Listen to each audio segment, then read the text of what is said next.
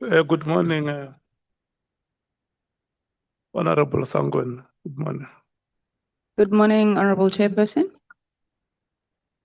Honorable Ngola. Good morning, Chair.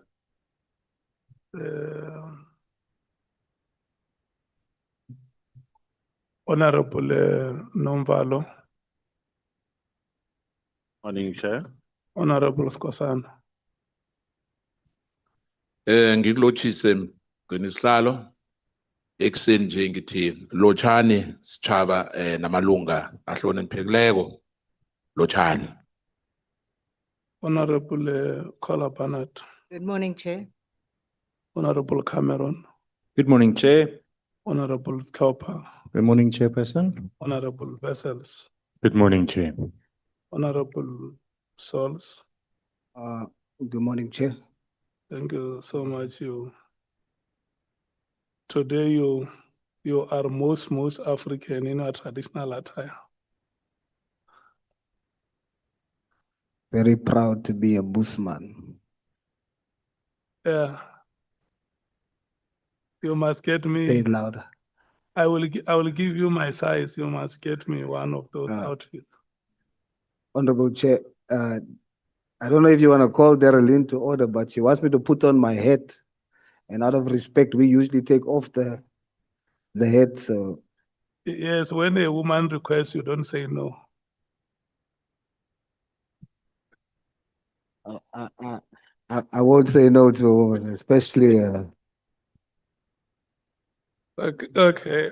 Honorable James, good morning. Good morning, Chair. Good morning, everyone. Thank you so much.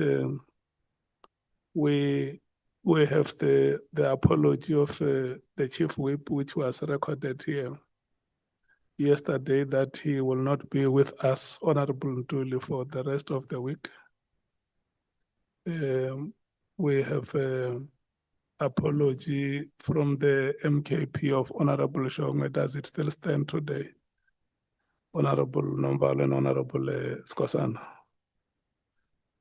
Yes, he is going to join us late. Thank you. Okay, thank you so much. Honorable Breitenbach has arrived. She has apologized that she was going to be a bit late. She arrived before the meeting started.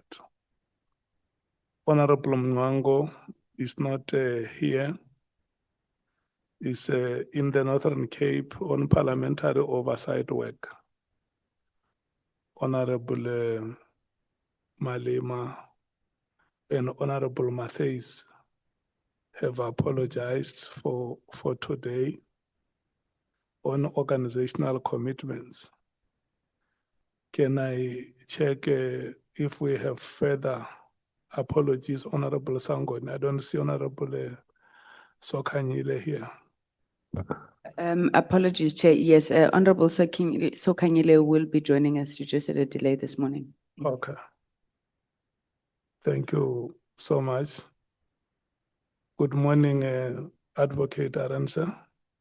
Good morning, Chair and Honorable Chair and members, everyone present, and also apologies on behalf of my two colleagues who both asked to be excused in view of committee-related work they're doing outside of Parliament. Thank you. Okay. Good morning to our witness.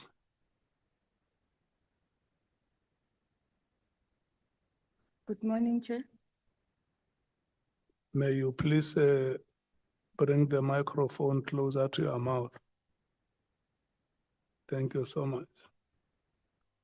Good morning to the staff of Parliament. Good morning, Chair. Good morning to the staff of political caucuses in Parliament. Morning, Chair. And good morning to members of the media. We must start now, honorable members. We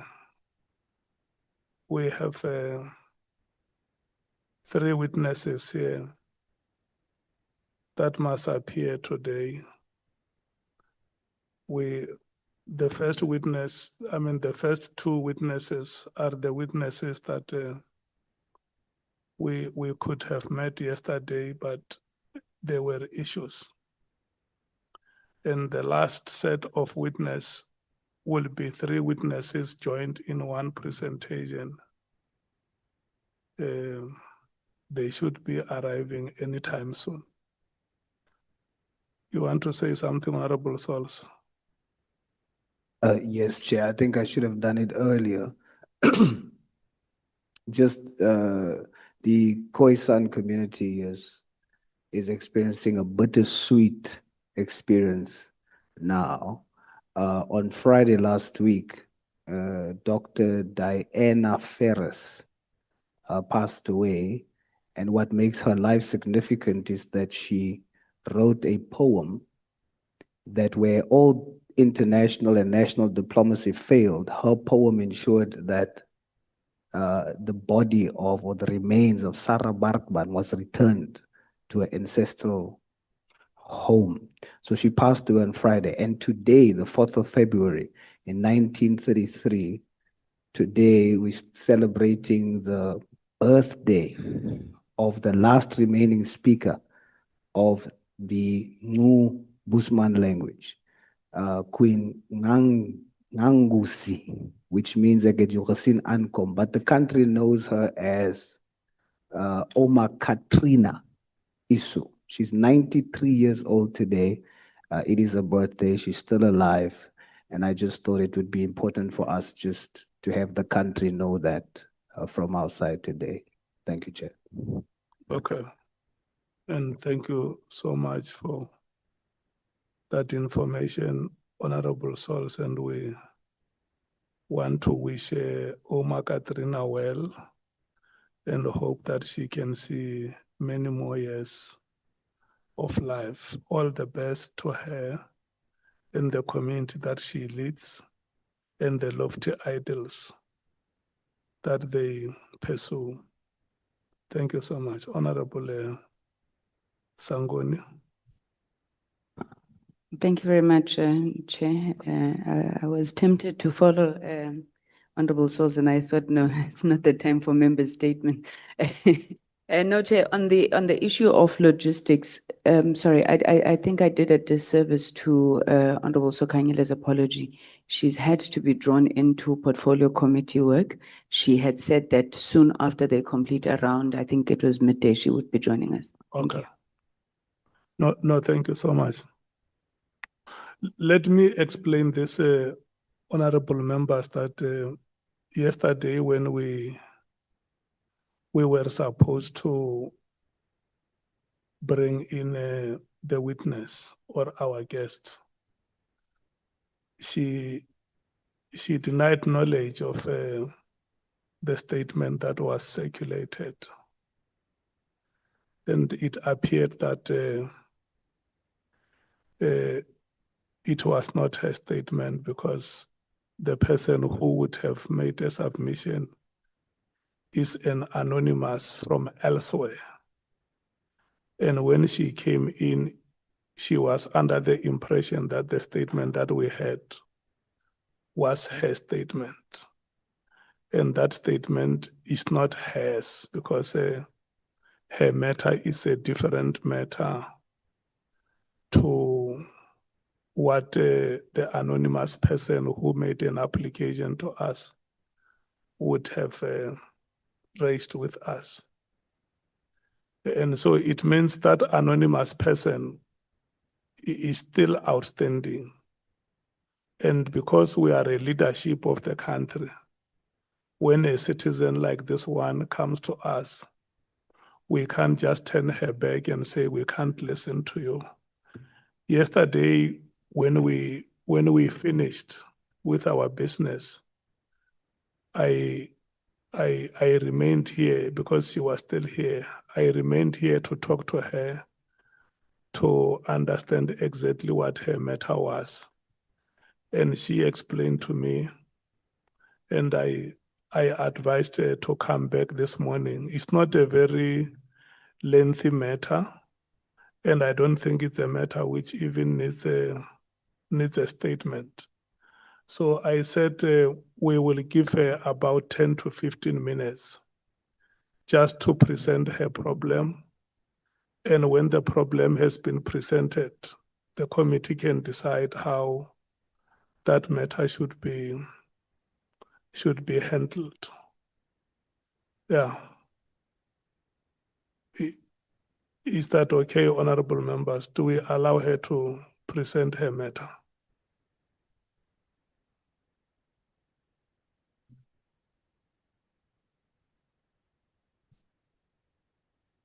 That's okay, Chair. Honorable Skosana. So Chair, was it rectified? Is this the one now which we have in front of us? It's her statement. I think when she speaks, she will confirm whether that statement is because I did not want to bore you about whether the statement that the senior counsel had yesterday, she said it was not her statement. But who then wrote that statement, Chair? Because yesterday we had that statement. And Yeah, if she distanced herself from that statement, then it's- we must know who wrote that statement. It's another anonymous from elsewhere who we can't get. And her statement was not before us. Her statement was not before us. Okay, thank you, Chair. Yeah. Can I allow you, our guest, to introduce yourself? Good morning, honorable members. My name is Piladi Majaula. May you please get closer to the microphone so that members hear you? My name is Piladi Majaula. I am a GCC mechanical engineer. And I had a challenge. I am subjected to cybercrime.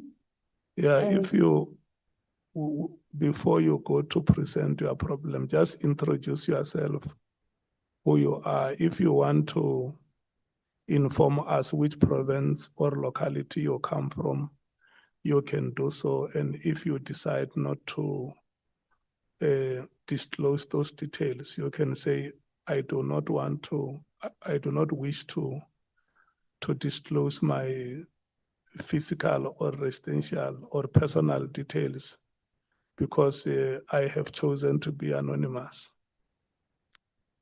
Okay? I don't choose to disclose where I come from. Okay. Yes. Should I move or? Yeah, we can go ahead and we hear what your problem is. I am a cybercrime victim. I have wrote my statement to the Portfolio Committee of Police last year in January, on the 27th of January 2025. Can we ask maybe she moves closer, moves her chair? Chair close. Yes, thank you, Chair. So I have been watching the development after I've sent my statement to the Portfolio Committee of Police. The development started when I had a call from IPIT. It was around about March, early March, on the 4th or the 5th of March. And the call came after I was called by the company called Afrimet for an opportunity in KwaZulu-Natal. And then from those development and with the statement that I wrote, the method that I used on that statement, it was very close to what the people that were testifying are testifying about. So when I saw that there is an opportunity for the anonymous to present herself to the committee, I decided to avail myself to the committee so that I can be able to give the background of my statement. And my statement hasn't been tested by the police officials. I had challenges within the police, which was in the Postman Spec area in the Northern Cape. And then I went to the national office, and the matter was even referred for investigation by the Hawks here in Belleville. And it even went further to the head of the Hawks in Pretoria. And the person that was facilitating the investigation during that time was Brigadier Zwane, who confirmed that my statement was sent to IPID.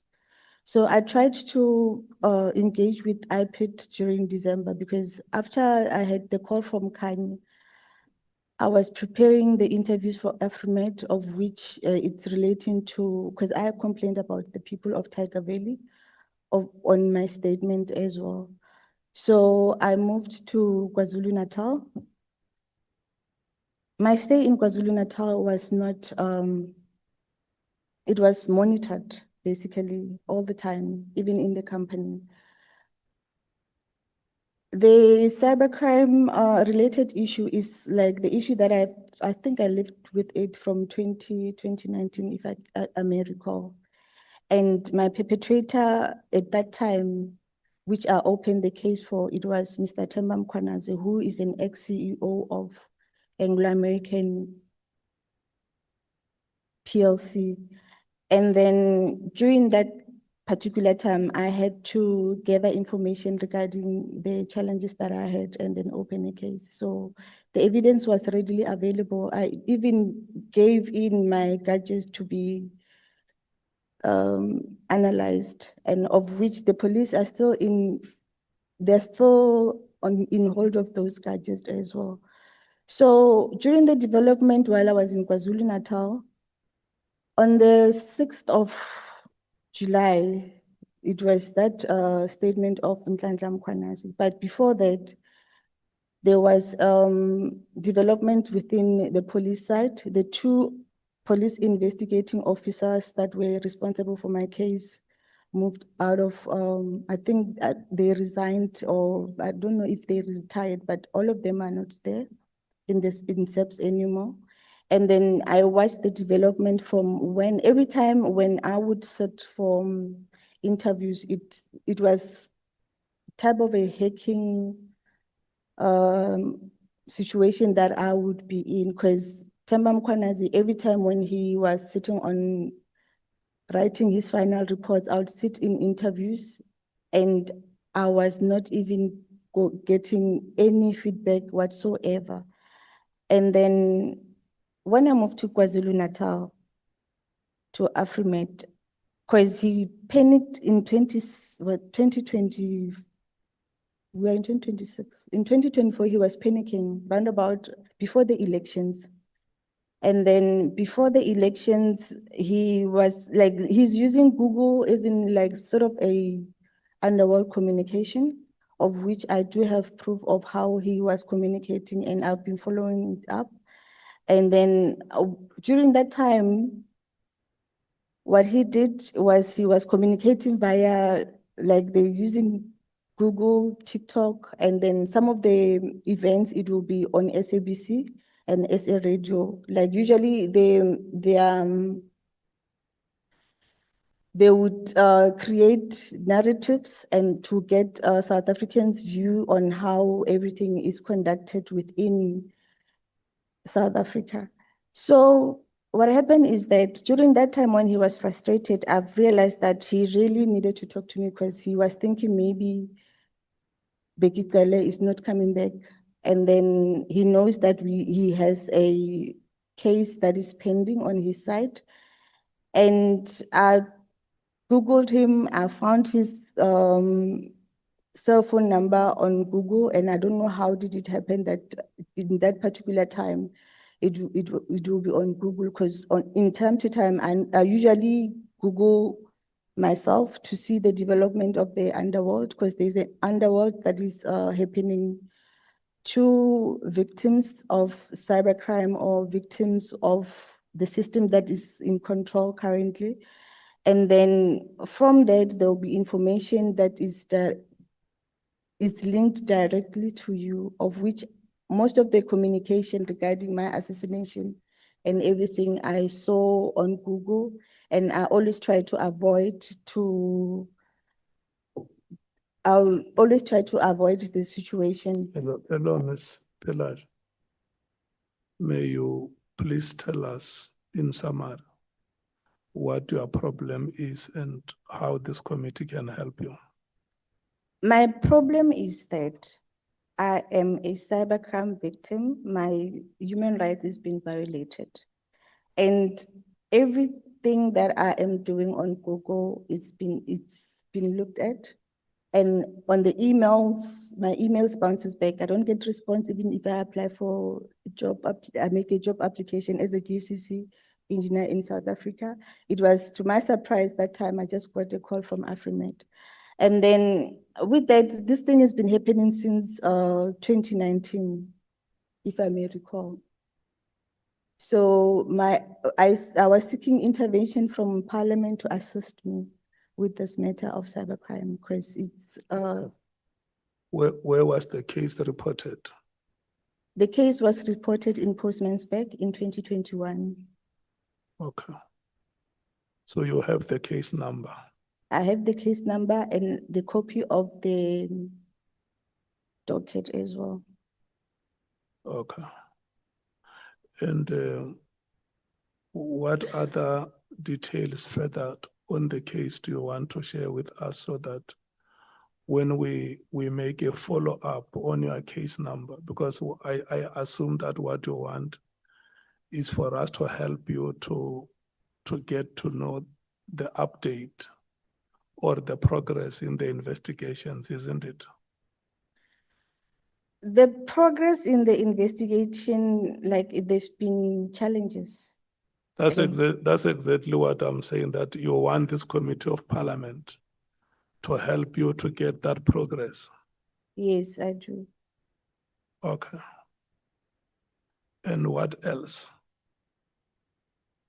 The engagement with my previous employer, both of them, because what was happening of what I've noticed during my employment in both companies, Mkhwanazi is being endorsed and supported widely here in South Africa.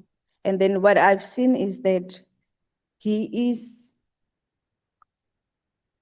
like in some type of I don't know how to put it, but a cross-border mafia sort of a thing. Because I have been following his development as he was harassing me. And then Who is Mkhwanazi? Mkhwanazi is the previous CEO of Anglo American, of which for the police to arrest him or engage him, they did not engage with him. And then That is where you were employed. that's where I was employed. And your suspicion is that he's the one behind the cybercrime. He is the one behind cybercrime. Yeah, I think we must not go that, must not go there. What we should say is that you have opened a case and you believe that the police are not acting on your case. And since you have information that you may want the police to investigate, it is during that stage when we shall have inquired on your behalf that the police will explain how they handled your matter. And if you think there are delays, what are the reasons for delays?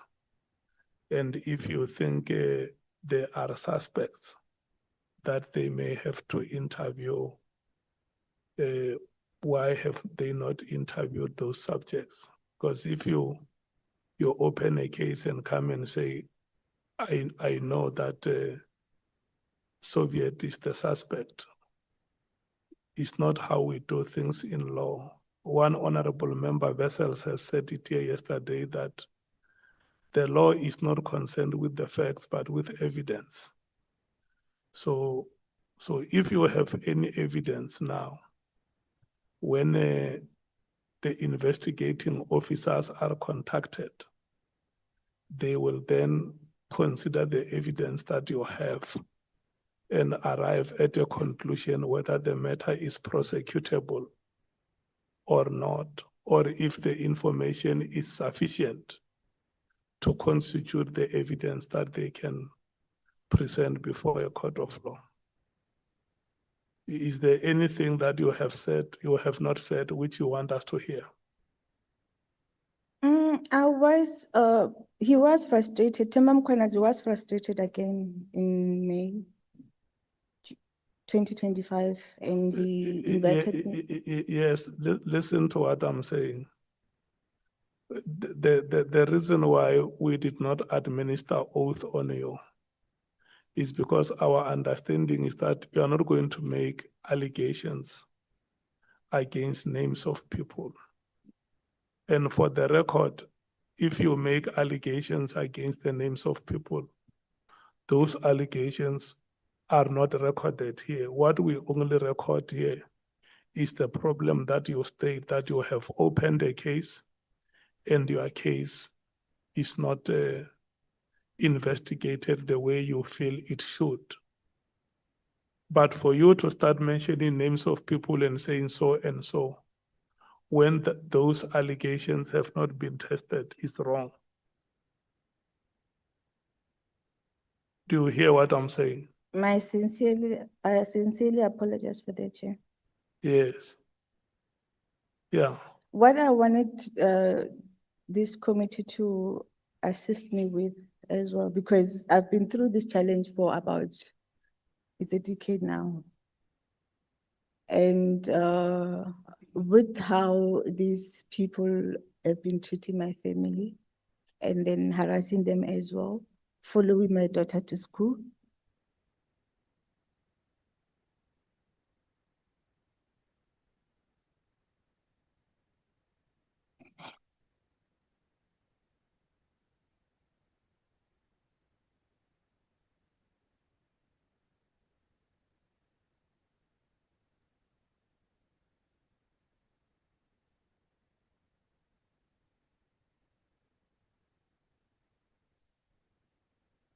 Yeah. You must help.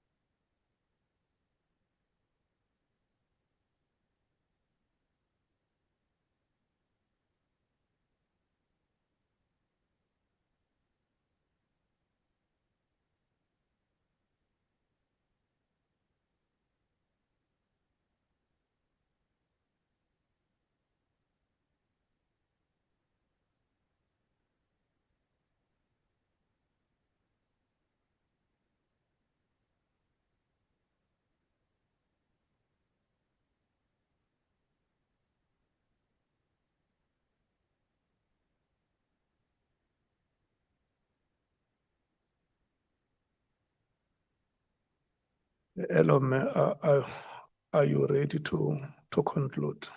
Yes. So, Chair, it hasn't been easy since from 2021, when I realized that the sources of my perpetrator are following my daughter to school. My daughter was in Limpopo at the boarding school. And when I realized that my daughter was being followed by the particular perpetrator's family, I moved my daughter to Cape Town for her safety. While she was here as well, in the school, like when I applied here in Cape Town, because they have access to my emails, everything that I do on the internet, they see and then they act upfront. And then I've realized that some of these people, the people of Tiger Valley area, of which is the people that Temba, I believe he was hired to destroy the leadership within, the Black leadership within the mining industry from corruption and all that.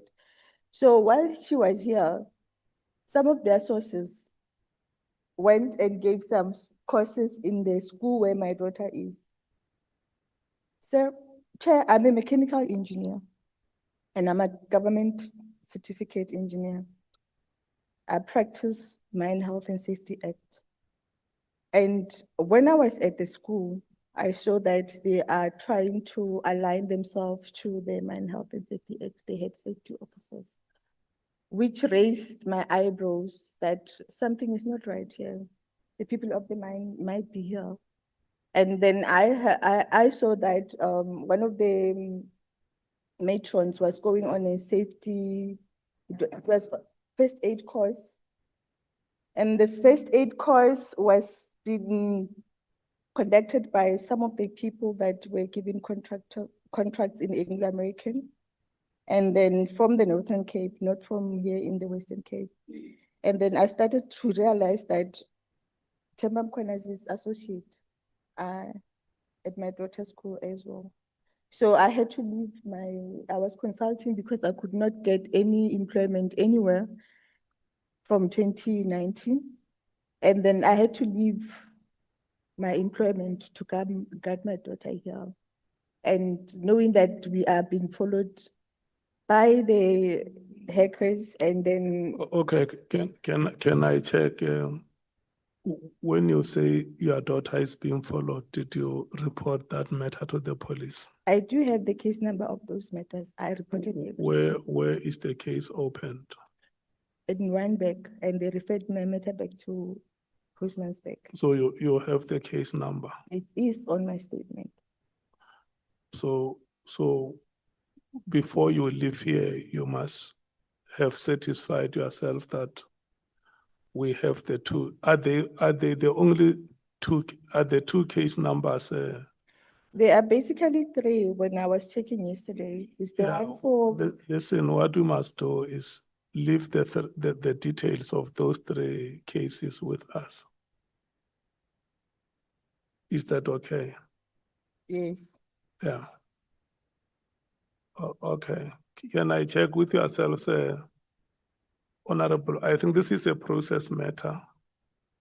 I just want to check with you if there is any one of you that has any question that you want to clarify with our guest before we release. I think she has explained the problem. And it would not have been fair on our part not to listen to her. Honorable James. Thank you, Chair. I just want to appreciate the chairperson's spirit of discernment this morning to allow you to speak on an issue that affects many South Africans. What you have shared with us today, I was trying to figure out where does this have relevance, but I think never mind what we are busy with.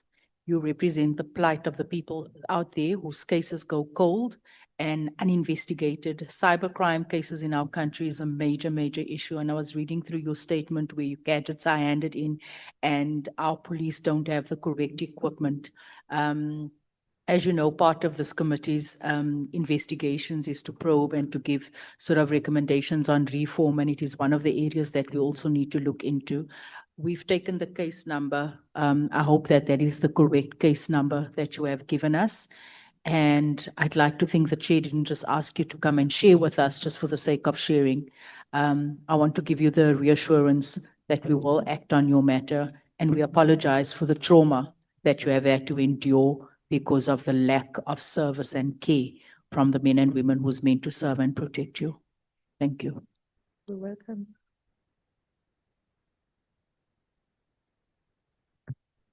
Honorable Sangoni.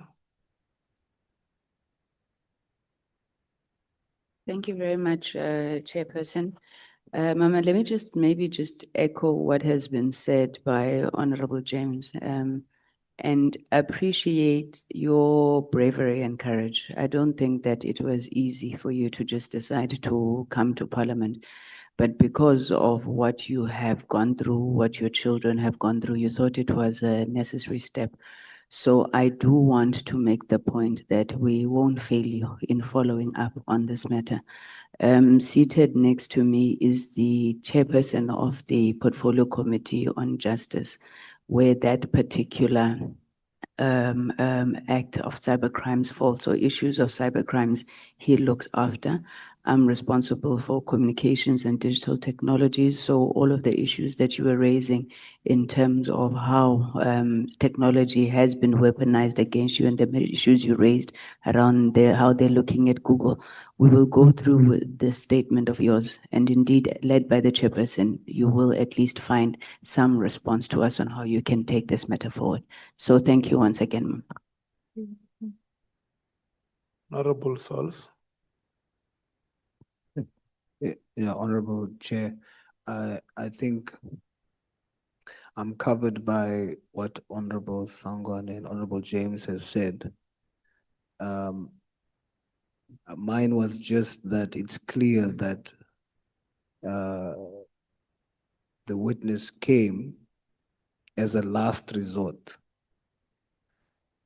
to us, as a last resort. So I think what we should do to reassure her, Chair, is to let her leave here with a clear understanding of what Parliament is going to do, and Honorable Sangoni has just done part of that, just so that she walks away with reassurance of what action we're going to take, and then also a time frame to say we're going to do X, Y, and Z for you from this point, and we will get back to you within 7 days. And I think that approach gives some reassurance after 5 years of nothing being said to her. Thank you, Chair. Honorable Vessels. Thank you, Chairperson. Chair, let me echo the sentiments of the other colleagues. But I do want to say that, let me ask this. If I understand your statement correctly, ma'am, you are here because you are alleging that General Mkhwanazi's press statement on the 6th of July was intended to block the arrest of the perpetrator in your case. Am I correct? That's what you are alleging. So it's not as was said now that you are so desperate you're not getting help anywhere else. It's directly, according to you, linked to General Mkhwanazi. Am I correct? Yes, there have been reports from the Hawks, 2 reports that came out from the Hawks. On a point of order, Chair. Yeah, let's allow Honorable Vessels to conclude. I understand. Yeah, but he's concluding on a wrong note, Chair, because you have provided some guidance here.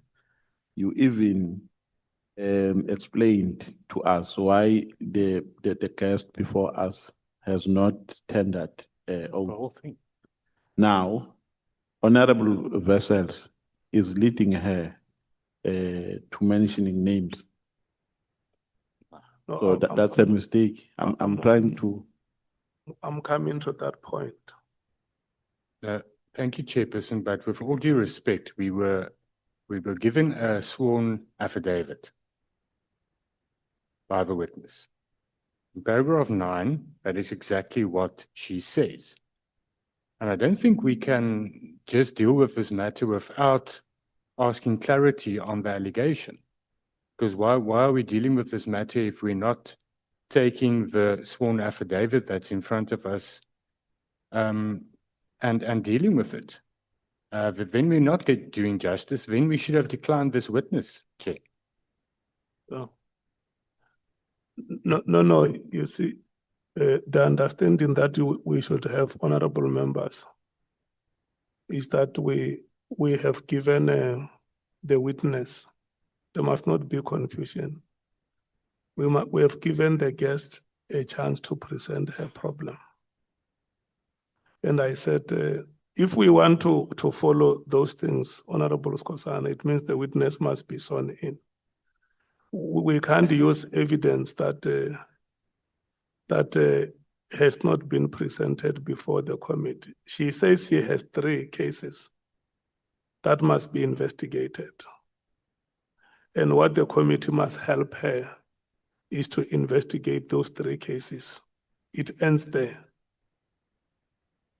And the rest, because you see the issue of the statement, we had a problem with this.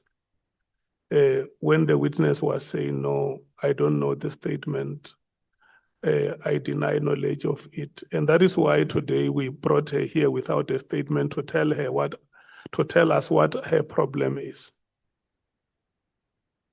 Can we, I just disregard that document, Honorable Vessels, and let's deal with what she's telling us. Thank you, Chairperson, but I just want clarity then from you, because the statement that was distributed yesterday, that was also an anonymous statement that was said, that's not this witness. Yeah, That's something else. We got a new one today. So are we disregarding this one as well? yeah, because This is a new one. This is a complaint with the independent police investigator. I don't know about that new statement. What I know is that yesterday when we finished here, I met with the witness and that the witness will be given a chance to present. Thank you, Chair, but with all due respect on this matter then, it's very difficult for us as members. When we are given documents, it's either sent on the WhatsApp group or it's put here in front of us, but we have no context of whose this is, what photo this is, what. Yeah, We don't know what this screenshot or anything. Yeah, what is this statement? that happens. We must now, and that's why I ask these questions, because this is in front of us. That happens when you deal with witnesses who want to be anonymous. Now, I understand that, Chair, but we must also be given context and say these two documents have relevance to this witness. These Yeah. two documents have as relevance to another witness, because currently we don't know what's going on in front of No, us. you have a valid point there. Thank you, Chair. I 100% agree with you. But what I want to request to the honorable members is that let's confine ourselves to the 3 cases that the witness has pleaded with us. Otherwise, if the witness says she has a statement, then it means she must be sworn in. So that's why when she was mentioning the name of the CEO of that company, I said, you can't mention names here because our understanding is that you come here with a personal problem that you want the committee to help you to get progress, in particular with regard to those investigations that you say are stagnant. Honorable Ngola, Honorable Skosana, Honorable Thopa. Yes. Thank you so Honorable much. Socks. Thank you so much, Chair. Chair, I think because she has took effort to come and officially brief her parliament about the frustrations she is facing in respect of our criminal justice system. So maybe part of how we can help her is to make a follow-up on her behalf as well by writing to the National Commissioner, requesting maybe an update on the following cases. I'm sure she's going to share with the Committee Secretariat the case numbers. Then when we receive that the response, we share it with her so that she best understands. Because how I understand what she's saying, that she has been trying all she could to try and follow up on these matters. So maybe we can do that, Chair. But also, Chair, I've noticed that she has been trying to write me emails, but she misspelled my surname in a numerous emails that she has been trying to write to me complaining. She misspelled the surname. So she wrote Ngola at parliament.gov.za instead of Ngola. So that's why I couldn't get those complaints. So thank you, Chair. Okay. Honorable Skosana. Thank you, Chair.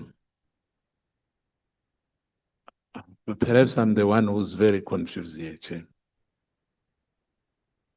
Because not sure whether I must say the witness or the complainant. I want to concur with Honorable Wessels that we've been given a statement here. And hence I was saying, once you start mentioning name, as you said, then the witness must he must be sworn in. Now, when I read this statement, because I already had some questions, because there's a lot of areas, Postmasburg, KwaZulu-Natal, Cape Town, and whatever. Now, we are setting a precedent, Chair, because if the witness came here yesterday, whether anonymously or not, obviously there was a paperwork. Unless we are saying anyone can come in here from wherever, and we must listen. But I don't think the witness came here without sending anything to this. To the email before the public participation was closed. Now, the original statement of the complainant or witness, where is it? Because we are having papers, we're given papers here. They are here. And if she says this is not her statement, we want the original statement. It can't be that it's a complaint, like you went to a police station to raise an issue that police are not attending matters. We are a committee here. We must attend to a matter. If she has deposited a submission to a relevant people, where's that statement? Whether anonymous, because even anonymous are here, but there's a statement, Chair. If we can't shortcut here, Chair, and say, you know what, because she's here, then we must listen to her, even if there's no statement. She must be sworn in, Chair. I mean, that Mkhwanazi guy, who is it, Temba, whoever, Temba Mkhwanazi. Now, the matter is known that there's a Temba Mkhwanazi who used to work for Anglo, and there's an issue. So it won't be fair, Chair, because people are watching it. Thank you, Chair. Okay. Honorable Topper. Thank you, Chairperson. I wasn't going to speak, but you've recognized me to speak. I was also very confused this morning receiving those documents, but we mustn't refer to the documents. It's a sworn affidavit that's been placed before us. So I was also very, very confused. But if your direction is that we dismiss the affidavit, then, I mean, we can take the complaints and send it to the relevant portfolio committee and let them deal with it. But as it stands now, it's pretty obvious that I'm not sure which direction you wanted us to follow from the beginning. But I just say that this must be withdrawn, this witness statement that's before us. Honorable Sauls.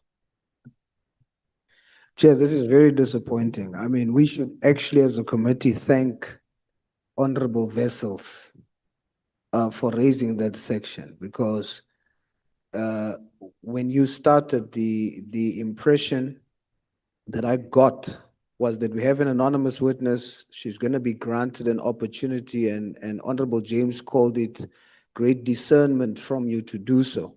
So I thought it would just be important for us to listen to the oral testimony, you see? And so I just focused on that. We received documents this morning. I then wanted to see which time did we receive the soft copies of these documents. We received it at 11 p.m. last night. So were we supposed to be prepared this morning to deal with this witness? I think the Secretariat is doing us a very, very, very, very poor service here. It's giving us a very poor service here in terms of our preparation, and it's uncalled for, Chair.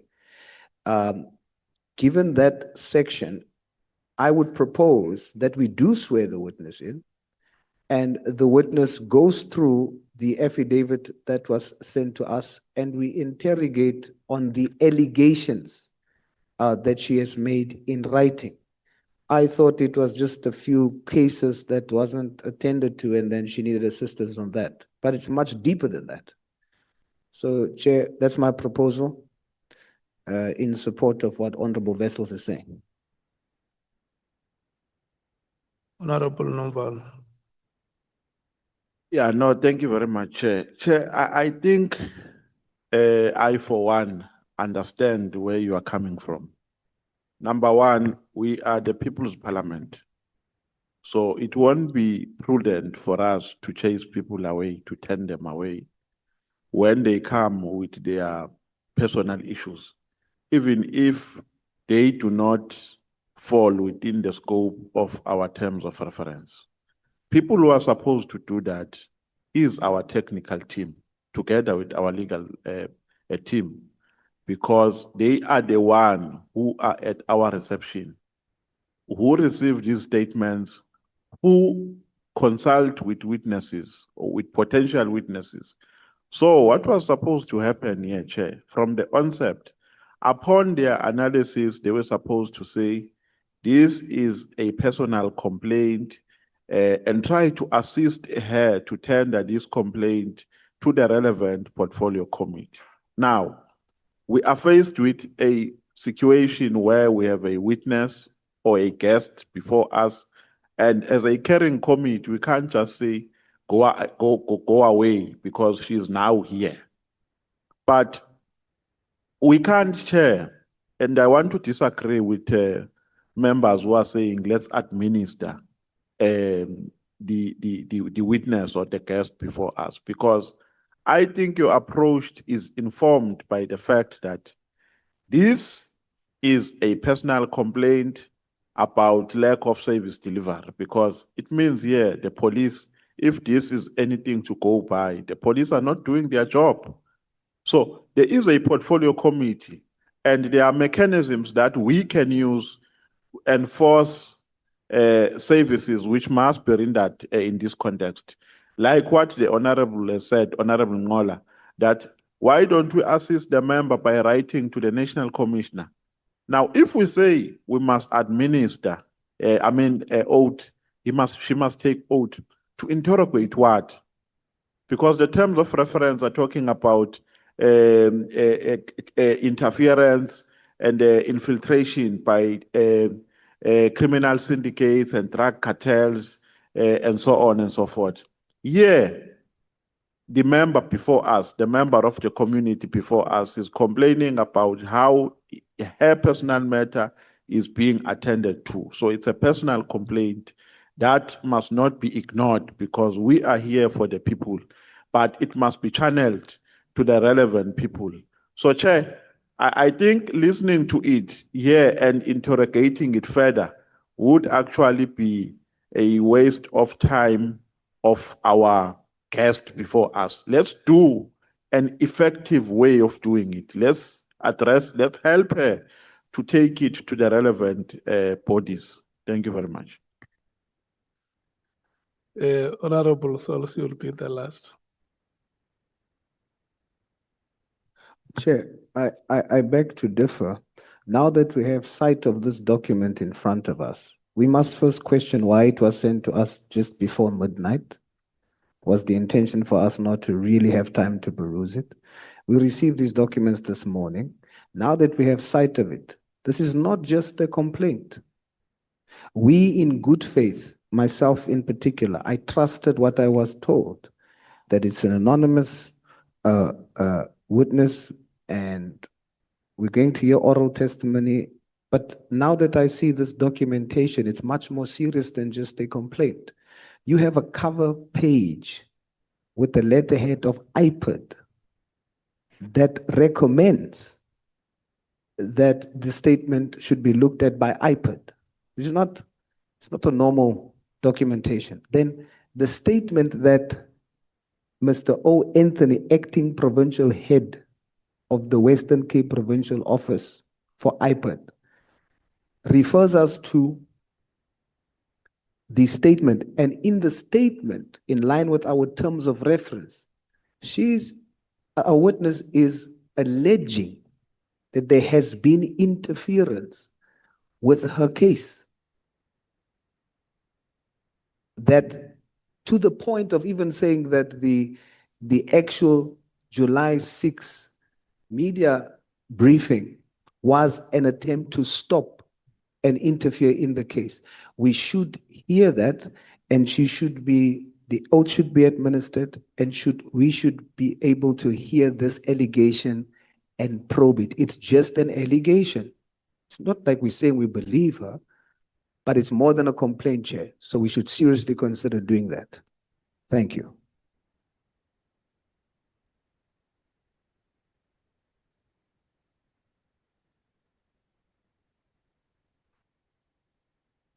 Okay. Look, honorable members, I don't think that this is a matter that must take us unnecessarily long. What I'm going to do, I will take the middle route to cover for all the legalities. I will say in the guests, and then can we please make sure that the document that is being referred to, she has it in her possession? Bonan, I don't even know what document is it, because yesterday the guest was here the whole day, remember, until we finished business, and we were told that the statement that was before us, she denies knowledge of that statement. Can we make sure that I have not even cited the document that member says is in circulation?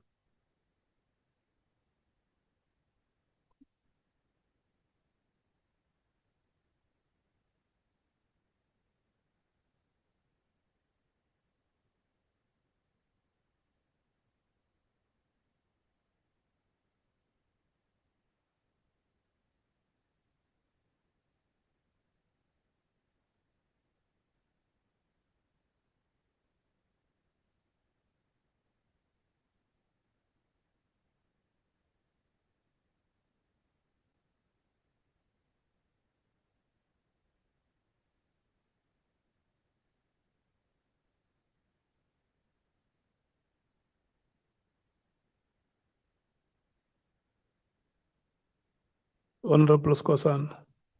Chair, I'm just checking whether the documents are signed as well. Remember, we had a problem, I think some months ago, when we had statement which were unsigned and commissioned. Because once we start this process, Yes, we must not cut corners. that is exactly the kind of questions that I want to check, so that if the documents are not signed, it means each one of you must go and queue before her to sign. Honorable Souls. The document that is of interest here before us with the letterhead of IPAD, that document is indeed signed. Chairperson.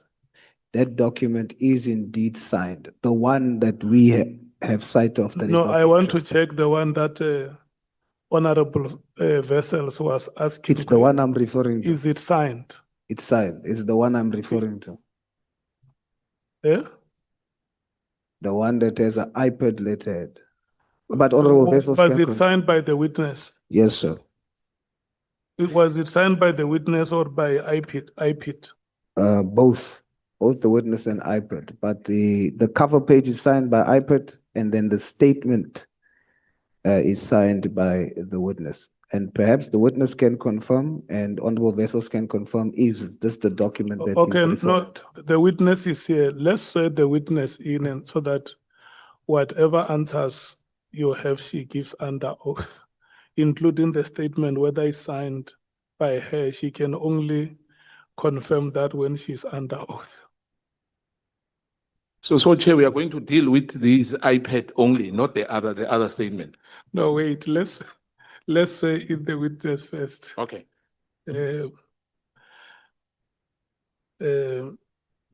Let me read the following to you, our guest, Ms. P. Majaula, that you have been invited to appear before this ad hoc committee to investigate allegations that have been made by the KwaZulu-Natal Provincial Commissioner, Lieutenant General Mkhwanazi, and that your evidence will help the committee in investigating the allegations and its oversight work. The allegations include, amongst others, number one, the alleged unlawful disbandment of the political killing task team, otherwise known as the PKTT or the PKTT. Number two, the alleged moratorium on the filling of vacancies in the South African police services. And number three, alleged corrupt relationships between senior leadership within the SAPS and members of the public, and lastly, political interference within the work of the SAPS. In extending this invitation to you, the ad hoc committee chairperson has indicated that you may provide such information to the committee if you so wish under oath in terms of powers, privileges, immunities of Parliament and Provincial Legislatures Act of 2004.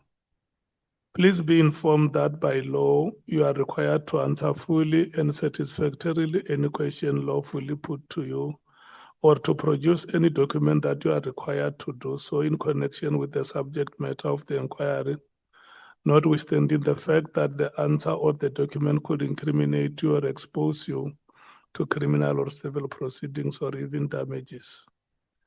Member Chaule, you are, however, protected in that evidence given under oath or affirmation before a House or a Committee of Parliament may not be used against you in any court or place outside Parliament, except in criminal proceedings concerning a charge of perjury or a charge relating to the evidence or documents required in these proceedings. Please be aware that in terms of Section 17, subsection 2 of the Powers, Privileges and Immunities of Parliament and Provincial Legislatures Act, a person who willfully furnishes a house or a committee with information or makes a statement before it which is false or misleading, commits an offense and is liable to a fine or to imprisonment for a period not exceeding 2 years. Do you choose to take an oath or affirmation? I will take an oath. You have elected to take an oath. May you please follow me as I dictate. You shall say "I" and state your names in full. I, State your full names.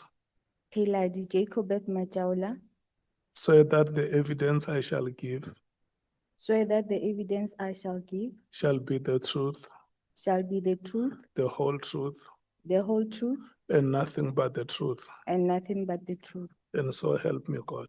And so help me God. Thank you so much. So now let's go to your documents. Which document is your base document?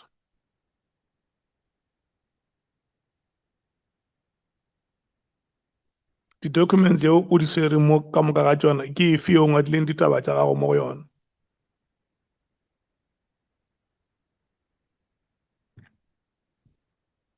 The one that the first statement which was sent to Parliament in 2020, January 20. Yeah, which one is that one? You can just Is the one that raise the document so that the members can see it. this one? Did you see the document, honorable members? Can you raise the document? Is it the one that starts with harassment, bullying? The one which is not signed, the one that says harassment. Yeah, we want to deal with that. Which one? What is the first sentence on that document? It states harassment, bullying, and victimization. It says harassment. Bullying and victimization. Okay. So that is your base document. Yes, it's the initial statement that was sent on the 27th of January, 2025. 22nd January. 27th of January, 2025, to the portfolio committee. Okay. This is a document that you sent to the portfolio committee on 27 January 2025. Yes, to the portfolio committee of police. Okay. Is it signed, that document? I didn't sign it because it was just a report of a statement. I needed an Yeah. intervention from Can the you- portfolio committee. of Because police. did you listen to honorable members when they speak here? The honorable members have said to you that as a citizen of this country, no matter what circumstances you may find yourself in, when you come before us, there is no way we can turn a blind eye on you because we feel that you must be assisted. and we are going to be very patient with you. And I want to appeal, honorable members, let's exercise our patience. One, can I request to where you are sitting to append a signature on that document? Can we help her with a pen to sign that document that she says,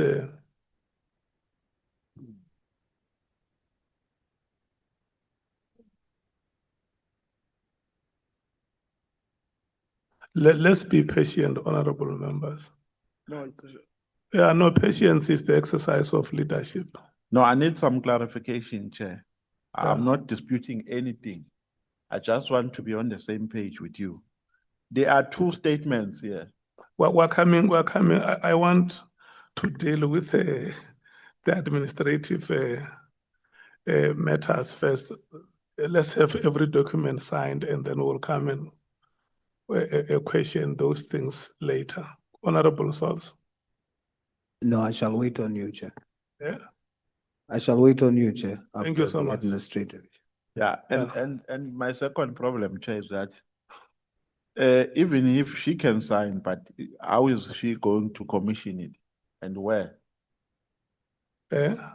The statement that we are saying she must sign, where is it going to be commissioned? Because No, it's fine. I hear what you are saying. We have because when she signs, Chair, she must sign before a commissioner. we have sworn in the witness here. She is now a witness. Because we wanted to avoid Conflict all of those interest. things. We wanted to avoid all those questions that members were asking. You know, once we swear her in, she's now under oath. She has been sworn in. And then she has a variety of choice on who can be her commissioner today. Yes, All there are commissioners. commissioners, all of you here. She can just say no. I was saying that Chenomvalo says no, it's a conflict of interest. Okay, fine. So did you sign that document? And then which one is your second document? My second document is the IPID Yeah. statement. The IPID statement. Yes. Does it have your signature? Yes, it does have my signature. So you have signed that first one, eh? You have signed on every page. Yes. So the IPID document is also signed. I can see there is your name there on the bottom and there is a signature on every page. It's 3 pages. The 2 pages have your signatures where there are contents except the IPID cover letter. I mean the IPID letterhead, the cover page. Can you confirm that that document with the IPID cover page has your signatures on both the 2 subsequent pages? It does have signatures in the 2 subsequent. No, you must say it has my signatures. It has my signatures on 2. Correct. And then do you have a third document?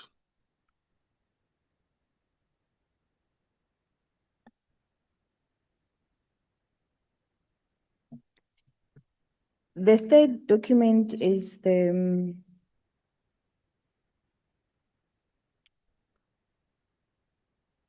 since I've been trying to reach Parliament and then No, let's talk to the documents first. Just tell us that my third document is this one, my fourth document is this one, my fifth document is this one. the third document is the proof of my emails bouncing back from Parliament. The emails that you sent to Parliament. Yes, the ones that bounce back to they, me. They were bouncing back. Mm. Did you sign that document?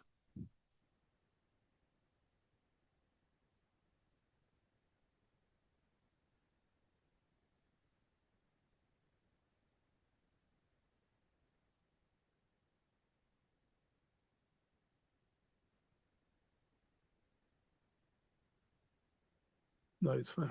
Yeah. Thank you.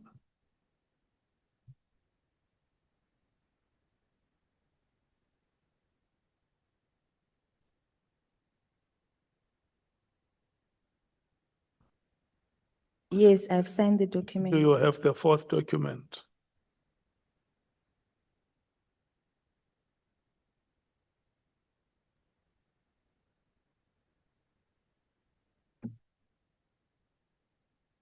The fourth document is the copy of the docket. Yeah. Have you signed?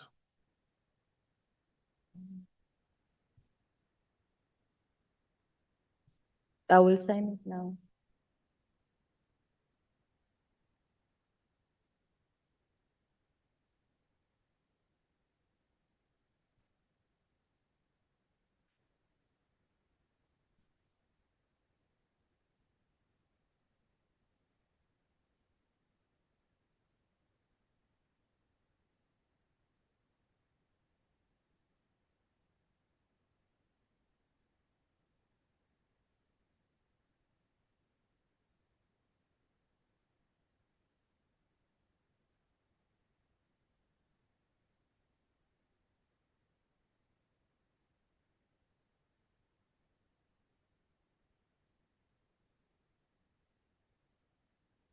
Okay, do you have the fifth document? I'm not done, Chair. You are done. Are you done? No,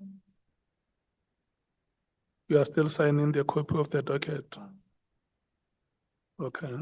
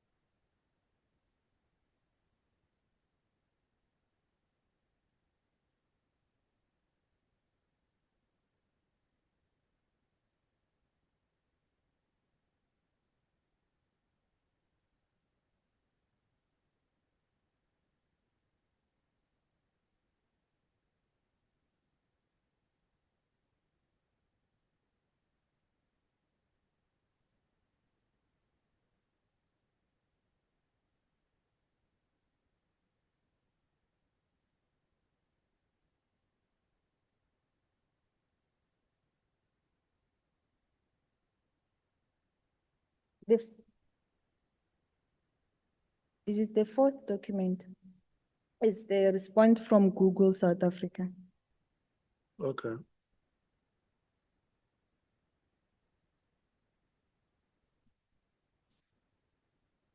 And then the next document.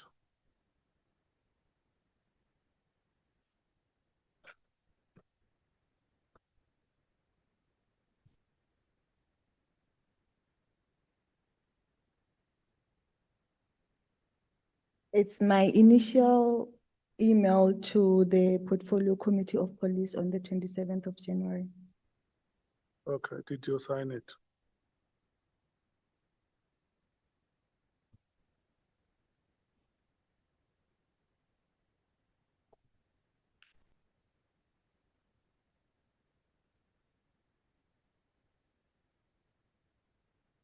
And the 6th is the other proof that I've tried to send the emails to the portfolio, to the committee as well.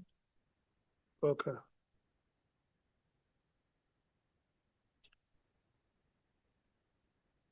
Next.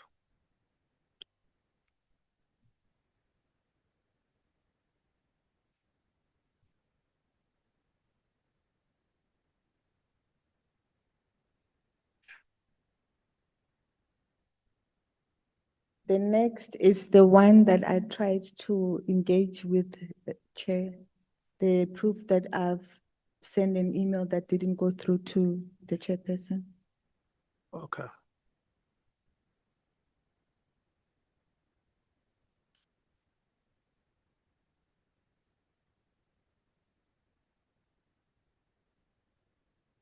And the last is the screenshot of the underworld communication that is happening on Google.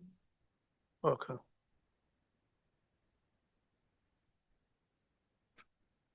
So that is the last document. Yes, Chair. Do you claim ownership of all those documents? Yes, Chair. These are your documents which you are presenting before us.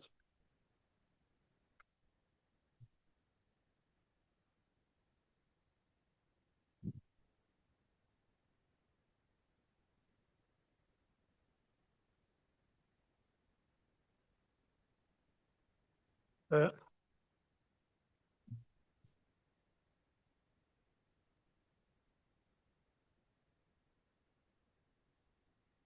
Hello, Ms. Machaula.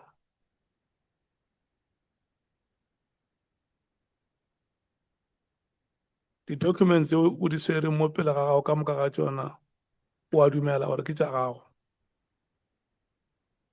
Engagement. Okay. No, don't switch off the microphone. A ko ntšhe document ela Honorable Vessel se a neng a go botšiša potšišo ka yona.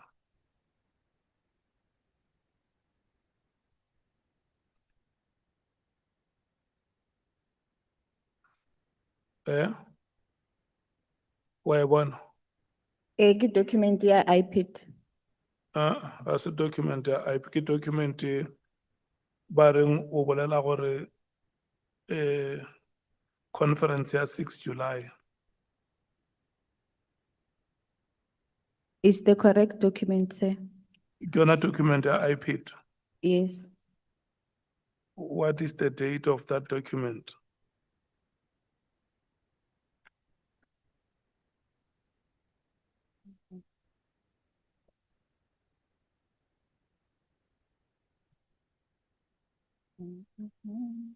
Hmm? It's the 4th of December, 2025. It's the 4th of December, 2025. Yes, Chair. So is this the document that you want members to ask you questions on? Or is it the document which you present here as your primary statement? Yes, Chair. Okay. So I'm going to start with you, Honorable Souls, because now the witness has confirmed which document she wants it to be her primary document.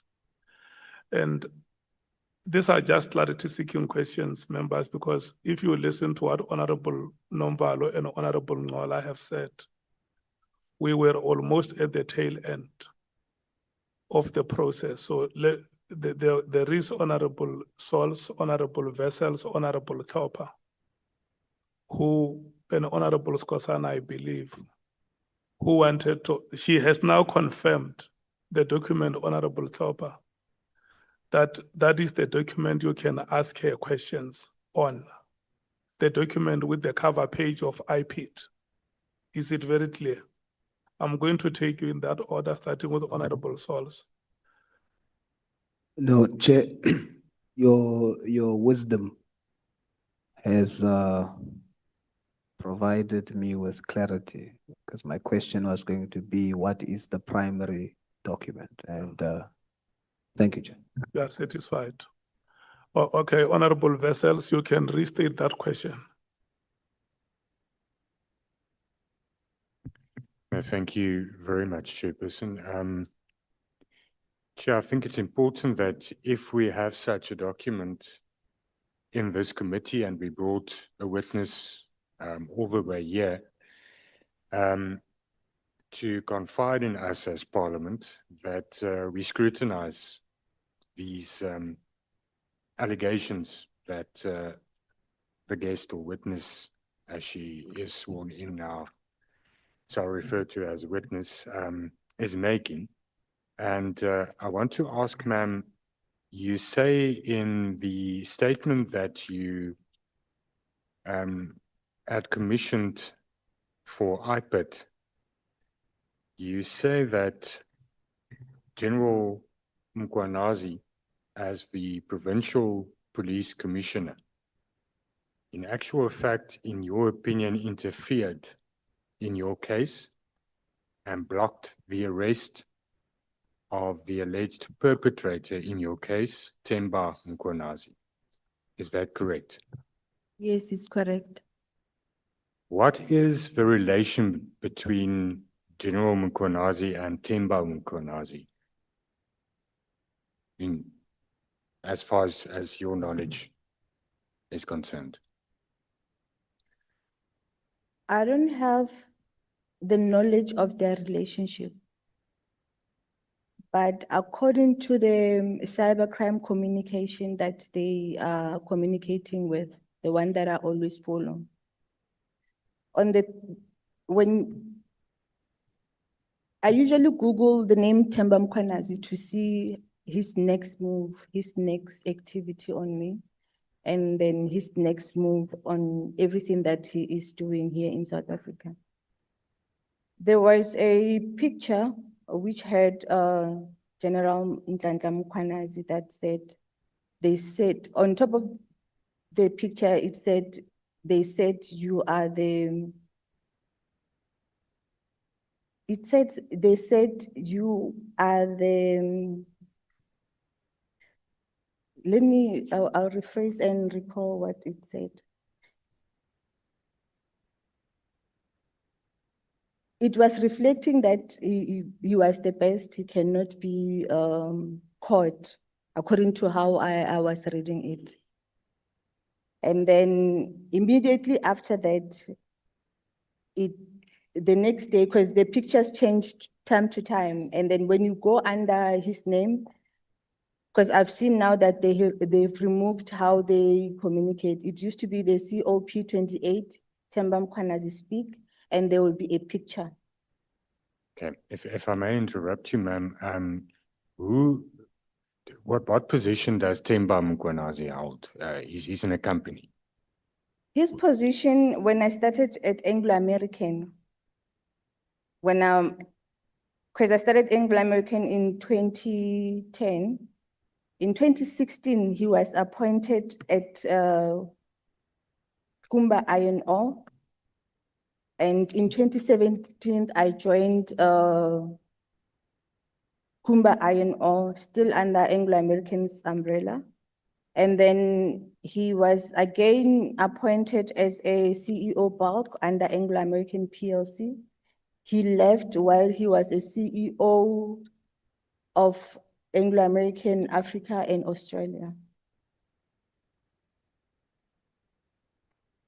Okay, is it at all possible? Okay, let me ask one other question. You personally say that you are of opinion that General Mkhwanazi's press briefing held on the 6th of July, that the intention thereof was to block the arrest of Themba Mkhwanazi. Why do you say that? How did it block the arrest? There have been a lot of development under Anglo-American with corruption that is happening in the company, of which it's the leading indicator that Anglo-American is exiting because of the corruption. There've been a lot of activities that were happening beforehand, and the investigation were in Kumba Iron Ore. And then during that investigation, there are a lot of his sources that are involved within that investigation. And then on my side, I still had a case under him, which was for the cybercrime related issue. And then upon the statement on the 27th of January 2025, there was a media brief that there is a minister that sent the minister who is pushing for General Mkhwanazi to be investigated. And with me is that I knew that I sent the statement in January, 27th of January. And then on the 4th and the 5th of March, I received a call from Afrimed. Immediately after that call, I received a call from iPad by the guy named Kanye. And he said, he was telling me that he is going to investigate my case. And then during that process, I was a bit shocked. Immediately after Afrimed called me, and then I received a call from iPad. And then while I was still waiting for his call, I was busy arranging the interviews of Afrimed and leaving to KwaZulu-Natal at the same time.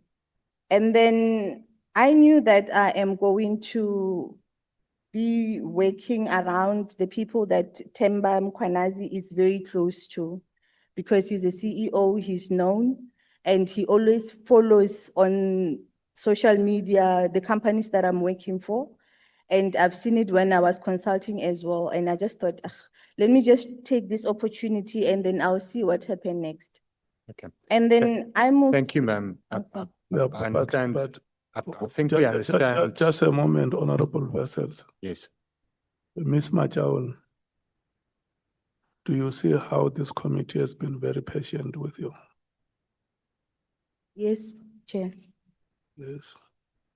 The honorable member has asked you a question there and you have not responded to it.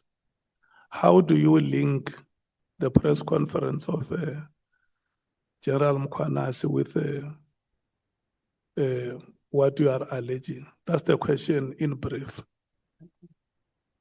Themba Mkhwanazi exited Anglo-American PLC on the 30th of June, 2025. Themba Mkhwanazi was the member of the Mineral Council.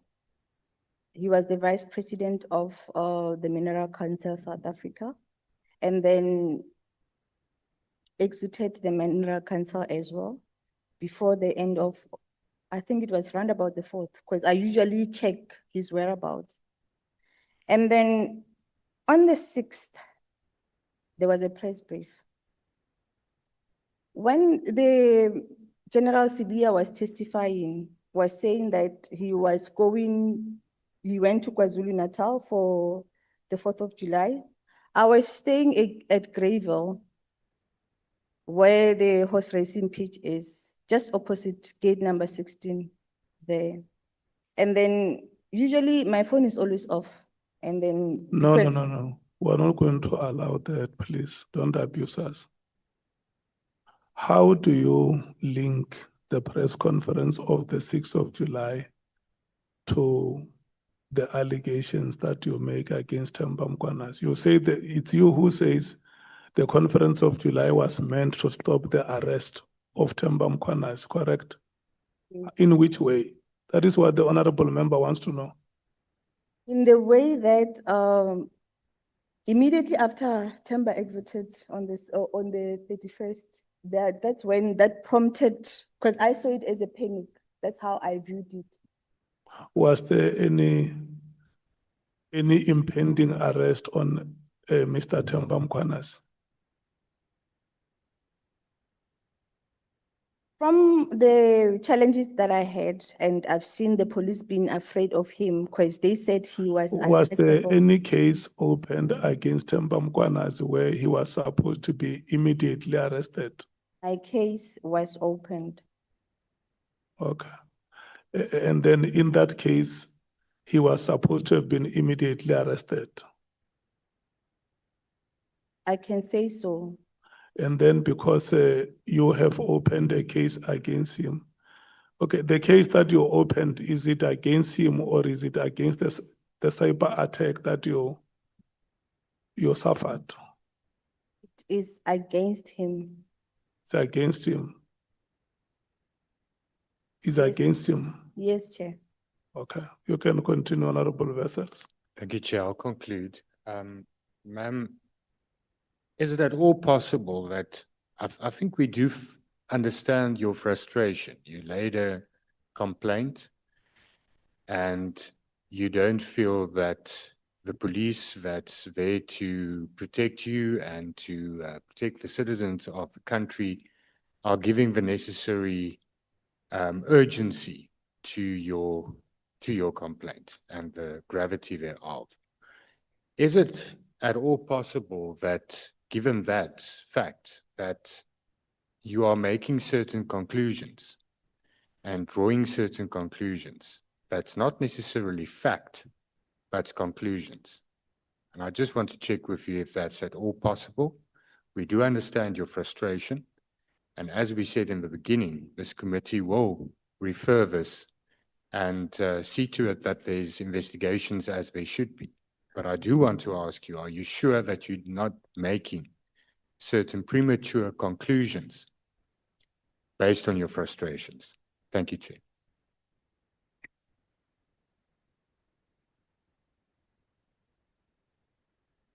I viewed the 6th of July as a defensive strategy. Okay, Honorable Thopa.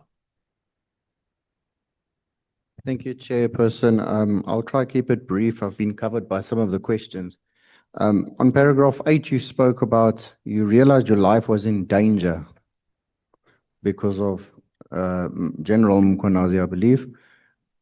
You go on to say that you had to tell your senior managers to fire you from work because Afrimat wanted you to buy a bakkie. I just want you to explain that just a little bit. I don't understand it at all. So first of all, your life was in danger. Why? What particularly was in danger in that context? And who was telling you to buy a bakkie? This is how I can start with that question. When I went to Afrimat, there were 3 occasions where the police came in contact with the company. And I left Limpopo and Northern Cape having a challenge of being followed by the policemen.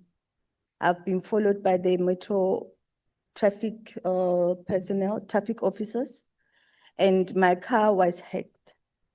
Your car was hacked. My car was hacked and is still hacked. And then I usually disengage the car myself from the computer box. But when I return some of the fuses, it still indicates that it's still hacked. Sorry, what does that mean your car is hacked? Sorry, I don't mean to interrupt. I just don't understand what you mean your car is hacked. How does your car get hacked?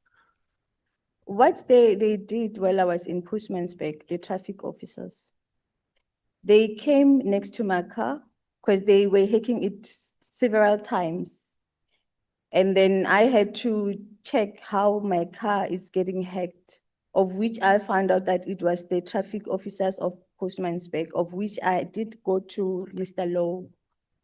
So when they hack the car, they come next to your car with some programming device and they connect your car, that programming device to your car, which is linked to your mobilizer, your key mobilizer. And then how I found that was that every time my car where I pass, where the traffic officers normally sits, it will activate and the light will start blinking of the mobilizer while I'm driving. And it only does that when you lock your car and it's sitting maybe in your garage.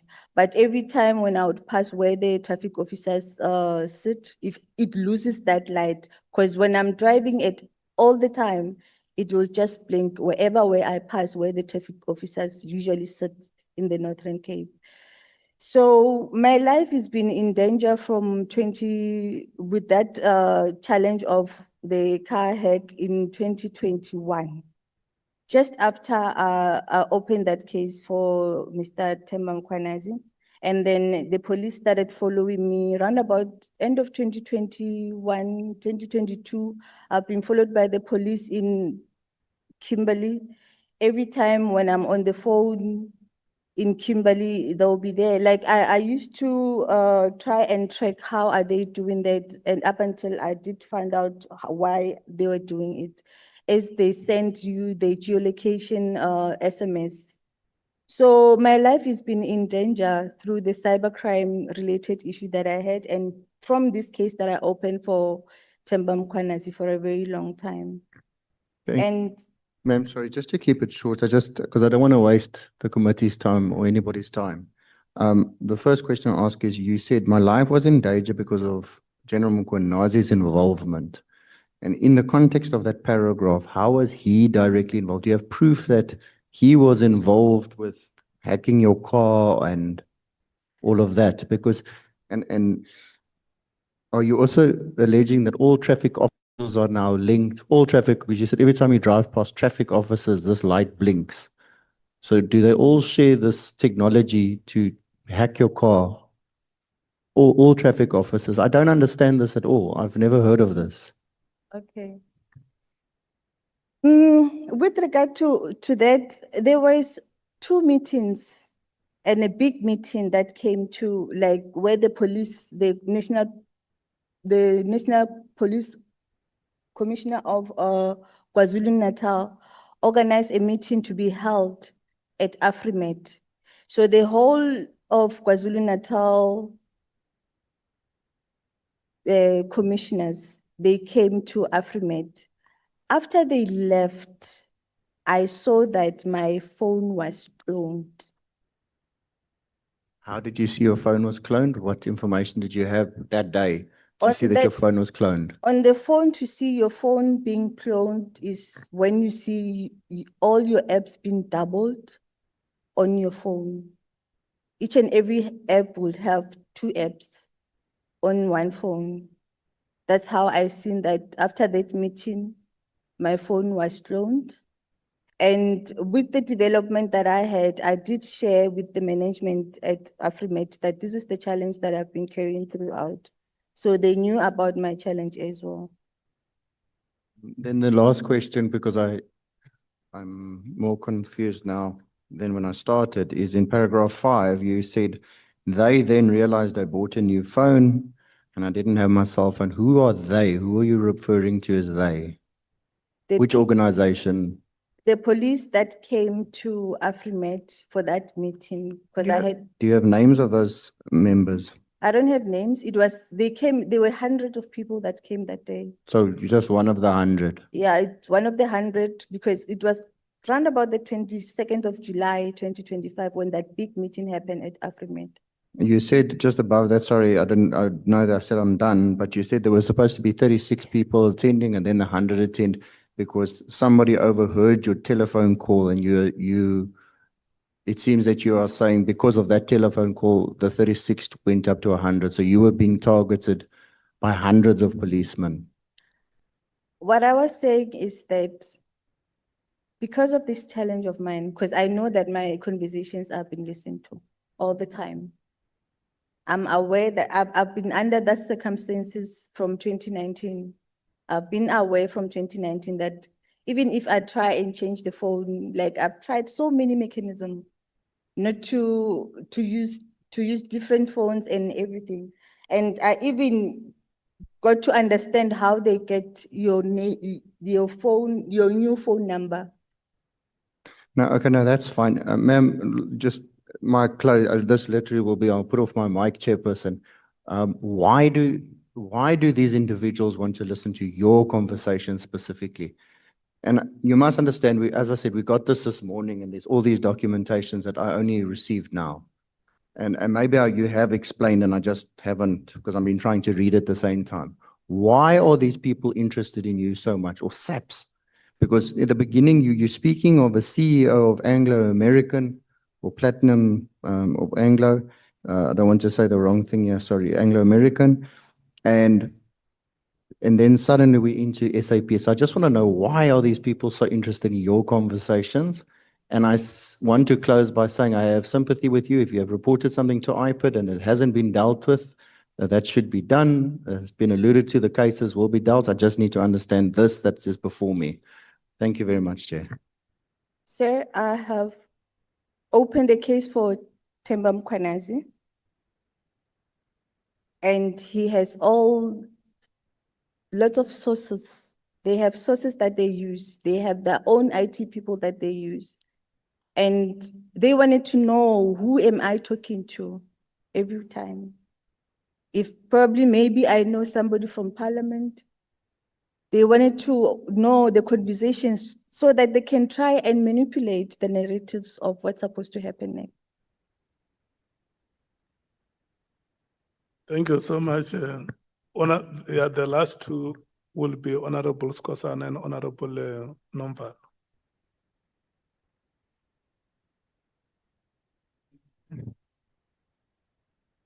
I've read the statement, Chair. I'm just going to be short. But my first question to you, do you have evidence that the Mkhwanazi we are talking about, Themba, why, I mean, are you sure that he's a relative to Nhlanhla Mkhwanazi? Reading the underworld communication, how they communicate. No, the question is, do you have evidence? I Yes. do have evidence of the readings that they are doing, and I can do the explanation if you. No, not explanation. Can you provide us with evidence, an attachment of that? Of the communication of the underworld. No, the relationship that they are related. The relationship, while I was in KwaZulu-Natal, they were calling. No. Mkhwanazi Mama Jawul, wait. We don't have that time. Do you have evidence of the relationship between the two Mkhwanazis? Yes or no? I don't know whether to say yes or no, because I have a video of the Mkhwanazi clan, how they get together and calling everybody. Okay. Chair, I'll pass on that because of time. You alleged here that Themba Mkhwanazi, in fact, you said he resigned on the 6th of June. Am I right on the date? That month end. 18 June. 18 June. 30. And do you know why? Yes, I do. Can you briefly explain to the committee? How he left, and I'm gonna. Okay, can you be on there? How he left with his sources. There was a Black Management Forum in roundabout May, and then one of his sources reported him because he's working with the sources that he has everywhere. Reported him at the media.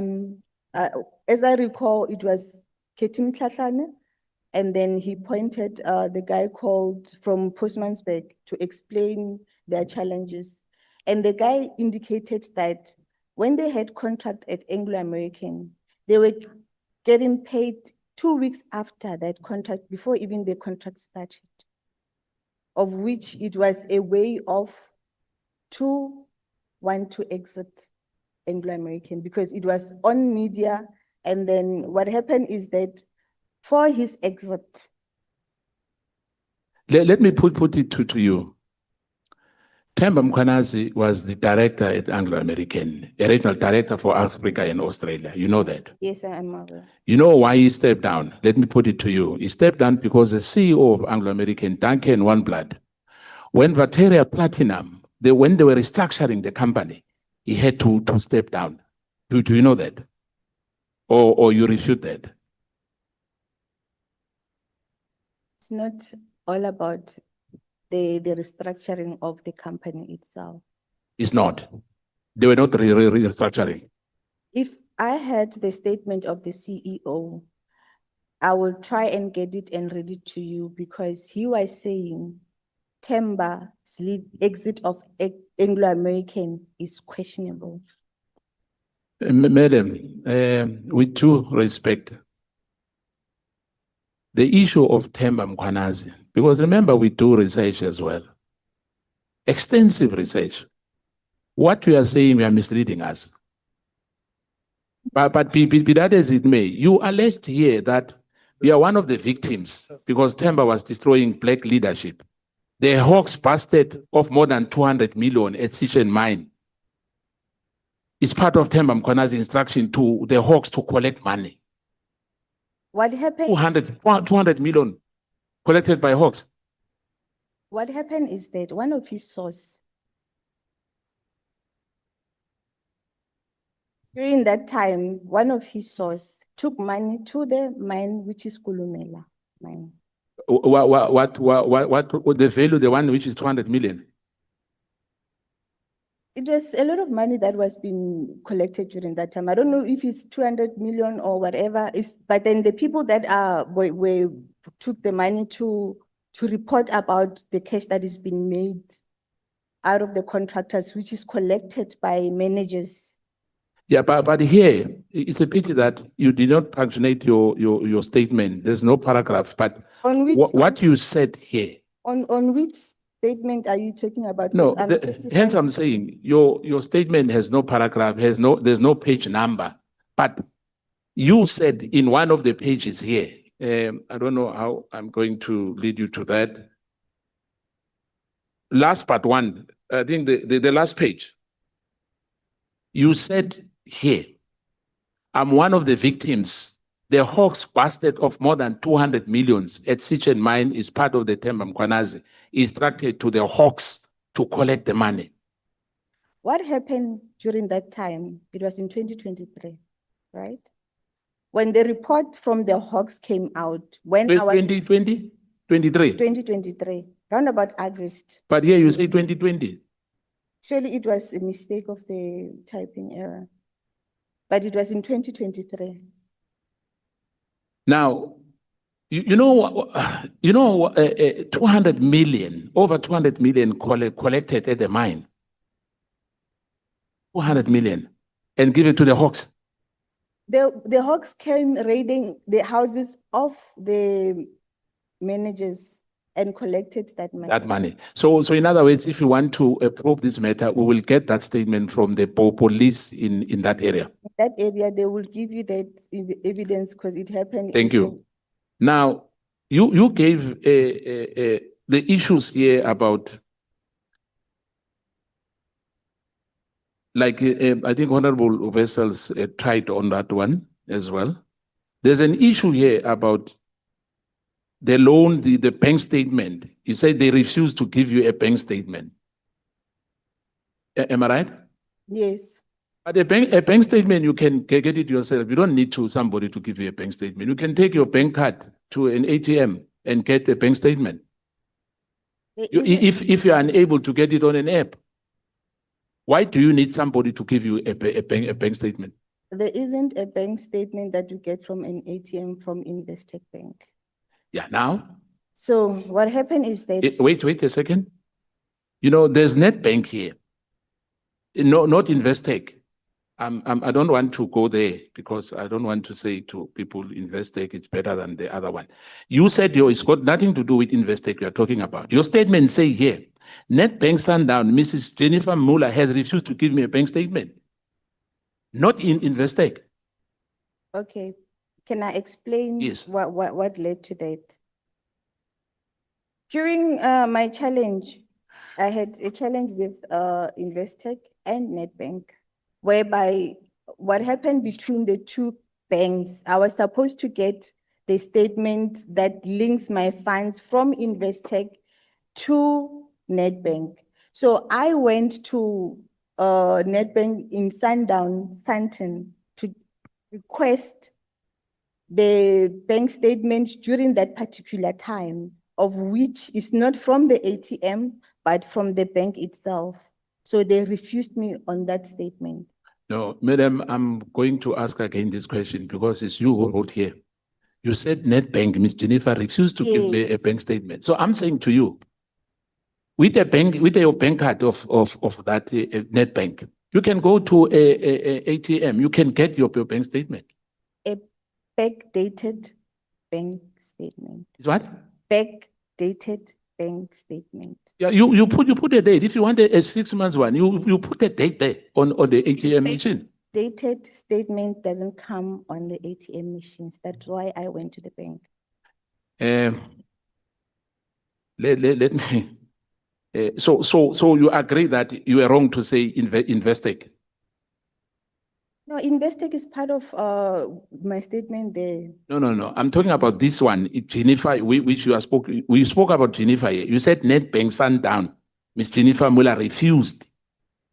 Yes, it's Nedbank that refused. Yeah, but you remember you said Investec to me. So do you agree? Which state, because I'm still holding the IPIT statement and you are on the other statement. So I didn't know on which statement, like I was trying to figure out in the two. No, the IPT is a different ball game. It's another statement. I'm talking about the one which you signed now. Yes, but when we were asking your questions, I was still trying to find out on which statement is it here, there, because it's not on IPIT because I was still holding the IPIT statement. Yeah, so For that, Investec refused to give you a bank statement as well. they did refuse. And Nedbank refused to give you a bank statement as well. They did refuse. And they don't give you reasons. No, I do have the statement now. They ended up giving it to me. Yeah, but what I'm saying at that time, they refused to give you reasons because you stated here anyway. The reasons for them, it's known by them. But I struggled. It's been years that I've tried to get those statements, but I failed several times. Now, because your statement, there's a Postmansbeck, there's Kimberley, there's Sandton, there's Durban, there's Rustenburg, there's Polokwane. Now, I'm going to ask you here, there's an issue as well about 13,000 rand.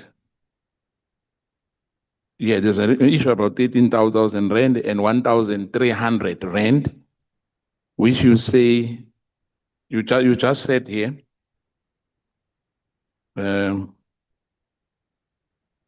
Because there's no pages, unfortunately. In December 2024, Investec Pretoria said I must go to Investec Sundown to get my statement. Can you explain that? In Investec, you have different portfolios. You have your savings and you have your wealth. So in your savings, usually it was on the Pretoria branch, and in the wealth side, it was in the Sundown branch. And then Investec, we worked with a private banker. So during that time, they were sending me pillar to post up until they ended up saying, you must just go to Sundown and get your statement. As I said, I don't want to talk much about Investec because it will sound bad, because indeed what we are saying is untrue. There's no truth of what we are telling this committee. Some of us are the clients of those banks we are talking about here.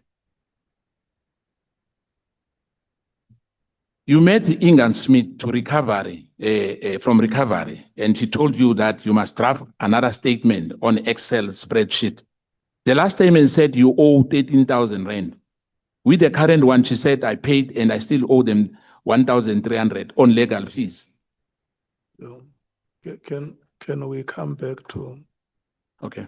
because I don't think that the conversation you have is going to help us as a committee.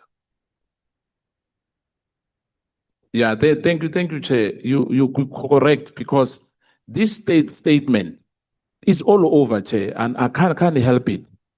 Hence, Honorable Nomvalo said it earlier. That is not pagnated. There's no paragraphs. There's no pages.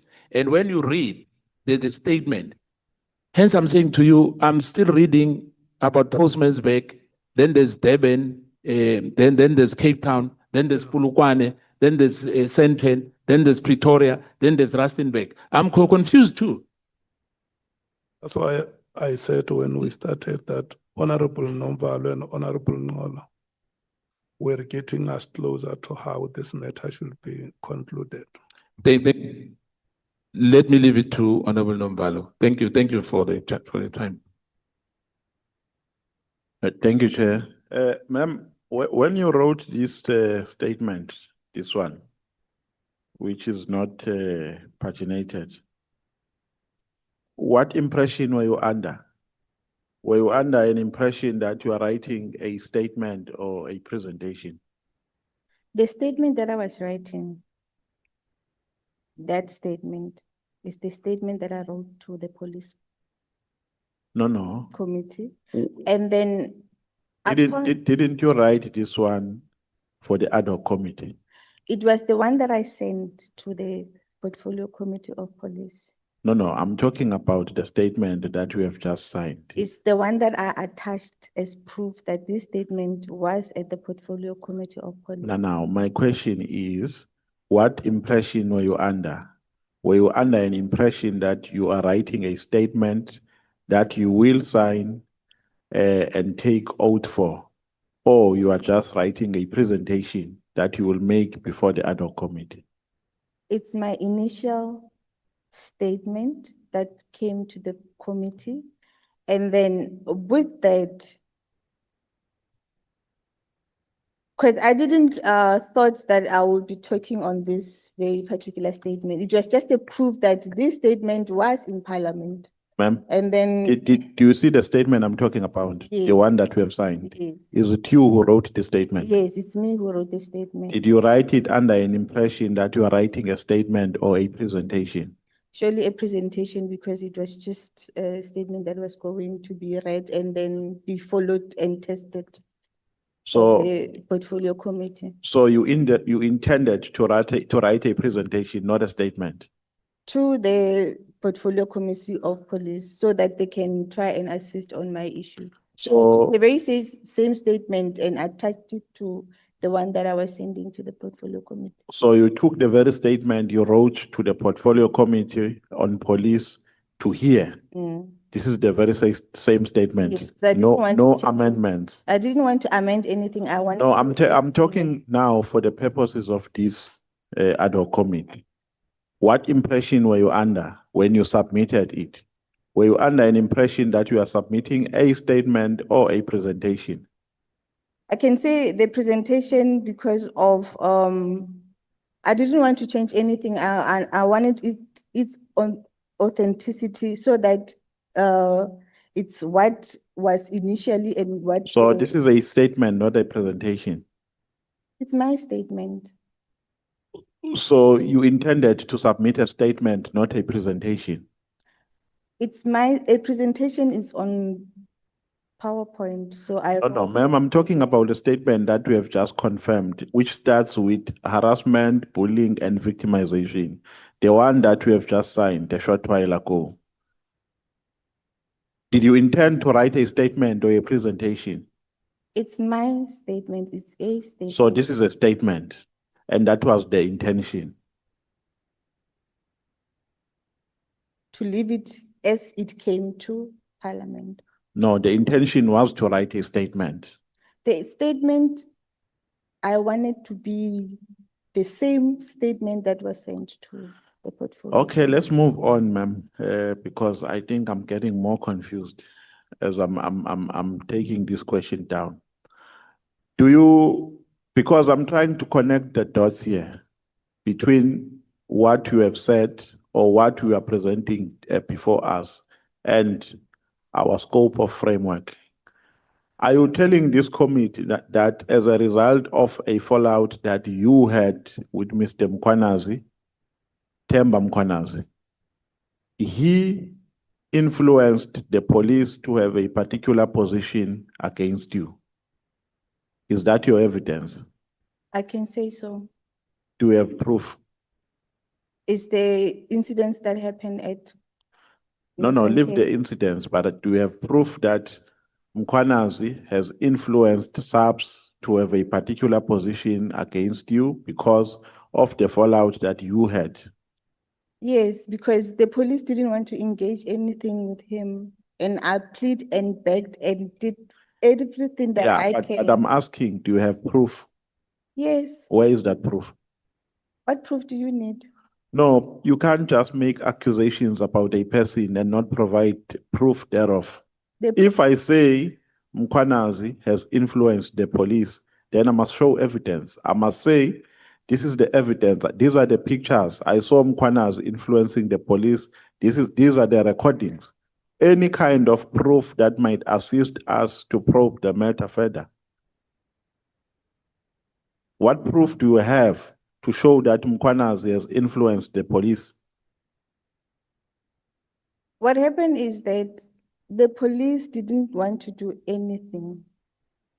So that is your proof It's my proof. that they did not want to do anything. Yes. And Because therefore, it was ultimately being removed all the time on the system, and I didn't understand why. so your conclusion is that because they did not want to do anything, then they were influenced by Themba Mkhwanazi. That is your My- conclusion. Yes, my case was always been removed on the system. So I always used to follow up on it, and sometimes I'd find it being removed on the system. Okay, you are saying you have been followed on numerous occasions by SAPS vehicles. Were those vehicles branded with SAPS stickers? Yes, mostly SEPS pops. Have you reported those cases? I did report to them. They know about my matter. So you suspect that it's Themba Mkhwanazi who made the police to follow you? No, they were supporting their friends. I beg your pardon? They were supporting their friends. So by following you, they were supporting their friend. What was the intention maybe of following you? Sir, that I cannot tell. So how many times did they follow you? Many times. So they just follow you from where to where? From your house to your destination? Basically, it used to happen a lot when I go to Kimberley. So they just follow you and do nothing after that? With They would- police, with branded police vehicles, With branded police vehicles, they follow you? yes. Okay. I Did you take I must- the registration numbers of those vehicles? I must stop you, honorable member. I must stop you. I think if there is any decision the committee must make, we are at a point where we can make a decision.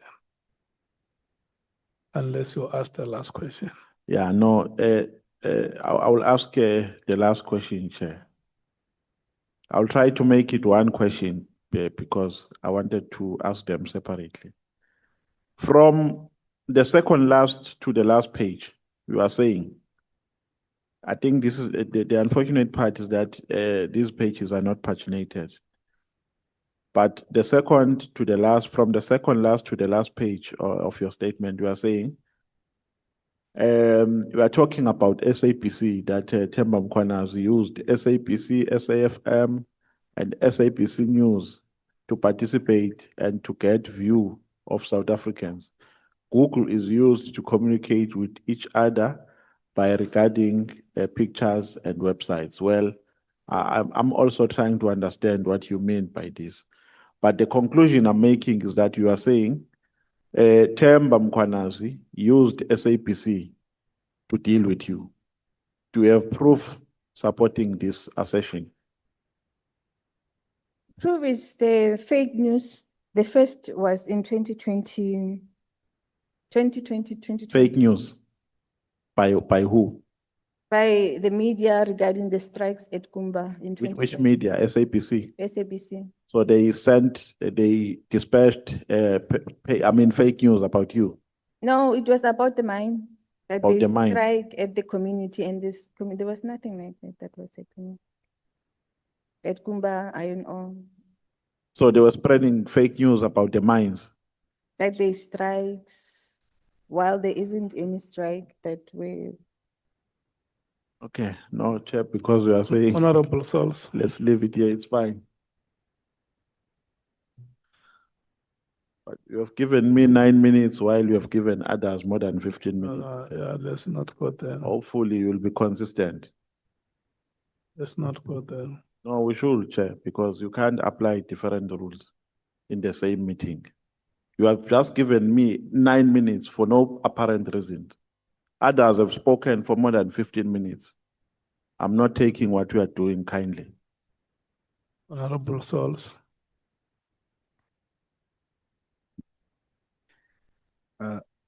Ma'am, it's very important for me to understand whether you are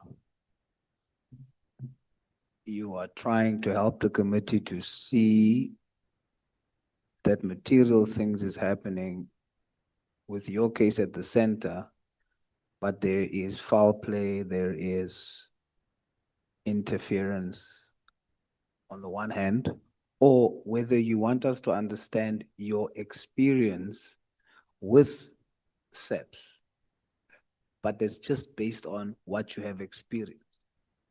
If you use that approach, what I read here makes more sense. I'll make an example. You said that the CEO, in his media statement about the stepping down of Themba Mkhwanazi, you said the CEO said that his stepping down was questionable.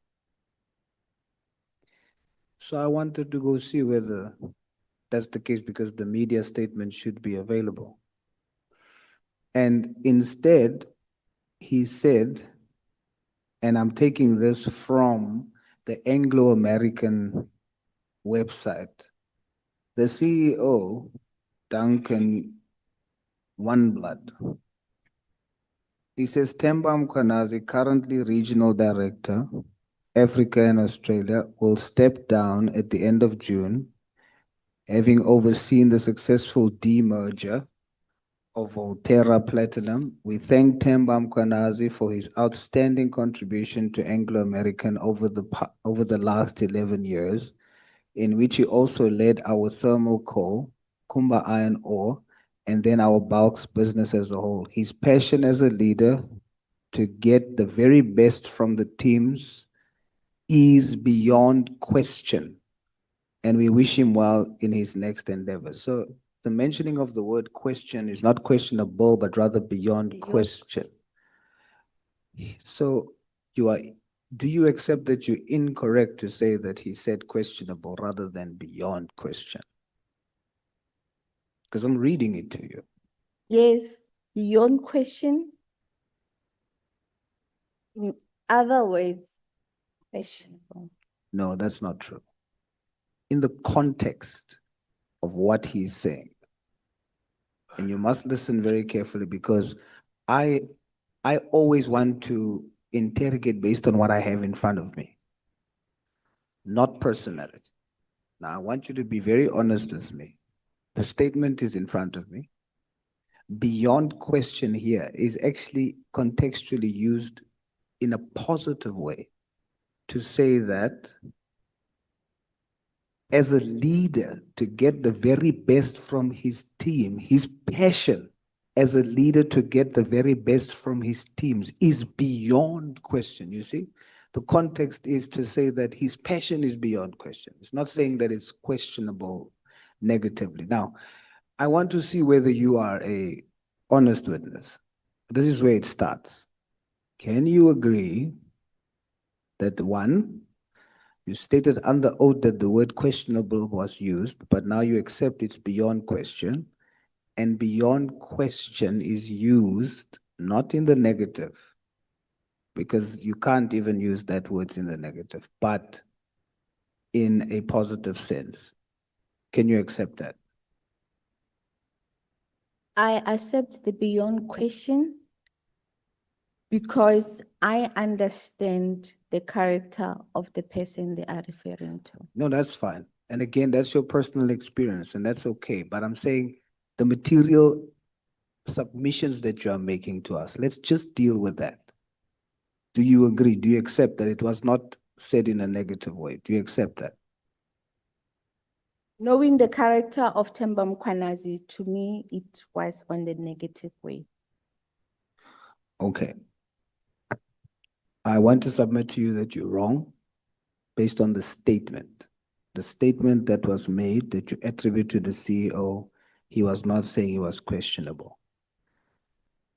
When you say underworld, what are you saying about the underworld? Help us understand that. What's happening? What underworld? In the mining industry and In the mining industry and in South Africa in particular. what happens? What do they do? What do you know? The communication of Themba with the pictures, it's for me to understand it at first, it came when in 2020 Honorable November. Solis, may I please request you to ask the last question? Why, Chair? I think we are at a point where we must make a decision on this matter, honorable members. You see, what I want to understand, because even though there's mixed things here, I want to satisfy myself that we've given the witness a fair opportunity. Yeah, Yes, and I mean, you just went from 9 minutes to, that's exactly what I'm saying. You agree with me that the time that we have spent with the witness is adequate. that I myself have to be satisfied that I am sure that if this witness leaves here today, we've given her ample opportunity, we've been fair and we've been truthful. Yeah, and which we did, honorable member. If Yes, you, but myself, Chair. if you have to agree with me that we have given this witness, you know, we're asking this witness questions as a collective. And for sure, you'll agree with me that since questions have been posed on the witness, she has not coherently been able to respond to those questions in a satisfactory manner. And I just want to persuade you to say that the witness has said to us that she has 3 cases that she wants us to help her with. I cannot say that for sure until I ask the questions that will help me to get to that same conclusion. And strangely enough, I have to agree with Honorable Novalo now that the discretion of the chair should be fair. If 15 minutes was given, it went to 9 minutes, now it's even less than 9 minutes. And it's not Okay. like I'm trying to Yeah, waste the I have committee's not time. allocated each one of your time, but we can start afresh and Yes, but that's why we're questioning the discretion that chair yeah. uses. Okay, let me check. How much time do you need? I have 4 more questions. Okay, let's see what time your 4 questions will take so that we can come back to other members who are not satisfied and allocate them more time. Yes, thank you, Chair. Okay. I just want to test for my sake whether it is a credible witness or not.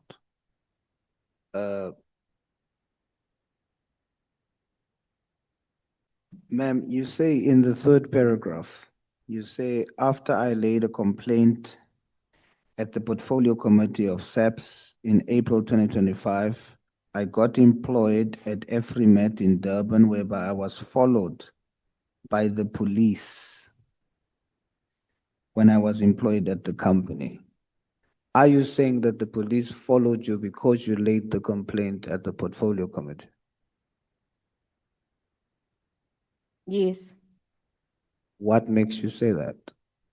There were three interaction of the police at the Ridgeview Quarry. First, it was when they were coming for blasting material and they wanted me to be involved, and I'm not a mining engineer. Second, there was the mineral council's meeting whereby I was forced to attend, but knowing that Temba was part of the mineral council. So when the agenda came back, I saw that there was police in that agenda, and then police are not part of tripartite. And then when they failed to attempt to be next to me, that's when they decided to have the big meeting at the mine where we were expecting 32 people, but eventually it came close to 100. They came with the bus and we could not accommodate them in our quarry.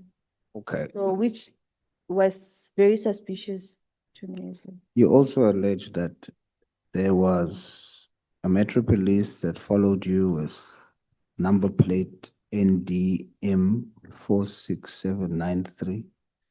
Then you also say outside of your house, there was a vehicle from Blue Security BK91TNZN parked outside of your window every day. But then you allege that General Mkhwanazi has interest in this security company called Blue Security. Is that correct? Yes, I said that. Why do you say that he has interest in the Blue Security company? I don't know if you follow TikTok, the platform that they love most. Are you saying that your proof that he has interest in it is TikTok? Yes, the people of KwaZulu-Natal and some of his statement where he was talking about Westville, he flipped and said my security company. You're saying there's a TikTok video where Yes. General Mkhwanazi claims ownership of Blue Security Company. He said not Blue, my security company. On TikTok, But- the employees at SAFE, they were saying it's his company. Okay, I want to understand what you're saying. So the TikTok video, General Mkhwanazi says, my security company. Are you saying when he said my security company, allegedly, are you saying he was referring to Blue Security, which is the vehicle that was standing outside of your yard? Yes, How do you know that? the TikTok friends, they said it's his company. Okay.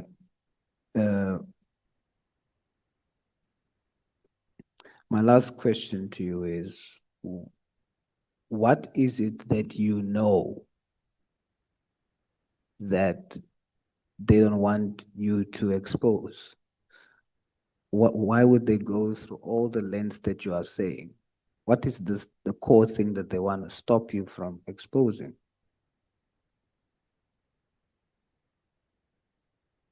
They wanted me to stop, to expose them from what they are doing. The use of the resource of the state, because my phones were always at telecom towers. My phone locations were always at telecom towers during that particular time when I realized that I was hacked. And because I didn't even know there's a department that is called crime intelligence. So I only knew about crime intelligence now because I always wonder why my phone locations would be in the telecom towers and in Kimberley police station. And As I close, I want to advise you, when you speak under oath and you connect, you make allegations against people such as General Mkhwanazi and others, you have to be sure that you have proper evidence that points to that, rather than TikTok videos, a statement was made and someone said. You can't use that at a platform like this. Rather focus on the cases that you've opened, you have not been assisted, that you have evidence for, like your phone was cloned and those kind of things. But to come here, I genuinely thought if you have an opportunity, we will get somewhere. But I must say to you, you are wrong to make such strong allegations against General Mkhwanazi and others without real, proper evidence, not TikTok videos. Thanks, Chair. Thank you so much, Mrs. respond? Majawan. Can I respond? No, Can I respond? you must not respond. You must listen to what I'm going to tell you. You know, we are a parliament of the people of South Africa. And if you listen to the opening remarks that we made this morning, when we have given you a chance to present your problem, we said to you that it will be very unfair of us as a parliament not to listen to you. But you can agree with me on Honorable Souls that you have abused this platform. You have abused it. And these honorable members have been very, very patient with you and have given you all the time that you need to tell them what your problem is. And I can tell you, your problem could have been stated in 5 minutes. But what you did to us today is horribly wrong. You were supposed to have, in simple terms, said to us, I opened 3 cases with the SAPS. I am frustrated that my cases are not being attended to the way I would have hoped. I'm appealing to you as the leadership of the country to help me. Period. But you know, for you to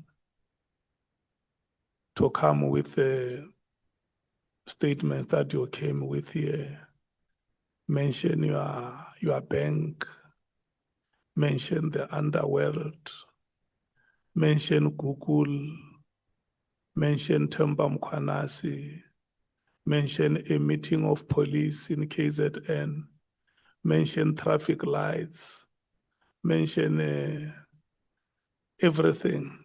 There is nothing you have not mentioned. Limpopo, KZN, Northern Cape. I don't think you have been fair to us. And there is not even any of those statements or allegations that you make when members ask you a question that you are prepared to respond to. When they ask you questions, you say TikTok. I mean, if a person says my security, which security is the person talking about? I don't think that besides the names of those people that you mentioned, I don't think you have been fair to us and that you have used our time profitably. We very much want to represent the people of South Africa. And the last thing that I must say is that having said what we said, we are leaders, we are elders in our communities. We understand the frustrations that you have personally gone through.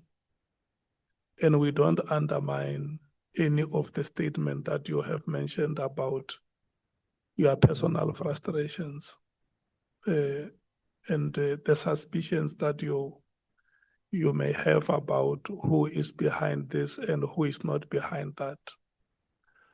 But we want to plead with you that let's give the police a chance to respond to the questions that we will send to them about your matter. And then if there are any conclusions to be drawn, those conclusions would be assessed accordingly. We want to thank you so much for the time that you spend with the committee, when you leave here, you must leave with the understanding that we will take your matters up and make sure that satisfactory explanations are given on how your cases have been handled. We deliberately had to do the things that we did because we must teach the people of South Africa to be patient with our citizens. If you have seen the way we sat down here, leading you to sign those documents one by one, I can tell you, all the people sitting in this hall, they know most of the civil servants do not have the patience to take you through the process the way we did.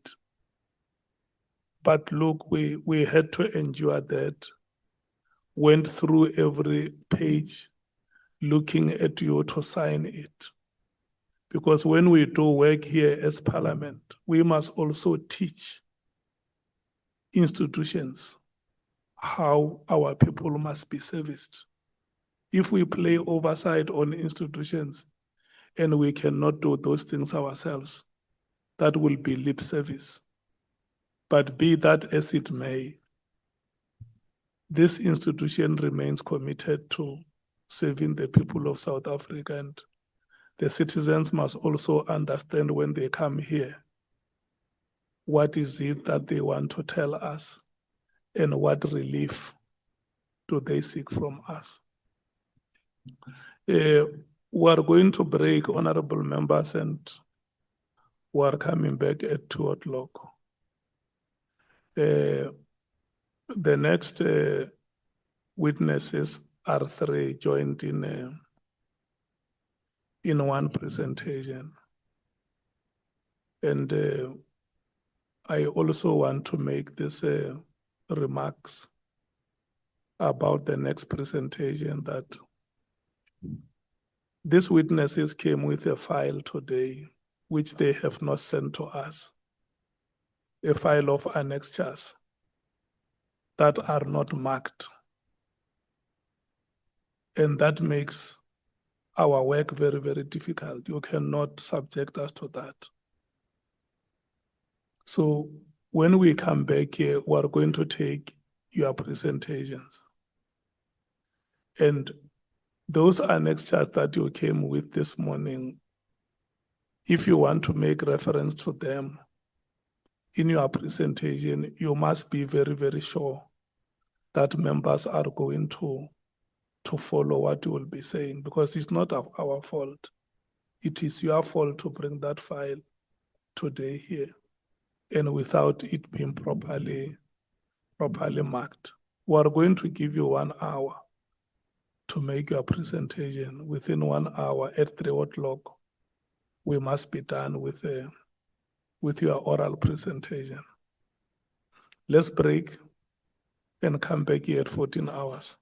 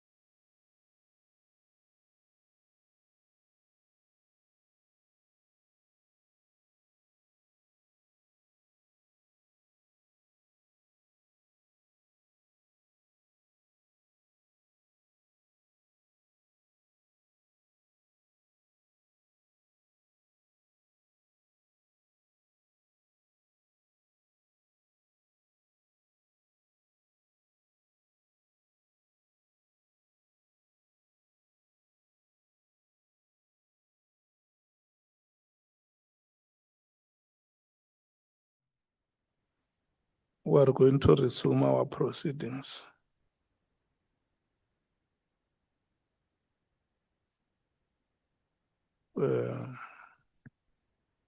I don't see the witnesses here.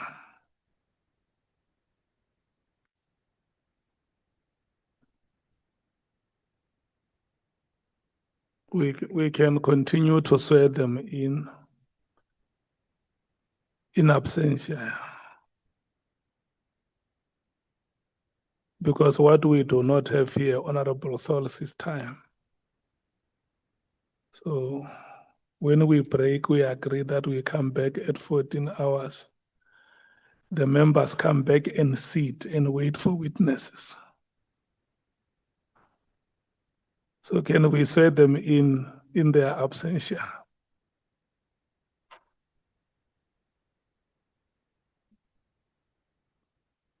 We do a default swearing in.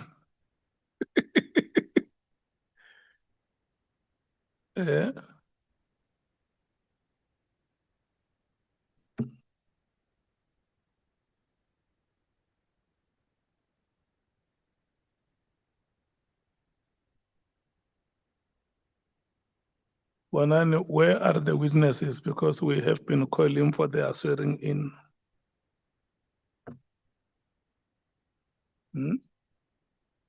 Yeah, we were about to swear them in their absence. How many are there? Okay. Advocate Arense, can you please confirm these witnesses that they are the witnesses we have expected? Good afternoon, Chair. Good afternoon, honorable members, all in the chamber. We have the three witnesses before you, Honorable Chair. They'll be represented by one speaker, Captain Selo Sekodi Ramalepe, who is seated in the middle, and he is flanked by Colonel Ramolobe and Captain Malachi. The affidavit, which a copy of which is before yourself, Honorable Chair, and the honorable members of the committee, is a copy of a signed affidavit deposed to by Captain Ramalepe, and that's the document which we will follow. The annexures are not before you, save for what has been identified as the main annexure. If you look at the first page on the inside, it is marked annexure SSR 14. And the reason why the other annexures are not before you is because, one, they are voluminous, but not all strictly relevant. They were only brought this morning by the three witnesses when they arrived.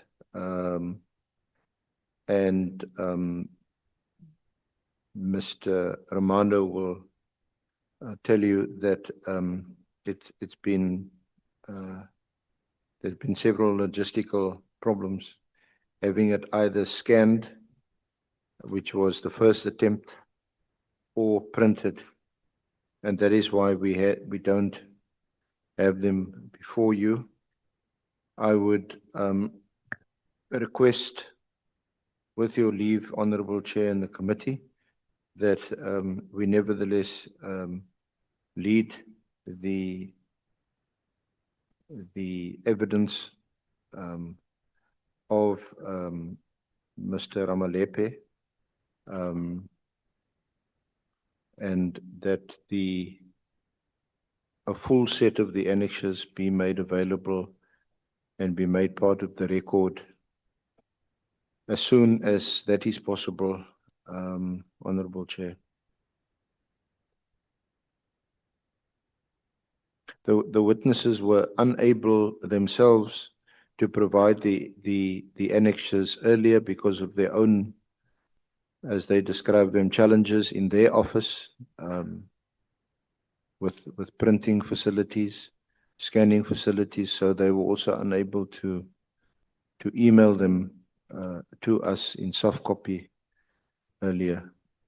So I respectfully request, Honorable Chair, honorable members, that this failure to have all the annexures before you be condoned for the sake of progress, for the sake of moving forward, and given our own time constraints. Thank you. Thank you so much. Let me administer the swearing-in process. And let me make the following remarks to the witnesses before us, that you have been invited to appear before this ad hoc committee, which investigate the allegations that have been made by the KwaZulu-Natal Provincial Police Commissioner, Lieutenant General Mkhwanazi, with the belief that the information or evidence that you are going to present here will help the committee in its investigations and oversight work.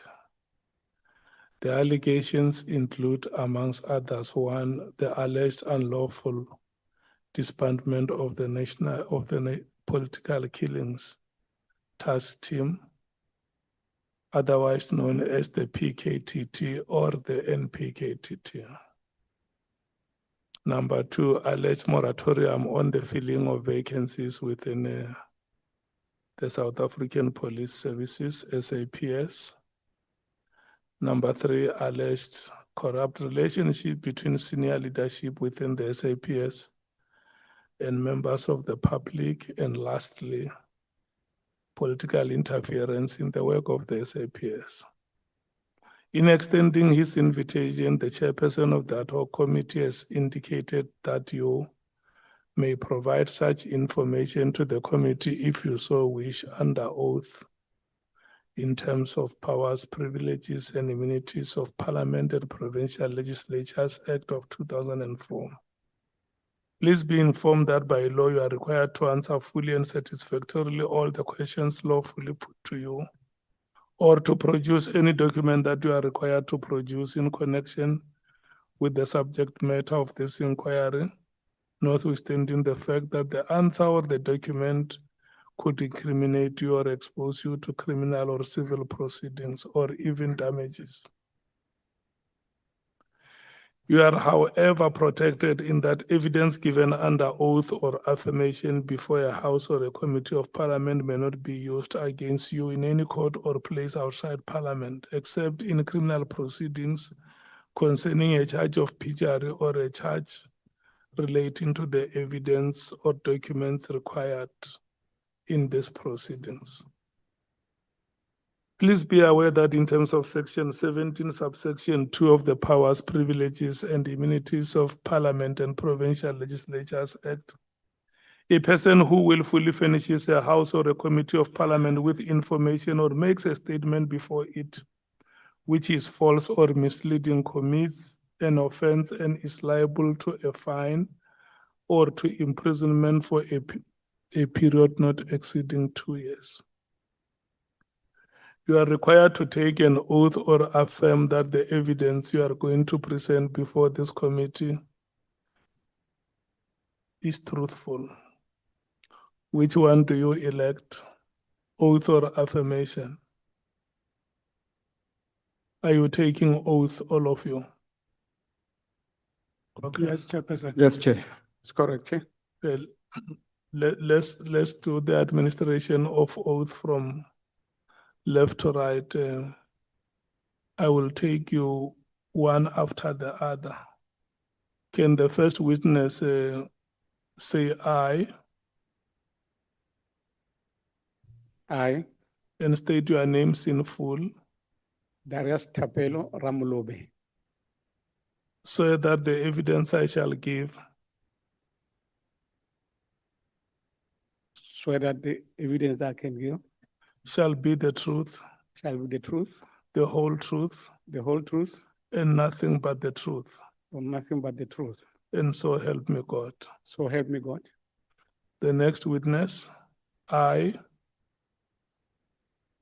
I, Sugodi Sello Samuel Ramalebe, swear that the evidence I shall give swear that the evidence I shall give shall be the truth, shall be the truth, the whole truth, the whole truth, and nothing but the truth. and nothing but the truth. And so help me God. So help me God.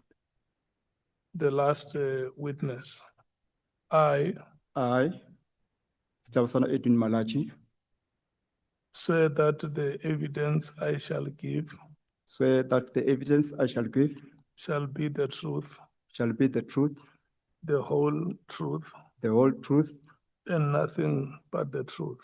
and nothing but the truth. And so help me God. So help me God.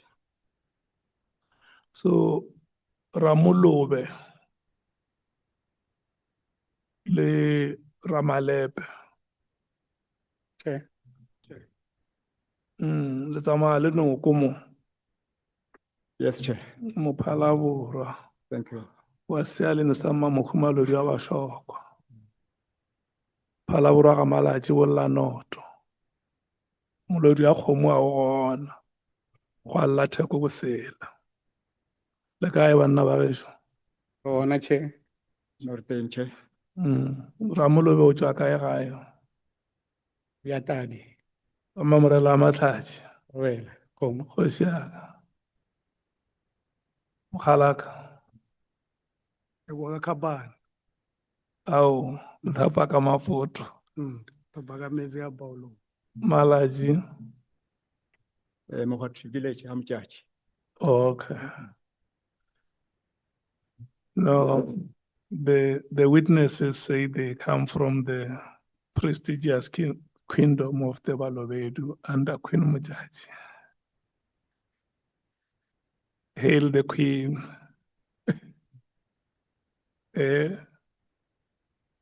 Yes. We are going to give you an hour led by Advocate Arensa to present your evidence. And I want to wish you good luck.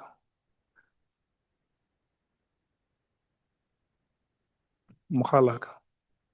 Chairperson, we are prompt to address the committee on the handling of our annexures. So to support, we have WhatsApp communication that we've been communicating with Mr. Ramano.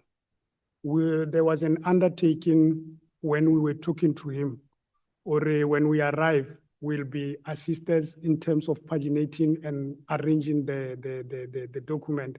As we alluded to him, we are having frustration in office in terms of printing. We have a system now, our computer were just upgraded not so long. That the upgrade is not communicating with our previous system.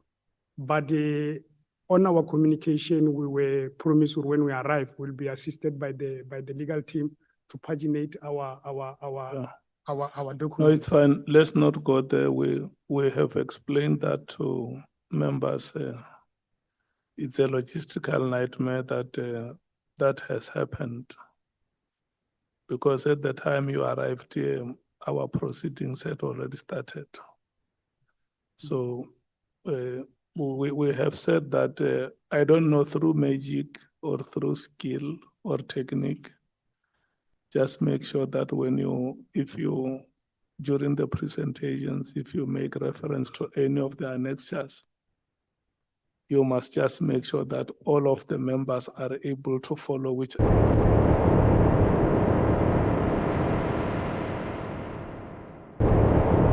Colonel Ramolobe is now at chemistry, but me and him were still within the same division. It's only Captain Malaji that now is out of the division, located at division legal. Okay.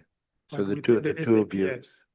it's only you and Colonel Ramolobi, you in the same division. Yes, Chairperson. Who's the divisional head of that division currently? Lieutenant General Sintumule. Sentumili. Yes. Yeah, that name has cropped up during the course of our inquiry, but not relevant to today.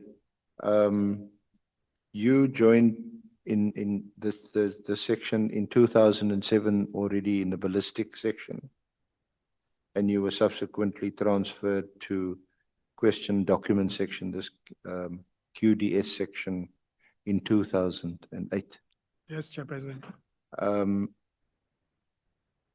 All three of you, are you currently members of Pop Crew, or have you joined SAPU or one of the other unions? Are you still union members? I'm still a member of Pop Crew and PSA. Okay. Now, your approach to present evidence before this honorable committee was motivated by the media and press conference of Lieutenant General Mkhwanazi on the 6th Yes, of Chairperson. July. Yes, Chairperson. So your complaint relates to what you describe as corruption, maladministration, and gross irregularities within the Forensic Sciences Division. Is that correct? Yes, Chairperson. Now, in 2010 already, Pop Crew and you co-signed as members of Pop Crew at the time, submitted a memorandum to the management of FSL, the Forensic Science Laboratory section, with a list of grievances. Is that right? You are on paragraph 12. Yes. Yeah, on this one, Chairperson, it was not submitting the memorandum. It was a gathering where in the morning we saw newspaper, Pretoria newspaper article saying theft of drugs at the forensic lab laboratory. Then as members of the division, we gathered at biology section where our divisional commissioner then was situated to show our frustration on the inaction of the management on the issue of drugs. And then subsequently to that gathering, all members were arrested during that gathering. All of you also? Yeah, everyone who was on that gathering on that particular day, we were all arrested to Sunnyside Police Station. But our main or sole intention was to want answers on the management or why drugs have been stolen at the lab. But police were called for us to be arrested. Were you arrested and subsequently charged and prosecuted? We were arrested, detained, but charges were withdrawn later. And what were the charges that were withdrawn? I can't remember the charges, Chairperson, but what I know is we were arrested, detained Sunnyside Police Station, and later we were released on bail. But moving forward, the case we were told by the lawyers appointed by Pokro were all the cases was withdrawn without any explanation. And then subsequently to that, in November 2011, you held a meeting with then Divisional Commissioner of Forensic Science Services, Lieutenant General Pashlani. to report on what you described as systematic corruption within the division. Yes, Chairperson, that is after when the then Divisional Commissioner Detroit was suspended, and then General Patlan was appointed to come and lead the division. Then we held a meeting with General Patlan, outlining the theft of drugs, theft of rhino horns, sexual harassment, irregular appointment, irregular payment of scarce skills allowance, and maladministration and victimization within the forensic science laboratory. What was the outcome, just briefly, of that meeting? This is the November 2011 meeting. After we briefed General Patani on January 2012, he invited me and Colonel Ramolove to a meeting, because on November 2011, he asked us, Urna, if I call my senior managers, can you be able to tell them in my presence what you are telling me now? We said, yes, we can. And that meeting took Yes. place in January January 2012, that's paragraph 2012. 14. Yes, and present in the meeting was Lieutenant General Shesi, then Brigadier of Quality, Major General Ngoga, the component head then of Forensic Science Laboratory, and Brigadier Murapedi for question document, and the late Brigadier Motwa. And you say the response that you recorded of Lieutenant General Pashlani was that he couldn't, to quote you, open a can of worms, and this is, those remarks were recorded. Yes, Chairperson. You don't have that We have that recording recording. available? We gave it to Bonan now. We WhatsApped it to Bonan so that we can play the recording for the committee to hear. Okay. We'll see if any one of the honorable members requests you to play that recording. Then your complaint was subsequently escalated in April 2012 to then Acting National Commissioner, Lieutenant General Mkhwanazi. And Yeah. your complaint is recorded in Annexure SSR6, which we don't have before us. What was Lieutenant General Mkhwanazi's response? General Mkhwanazi forwarded, referred our complaint to then Lieutenant General Mugwenya. And then Lieutenant General Mugwenya referred the complaint to Lieutenant General Levia, but there was no positive response till today regarding our complaint. Then General Mkhwanazi, Lieutenant General Mkhwanazi, after some months, because he didn't act much on that capacity as a acting national commissioner, we was removed from the position of acting. We don't know what was the circumstances, but he showed the appetite of assisting us, because rumor told us that there was an intention to suspend General Patlan, but things just halted when he was removed from the position of the acting. And he was then replaced by General Piecha? Yes. And in 2012, your union, then PopCrew, addressed a communication to her requesting her intervention. Yes, Chairperson. And what was her response or reaction? The communication with our office bearers, PopCrew, it was within the office of the general, lieutenant of the general, meaning General Piecha. But it was later out on the press conference after they see the reluctance from the general to act on the issues that we raised that affected Division Forensic Science. Then after pressure, General Piecha appointed an independent forensic team. It's there as Annexure 10, the accreditation of the forensic firm. It was Ernst & Young, but was subcontracted to CPN Forensic. Yeah, it's CPN Forensics. We'll come to that, but in the meantime, there was a response to the pop crew press statement by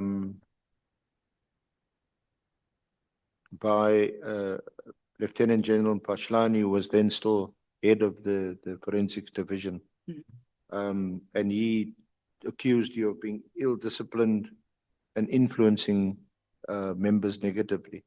Yes, that is when he issued an email circulated to all police officers to say we are ill-disciplined, we are the so-called whistleblowers who influence other members to behave somehow. And it was in response to that General To- Viecha then appointed Yes, Chairperson. the investigators. And in the meantime, you record here that in 2013, Lieutenant General Pashlani had also instituted a court application against you under that case number referenced at paragraph 21. Yes, Chairperson. In 2013, we received a summons of the case number 16322/2013, where General Patlani instituted a lawsuit against us for defamation. And what's the status of that case? This- You record in your affidavit throughout, we can read that you also struggle to get legal representation because of costs and things like Yes, we that. struggled because in the lawsuit, Pop Crew was also responded, Matsimela, also was responded, Ramolove, Malaji, and myself. Then Pop Crew took the case to say, because this thing, it is because of us, or it's because of the press statement that we made. Then we'll join everyone, then we'll defend this case. But Chair, we want to put on record, or during the proceeding moving forward of the civil case, we had a problem with our union, Pop Crew, where when we now when we received a set down notice, say we are appearing, then we had a consultation with our lawyer appointed by Pop Crew. Then we said no, because this thing we did it under the umbrella as employer for SAPS. We are not happy when General Patlani it's suing us. Why can't we call General Viecha? Why can't we call a minister? But the Pop Crew rejected our submission. That is when we saw, no, something is wrong here. Then we said, no, we are getting out, then we'll get our own lawyers that will present our case good. Then we got the service of one attorney, Lishabani. But what happened, you may be asked about it a bit later by one of the honorable members, but what was the outcome of the case? Was it concluded? Is it still pending? What is the status of the case? No, the case, as far as we know, is not yet concluded because the judge then, Judge Monama, found in favor of General Patlan. Then we made leave to appeal. Then we were assisted by Mr. Vavi, and then he appointed us assistant from counsel, Advocate Ngugaitobi Senior, and then Advocate Dalimpofu Senior. And then on the leave to appeal, we were granted the leave to. So you were granted leave to appeal, and is that where the matter, is it still on appeal? Yes, as far as we know, Chairperson. So in the High Court, Lieutenant General Pashlani prevailed. You applied for leave to appeal, you were granted leave to appeal, and the matter is on appeal. As far as we know, Chairperson. Okay. Now, just to come and when would that have been? In which year were you granted leave to appeal? With leave from you, Chair, the leave was granted in 2017. 2017, okay. So that's where that matter is parked and is still on appeal. And we know when a matter is on appeal, then a judgment of the High Court has effectively been put on hold. Yes. I don't know what was the relief that General Pashlani was seeking against you? The leave that he was seeking for us is to retrieve the statement made. That you defamed him? Yes, and if not, and then it was an amount of money, I think it was 350,000.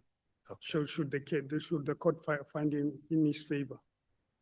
And you had two high-profile advocates represent you subsequently? Yes, thanks to Mr. Vavi. Yeah, you may have as well have paid you 350,000. That's just an aside. But just go back to, in 2014, paragraph 23, General Piecha then summoned a meeting because she had now appointed CPN to conduct an independent investigation. So just tell us about that. Yes, on April 2014, we were summoned by General Piecha to his office, to her office.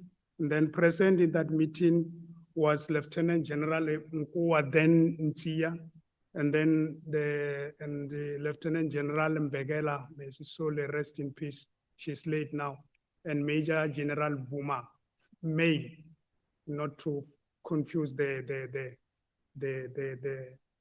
committee, because we are even another Lieutenant General, but this one is Major General Buma, and some saying male. He was the executive manager within the office of General Piecha. And then General Piecha also was the Pope Crew legal head, Mr. Ramafalo. General Piecha introduced herself and then a legal team, management. And then she told us about she read the finding and the recommendation of the CPN report, not the whole. And she just said, no, the report is back, but I'm only going to give you the finding and the recommendation. She read the finding and also the recommendation. In the same meeting, we said, no, because the CPN report find positive on some of the allegation made against General Patlan. Then we gave General Piecha to say, there is a lawsuit against us instituted by General Patlan. In that meeting, she made an undertaking, or no, I'll instruct General Patlan to withdraw, because you can't in the police service when there is this kind of thing. Then when as a manager, you go and institute legal proceedings against the employee, also junior members, because we are even prescripts and policies within the SAPS, where if a junior member misbehave, we use the regulation. If he's doing that, then I will instruct him to withdraw. But General Piecha also, she was suspended. Okay, so that didn't happen. But Yes, Mr. but to move more, Chairperson, General Piecha also gave instruction to Lieutenant General Nkua to say implement the recommendation of the CPN report. Till today, nothing happened, Chairperson. Okay. Now, the report itself, that is the document, a copy of which is before the honorable members. It's this one that I'm holding up, or most of it anyway. And Honorable Chair, if you look on the inside of the first page, it's marked Annexure SSR 14. This is a copy of the report. It's summarized on the first page.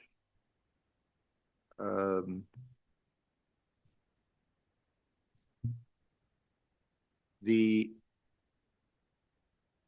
document itself is unfortunately incomplete, so I would request the witnesses to give the complete document, because you can see 1, 2, 3, 4 pages into this copy.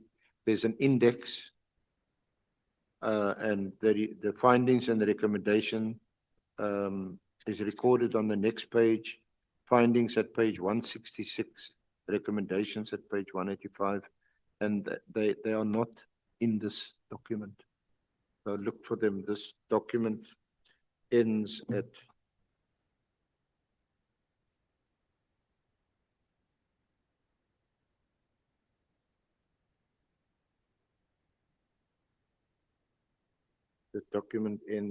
page 1.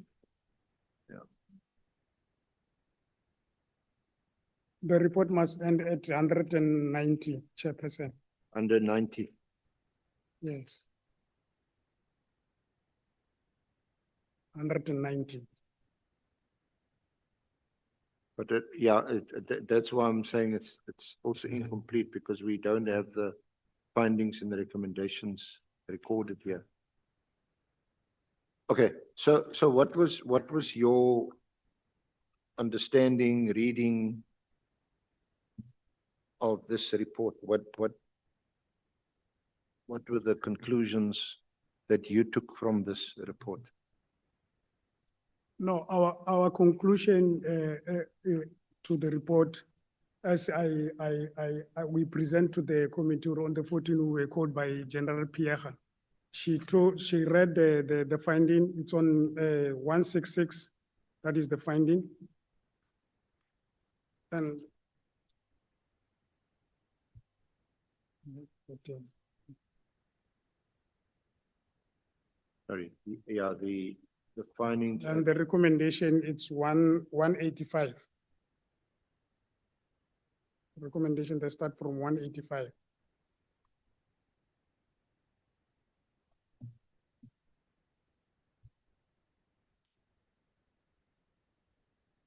Yeah, the findings are from 166 to 169. And the recommendations? It's 185, Chairperson.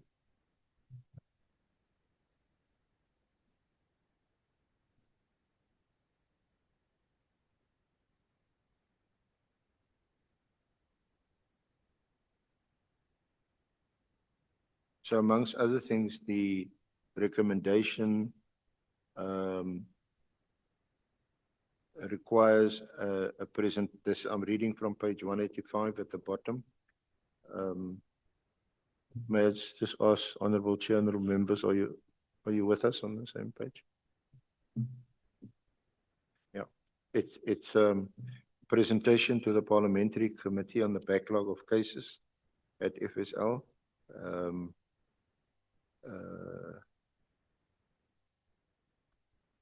Procurement irregularities, the following recommendations, a detailed audit.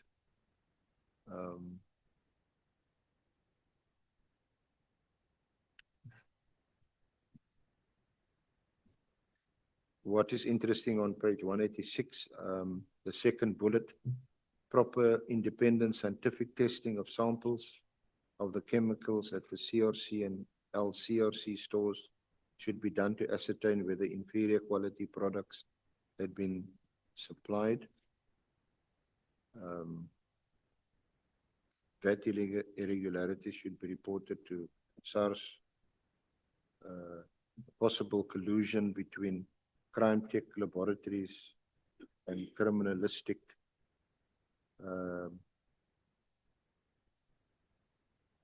the prima facie misrepresentations by them and the irregularities committed. Are you aware that those two entities that are mentioned there are also the subject of cases that have been brought subsequently? Yes, and also to support that, Chairperson, this crime tech, and I think it's crime tech. The other one that was used as a sole supplier at forensic, it's crime site. Now they changed their name after this report. It's called Itemba. I only mention them to perhaps indicate that there has been subsequent movement on these allegations that were raised earlier on by you already. They are still seem to be pending. Yes, that we know. Then there's human resources fraud. Are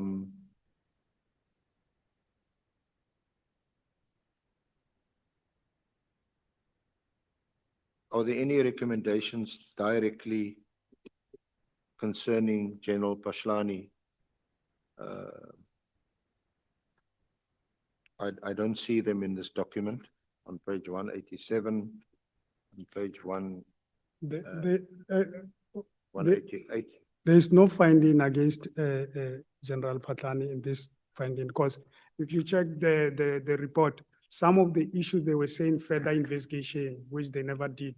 Like drugs, they said there must be And the reason I refer to that is that in your paragraph your paragraph 24, in 2016, Lieutenant General Pashlani was confirmed as the acting national commissioner. Yeah. And you recorded notwithstanding adverse findings of the CPN report. And a media statement that was issued, you say that cleared Lieutenant General Pashlani.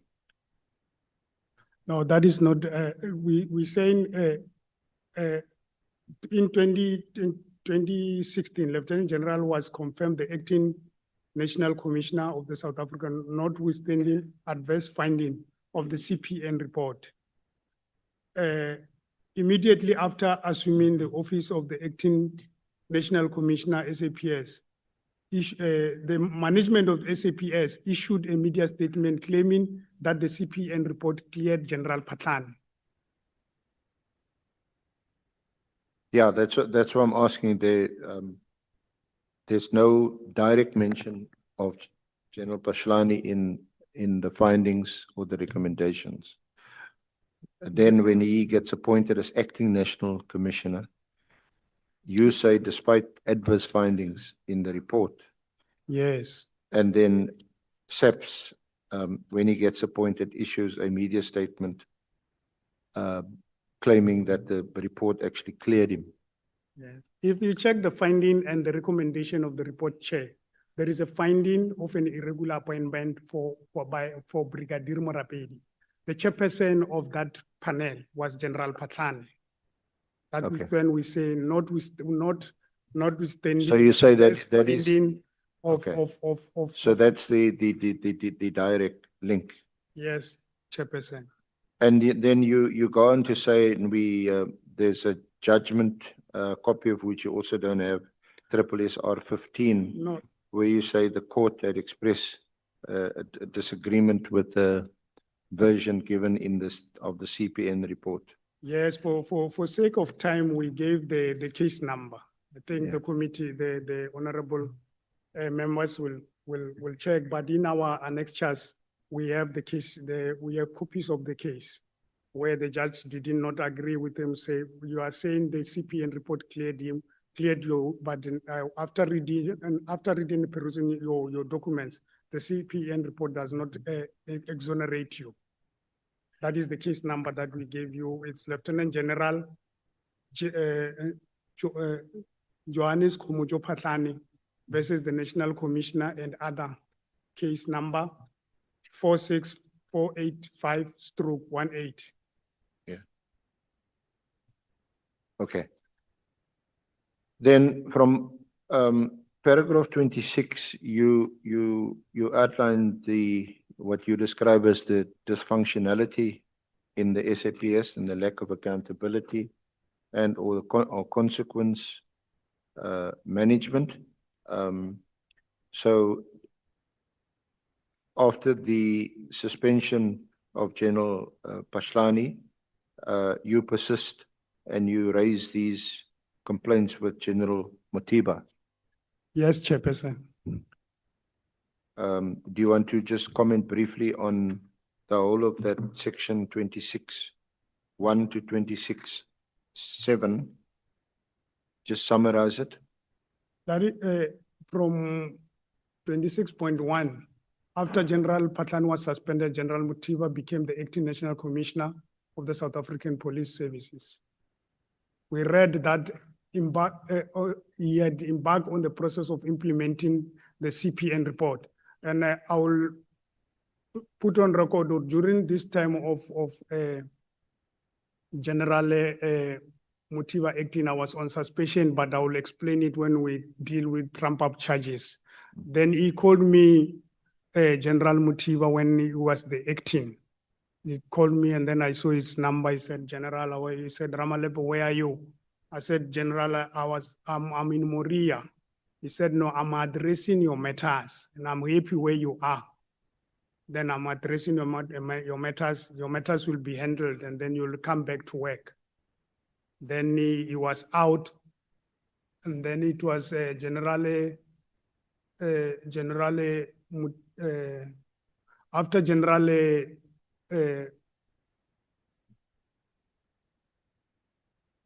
Yeah, what I after want to, General Mutiba, it was General Sitole. yeah, what I want to raise, but as a matter of interest, because of the date, only because of the date, 26.5, you mentioned that in June 2025, we had a meeting with the Deputy National Commissioner, Lieutenant General Sabia, Yes, and then Acting Divisional Commissioner, Legal Services, Major General Ramorina. So the meeting discussed criminal activities within the forensic services. yes. Can I start on the 26.2? Because we must put, we believe this must be on record. Or after General Mutiba retired, General Sitole was confirmed the National Commissioner of the South African Police Services. And then General Sitole appointed Lieutenant General Magadlela as an acting divisional head forensics. Then General Magadlela called us to a meeting where he told us, no, he was instructed by the General National Commissioner to implement the finding and the recommendation of the CPN report. Then General Magadlela, on the process of implementing, he was suspended. Then Lieutenant General Motala was appointed again as an acting divisional commissioner. We raised issues. Adding to those issues, we also raised issue of corruption and irregular reinstatement of Brigadier Morabedi with General Motala, but we didn't receive any positive response from his office. General Motala was placed to another division. He was succeeded by Lieutenant General Sintumule, who we met to report complaints on victimization, criminal activities, and finding of the report. Nothing positive came out of that. And Lieutenant General Sintumule is still the Yes, the head now for it. she's now the acting deputy national commissioner responsible for crime detection and forensic services. So how do you get to a meeting with Lieutenant General Sabia? That is when He is the deputy, he was the, Head of- before his suspension was the deputy national commissioner for crime detection and forensic services. We had a meeting with him June 2025, outlined and gave him dossier of theft of drugs, amongst other complaints within the division. During the meeting, General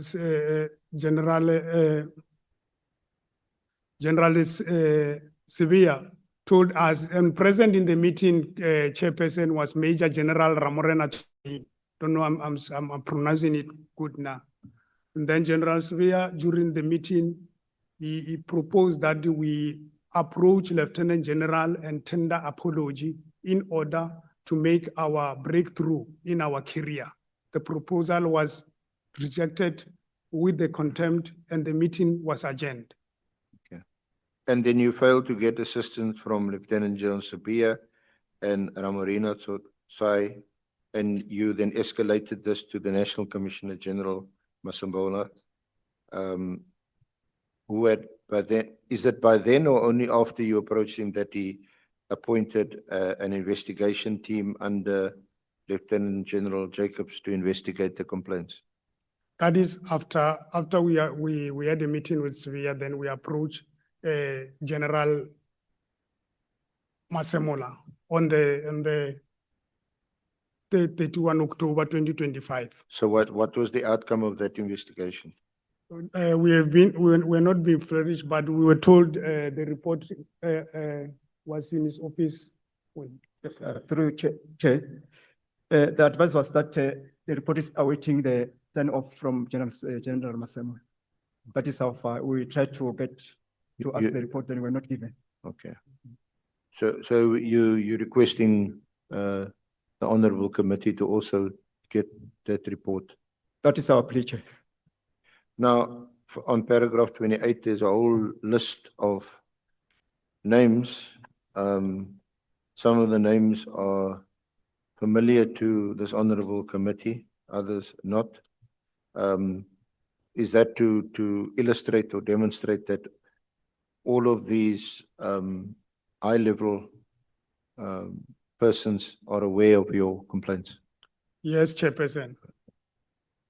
The CPN report subsequently submitted to the Public Service Commission, Treasury, SARS, IPID, and no apparent response. With your own fight, you say you approached SAPS for payment for your legal fees. You approached some NGOs. That's recorded there in paragraph 29. And this is what you mentioned earlier, that eventually Lieutenant General Pashlani prevailed in the High Court, but then subsequently got assistance. And we know that the matter is now on appeal.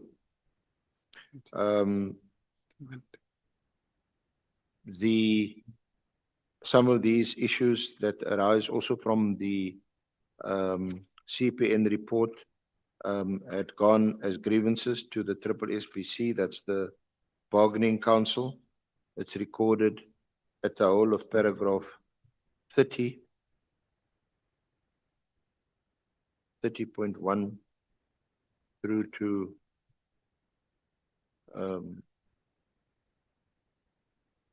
30.21. You want to summarize all of that? Yes, Chairperson.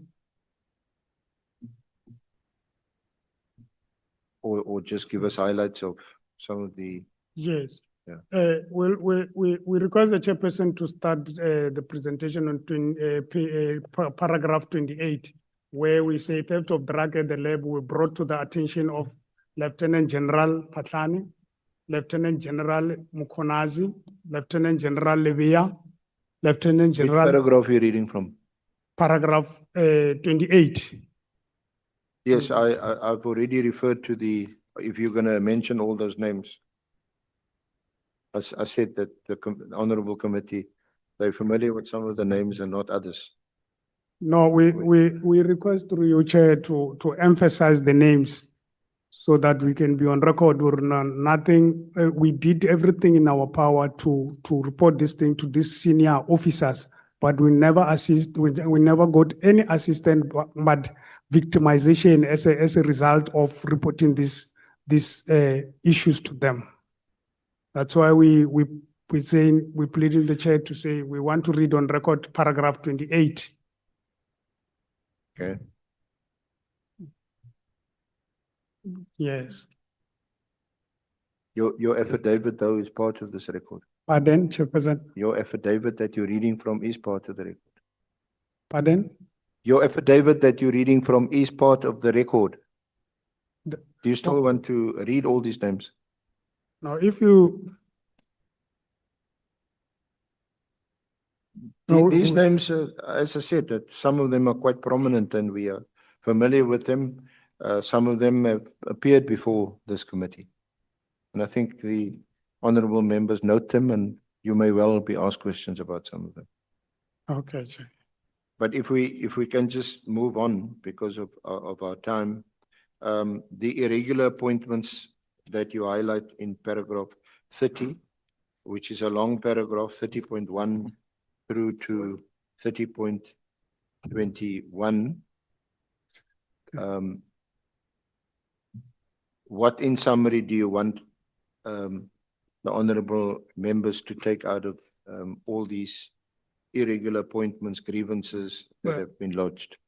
In summary, we would like the committee to consider the irregular appointment of Brigadier Morapedi as pointed out in the CPN report.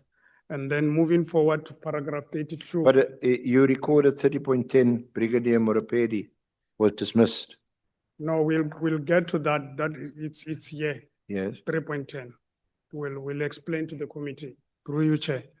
We will request the committee to look into the CPN report, most in particular to the irregular appointment of Brigadier Morabedi as recommended by the CPN report.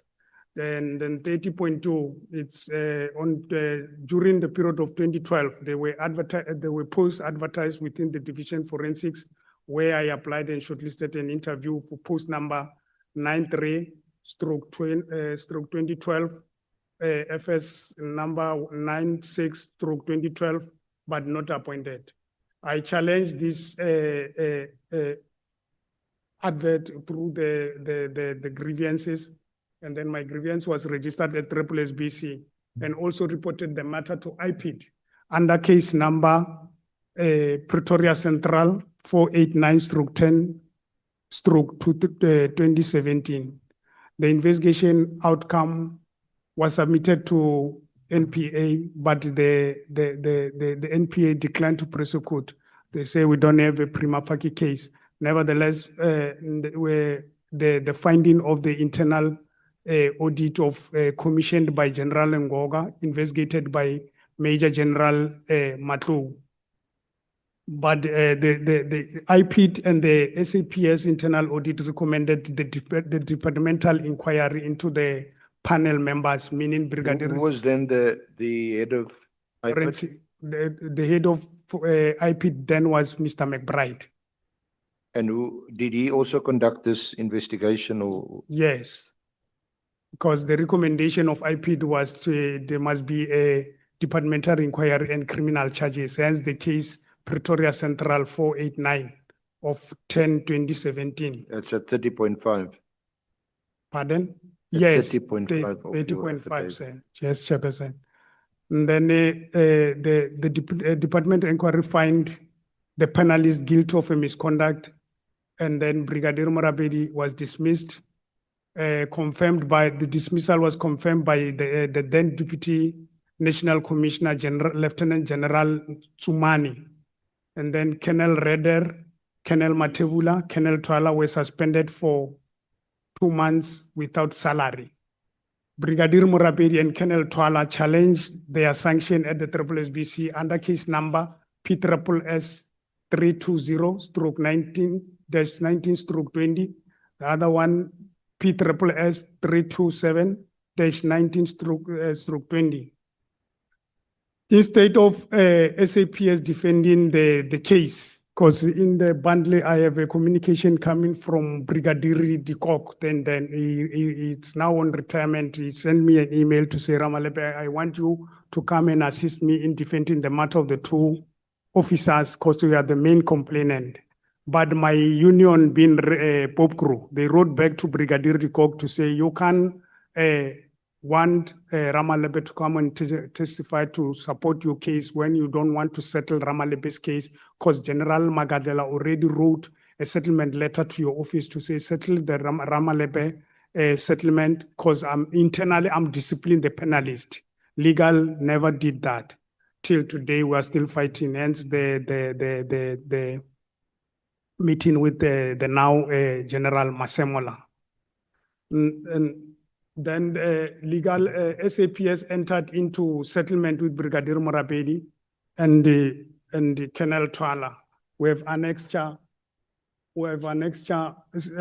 marked 19, where we demonstrate the irregularities of the settlement. Because they're saying the legal argument from the legal division, they say SAPS never defended an expeditious case, but we gave them an award of 1 member where SAPS defended an expeditious process and they won on a substantive procedure. Say procedurally we are agreeing, but substantively we're not agreeing, because the member cannot deny the allegation. Then the section was to say give him 4 months salary. Then the dismissal was confirmed. And then Pope Crew wrote to the Lieutenant General Vuma and the Lieutenant General Mfazi, the late Lieutenant General Mfazi, complaining about the settlement. But if I can take opportunities that we didn't paginate, and the settlement ready, because the person who signed is Lieutenant General Kang, 2020/3/2024. That is the date of the settlement. But the paragraph on the command of the signatory, meaning General Lieutenant General Kang and Lieutenant General Ntie. General Ntie comment before signing. Paragraph 5 is supported in as far as settling the matter. As far as starting the process de novo, I do not support. We must go and check if the employer, meaning forensic services, it's supporting, it's having a winnable case. And then the document reads, but our argument, Chair, it's say, if you check again on that thing, it's unfortunate you don't have on the paragraph 5 to say approved, not approved. Generally, Nkua, scratch approved and not approved, meaning she's not agreeing. And why I'm saying that, because there's two reading and interpreting the comment on the comment form. She's saying, I support. Then the second is 2 paragraphs. I support. And then the other one is saying, as to starting the process de novo, I do not support. Meaning General Ntie cannot blow hot air and cold air at the same time. Something is wrong there, honorable members. That's why we are requesting, or this settlement must be checked thoroughly.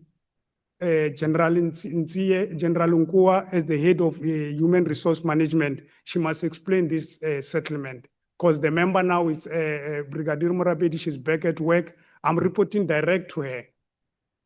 That cannot be honorable members. Now the nub or the basis of your complaint appears to be the CPN report, isn't it? Yes. And as that served before the police portfolio committee.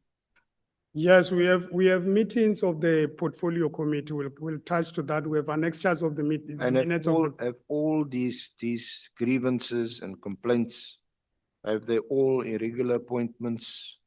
Have they all been raised before that honorable committee?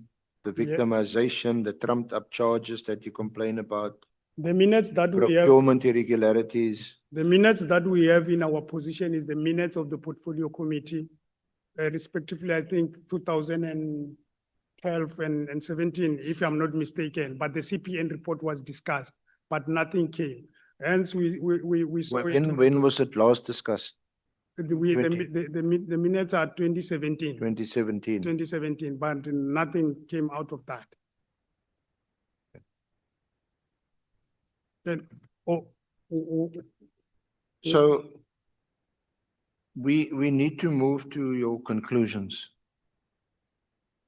at paragraph 38.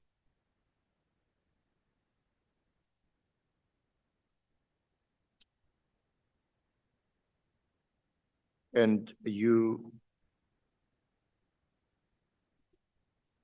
at paragraph 38.2, you say that we've been reporting, as I think is catalogued in your affidavit, glaring acts of criminality in SAPS, theft of drugs, irregular appointments, irregular procurement, corruption, and or maladministration, and or gross irregularities, and our efforts were ignored or not supported.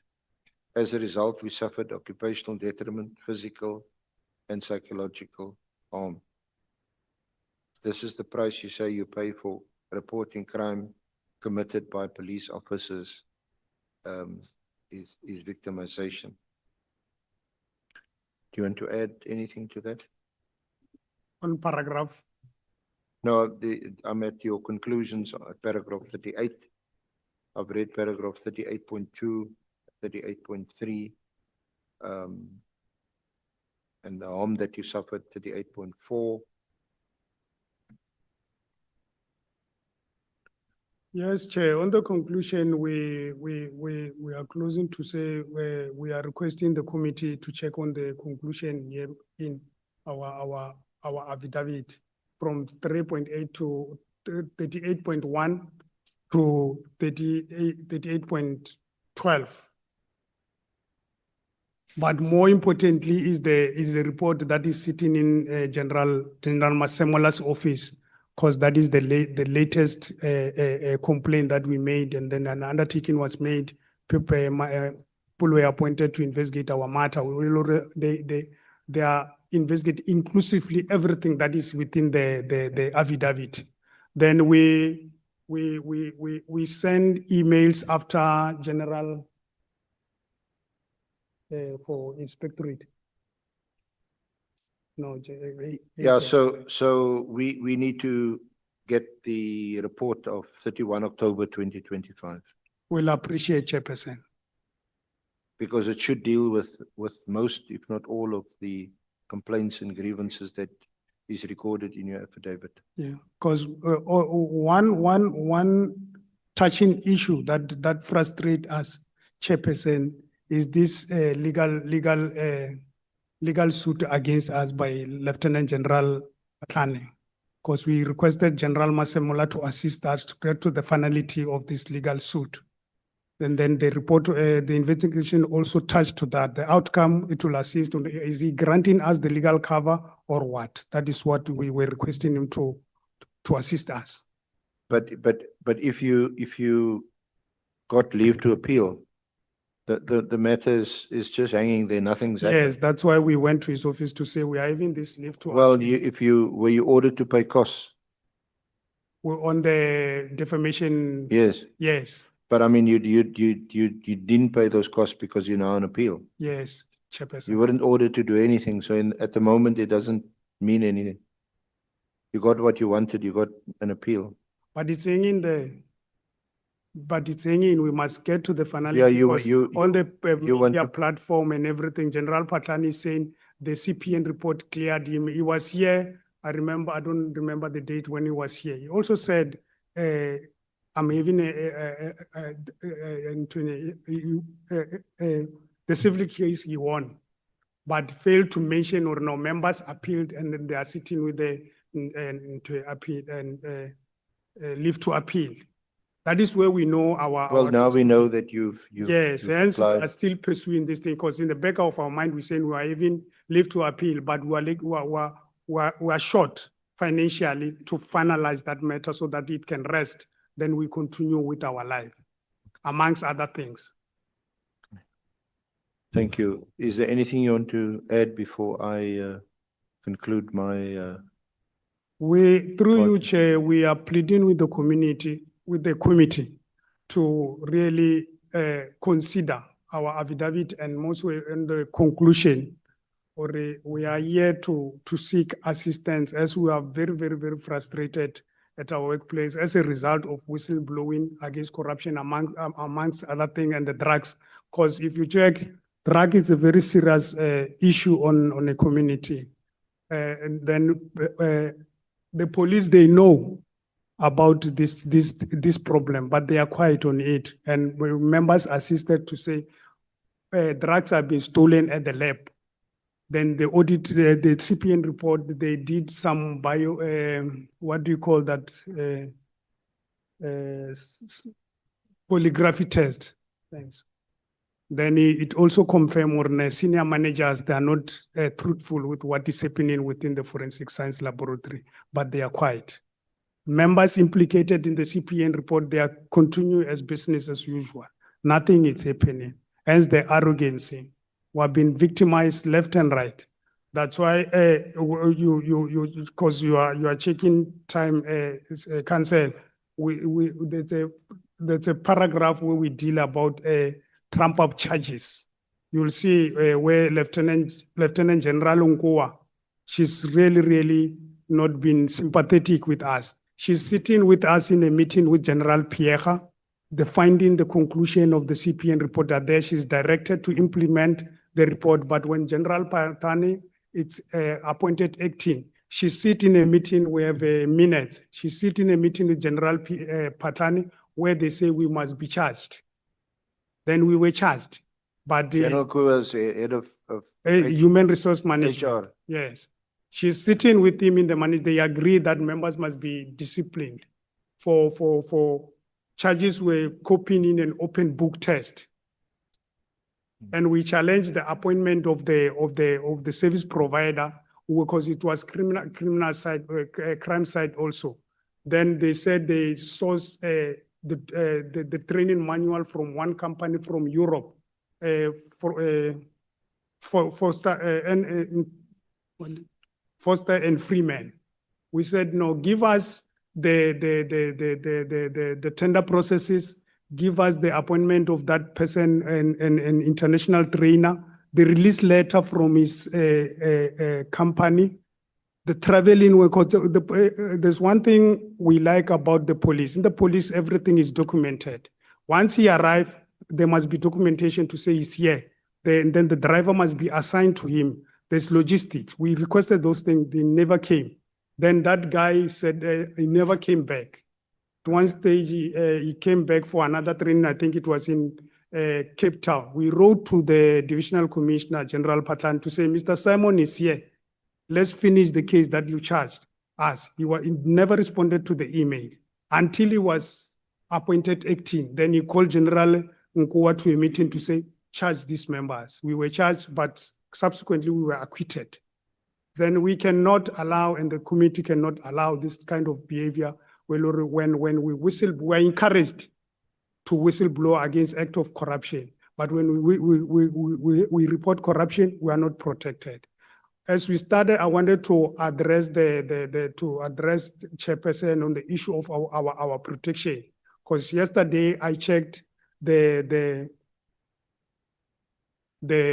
presentation of Mrs. Mashele. Honorable Ms. James asked Ms. Mashele, where are you in terms of your safety? She said, I'm alone.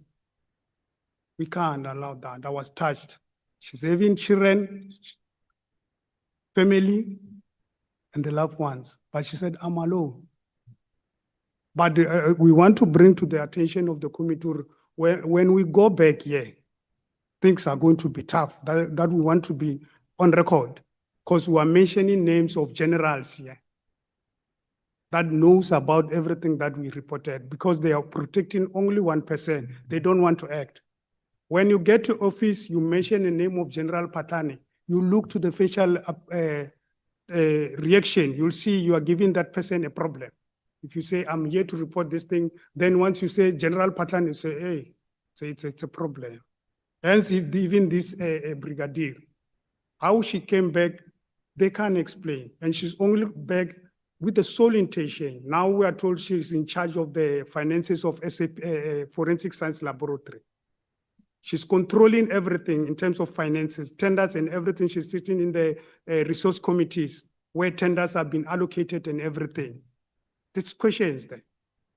Not to say we are against her, but you check out the system work in the SAPS. There's a problem, honorable members. FSL, TMS, head office, it's a crime scene. That needs your attention to assist us. We went to office of General Masemola. He listened to us very attentively. He get the report, he sit with it for 2 months now. We phoned, Colonel Ramolube phoned SMS to say, General, we have been called at the adhoc committee. Can we see you before we go so that you can brief us on the report? He responded, I'm going to the Bloemfontein Police Day. Then I'll see you. He sent an SMS again, not responding. There is a brigadier in his office, Brigadier Letoko. You send your phone, she's not responding. I'm in a meeting, I'll call you later. She never called. Till today, as we are presenting our case to the committee to say, something is wrong, please assist us. And this thing of our presentation, the annexures, we plead, or you can task us to say, go and paginate this thing, reverse it back to us. We'll do that because we are capable to paginate this thing. Yeah, Is that we were misled or? Please index and paginate the whole bundle. We can do so that. that We we are can capable to do cross-reference that, it. Yeah, Chairperson. okay. Is that we were given undertaking to say, when you arrive, we'll assist you, because we pleaded the secretary of the adhoc committee to say, we don't have legal representation. We are doing this thing our own. Okay. Yes, we can't be frustrated by the SAPS and then we come here, we've been frustrated by the adhoc committee. Then it's a concern. Okay. I'll pause there. I don't know what the other members want to say before you close. Gentlemen, briefly. Yeah, Chair. Adhoc committee is our last hope. We've been to different platforms without no assistance at all. What did we get is victimization. And then as a result, we're really suffering depression due to work-related issues. Because of, we are reporting theft of drugs in the lab. And this has been happening for a very long time. My first experience with the theft of drugs started in 2005. And we've been raising this issue, following the internal processes from our immediate commanders until to the national commissioner, that the drugs that honest policemen are bringing into the lab for safekeeping, they get their way back to the community. And it's a serious concern. Drugs are devastating our country. Since the beginning of this adhoc committee, we hear on the news outside that they are mass murders committed by guns and all that. And it's a result of the drugs.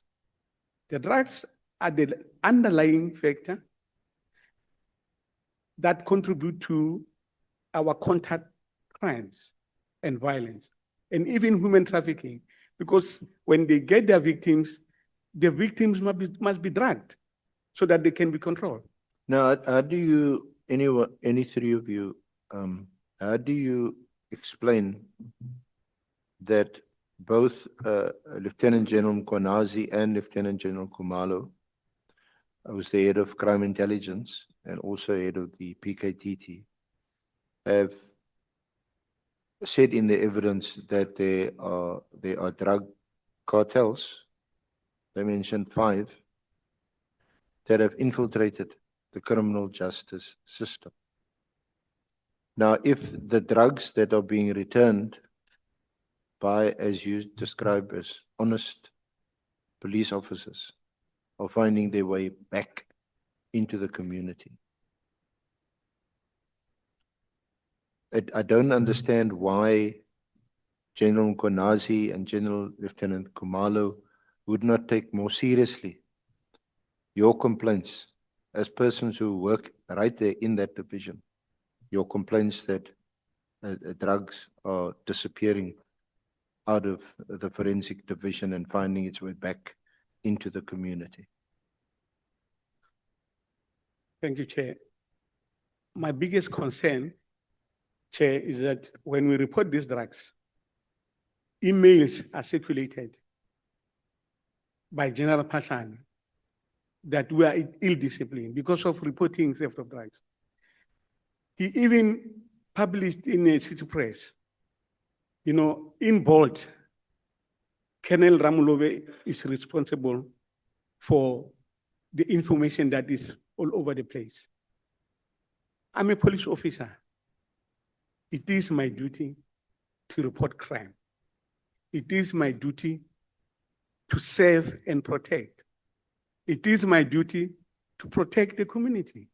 I'm putting my body online for the community. But what we get from the generals is going to the newspapers, going to the radio stations, calling out our names. I mean, by now, there's possibility that those cartels knows us now, as we sit here now. So we know that General Pashlani, at least for the time being, he's been dismissed. He's challenging his dismissal, so he's been at least temporarily out of the system. Why do you mention his name? There's now General Sentumile, who's now in charge of that division. Remember, Chair, media they have the power to convince the community. And as long as we're still having the report from the media that we are the responsible parties in blowing the whistle with regard to theft of drugs, it's easy to access you can access that information on your cell phone at any given time. Then we are still at risk as we are sitting here for blowing the whistles on the theft of drugs in Silverton Forensic Science Laboratory. And this risk is caused by our generals. Hence now, the recommendation on this CPN report is not yet implemented 12 years back. It's sitting somewhere in an office in one of the general's safes. And nobody is coming back to us to say, guys, we'll give you protection. But we are police officers. Captain Malachi, Chair. are you not able to do anything? You've not been moved to legal? No, I'm putting our life in the hands of the members of the committee to assist. But legally, as we are saying, we have been reporting this at the division. But anyway, as my colleague have alluded, we didn't get any response. We did not get any positive outcome from what we alluded to. When we report to Lieutenant General Sibia, as my colleague has said, there was a legal representative in the meeting. But however, we didn't get anything that is of assistance. Thank you. Thank you. Thank you, gentlemen. Honorable Chair. Thanks, Chair. Committee members, thank you. Thank you so much. Ramon, do you want to say something? Yes, Chair. No, I just want to clarify that, or maybe just to state that, it's wrong for the witness to say that he was misled by the committee secretary. The witness was invited to appear before this committee, maybe, I don't know if it was a week or two ago. And we have been talking about the issue of the annexures, for him to send the annexures, which it never happened. Even yesterday, I asked him if he was going to send us the annexures, and he indicated that they would bring the annexures, which they did today. Unfortunately, they were on the 6 o'clock flight from Joburg to Cape Town. So had they not expressed any difficulties with the flight, they would have arrived there on time and consulted with the legal advisor, with the evidence leader. So I take, serious offense for them to come and say that, I misled them. That's what I want to say, Chair. Okay. I don't think it's a matter that we should debate. When you go out together with the witnesses, you must find each other. Can I see the hands of members who want to speak, so that I don't assume that you are going, Honorable Vessels, your hand is not up. You are not asking questions. Yeah. Honorable Sokhanyi, raise your hand up. Okay. James. Honorable Kola Barnard, your hand is not up. Okay, let me count. 1, 2, 3, 4, 5, 6. Honorable Sangone, is it up or? Okay.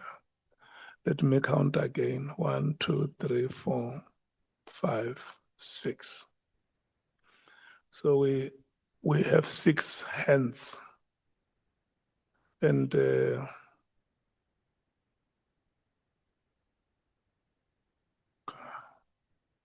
we have 6 speakers who have indicated they want to speak on. Is your hand up, Honorable Sols? Yeah, but you were supposed to listen to me first to hear what the hands are on.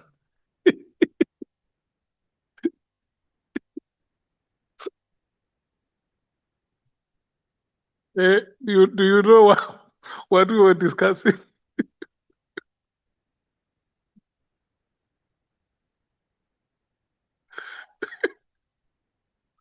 Okay, no, you'll be the seventh. Okay, let me check. Who are the speakers who want to speak for less than 15 minutes? Honorable Thopa and Honorable Sokanyila. Okay. Yeah, I'm going to start with you. What time is it now? It's exactly past. So by o'clock, we will be done with the two of you. Yes. Yeah. No, 15 minutes. All of us. This one's volunteer that they want 15 minutes. So I will come and check the next round of you, how many minutes you want. But I hear you suggest 20 minutes. Can we start, Honorable Thopa? Thank you very much, Chairperson.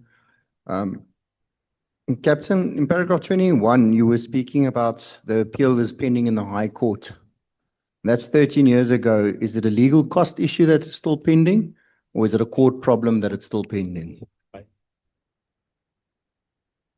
Thanks, Chair. It's the legal, it's both, to answer you short and straight. All right, you appeared just to help this committee. We need to make suggestions on what the problems are. So I need to know which is the major problem there in the courts. Because the judiciary has also been accused many times of, in many allegations. So I'm trying to ascertain whether it's a cost issue or a court problem. The main issue. Yeah, through your chair, the main challenge now is the affordability in terms of payment of fees. That is the issue. Perfect, thank you very much. In paragraph 22, you said the public protector is also still outstanding. It's 12, 13 years. Did they communicate with you, or did they do no communication whatsoever?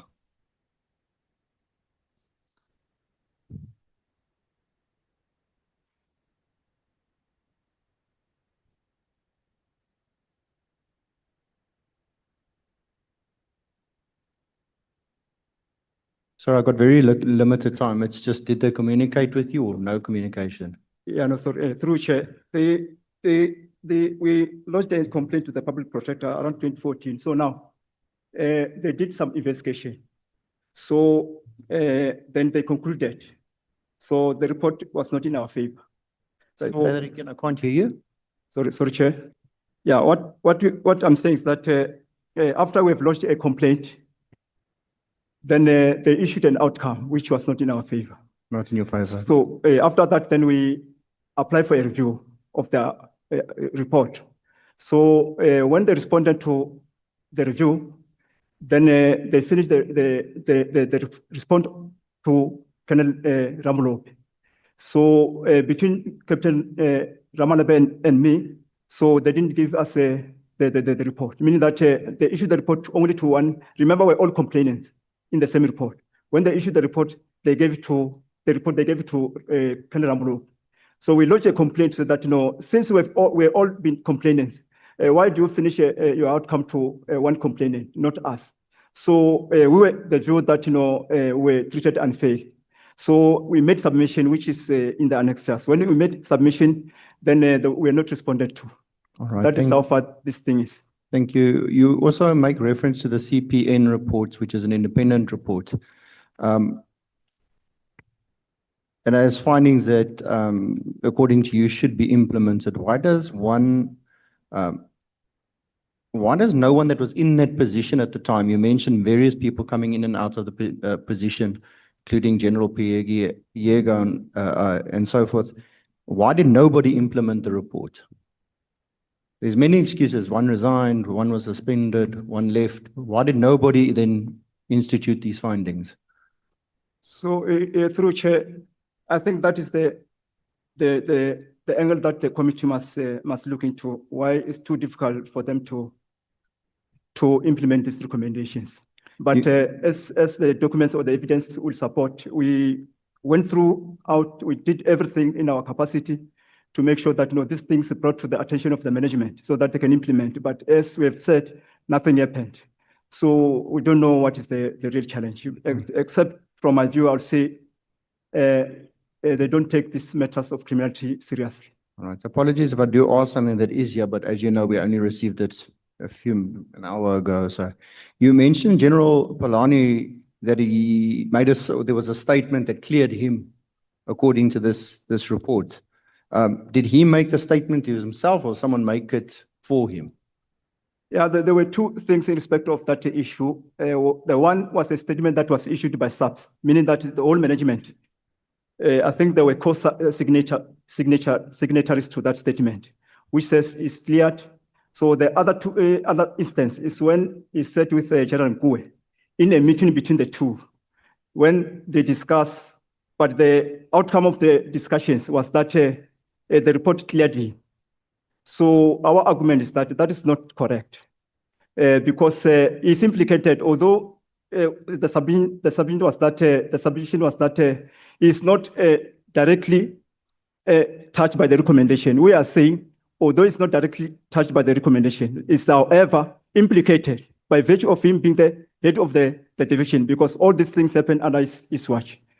Thank you. In paragraph 24, it's around there. You speak of General Piega being suspended, General Polani being suspended, General Magadlela being suspended. And this, Captain, in very short, is a very, very short list of all these people that have been suspended. Over the proceedings that we've sat here, I don't know how many people we've heard have been suspended, many of them with full pay, and obviously to the detriment of South Africans.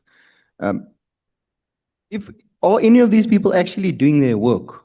And when are they actually doing their work? Because it seems that the factional battles that are within SAPS, and that is within our terms of reference that we're trying to find out, because there seems to be many, many court cases taking place between individuals within SAPS. I'm just wondering when anybody is actually able to go do their work. When do they find the time to do this? Because it's affidavit of affidavit court cases, writing to public protectors. Chair, that's the important question that the member is raising, honorable member is raising. We have come to a conclusion that they are not doing their work at all. So they are not doing what they are employed to do. But what is more important, or what is disappointing on the whole thing, or the way they are conducting themselves, is that the community is suffering, but they are not doing their work. So, but with due respect, I would say these things, because they've been raised before honorable members here, I think maybe going forward, I think the honorable members must take this seriously. They must hold the management accountable, because if these issues, some of them were not discussed in this forum, I would say maybe there was no alert on them. But because these issues have been raised in this forum, maybe with due respect, Chair, the honorable members must also take, to a certain extent, they must take responsibility. Because this issue, they were supposed to be called by this committee to hold the management accountable. That is my submission on that point. 3 short questions also, if we can keep it short. In paragraph 16 and 18, you speak about no positive response. Later, you spoke about SARS, IPID, Public Service Commission, Department of Treasury. You also spoke there about no positive outcomes. And I just want to know, what does this all mean when you say there's no positive response? Do you mean that nobody responded to you, or wasn't the response that you received just not your satisfactory, what you expected to receive? I just want to understand what you mean.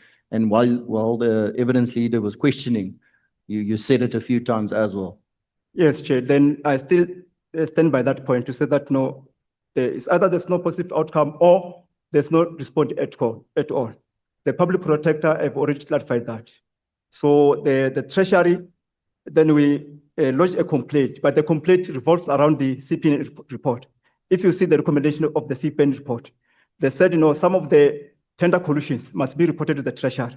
So, but that was supposed to be done by SAPS management. They didn't do it, but on our own, because we have interest on these issues. We take the matter to the SARS.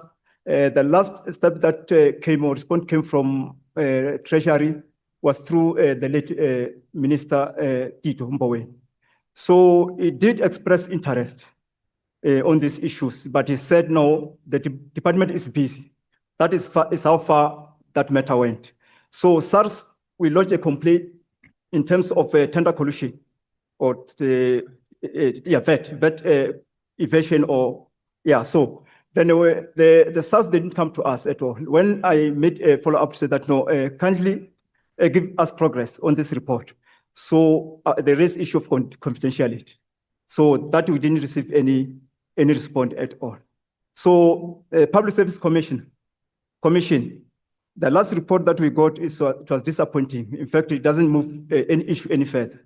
So, but we have realized that, SAPS management, because the last submission that they made was that they met the former minister, Kele. So from what we got from them, they said the department does not cooperate. So when we get that report, we said we are disappointed because you have power in terms of the constitution. You can subpoena these managers to come to account. You can request documents using that power as enshrined in the constitution. But they didn't do anything. But the reply is in one of the annexes. I think when we make a copy, honorable members will be able to go through. But our report was quite strong. Our reply to what they said to us. In paragraph 30, you did speak about applying for multiple posts. You didn't get some. You weren't shortlisted for some. You said you appealed the process because you found people that applied for the job or got the post didn't apply for the jobs. The MPA decided not to prosecute. 3 members again suspended, 2 of them, and then 1 dismissed, 2 of them appealed and are consequently back at work again. Again, here you spoke about raising these concerns with General Sintamula. Again, no positive response.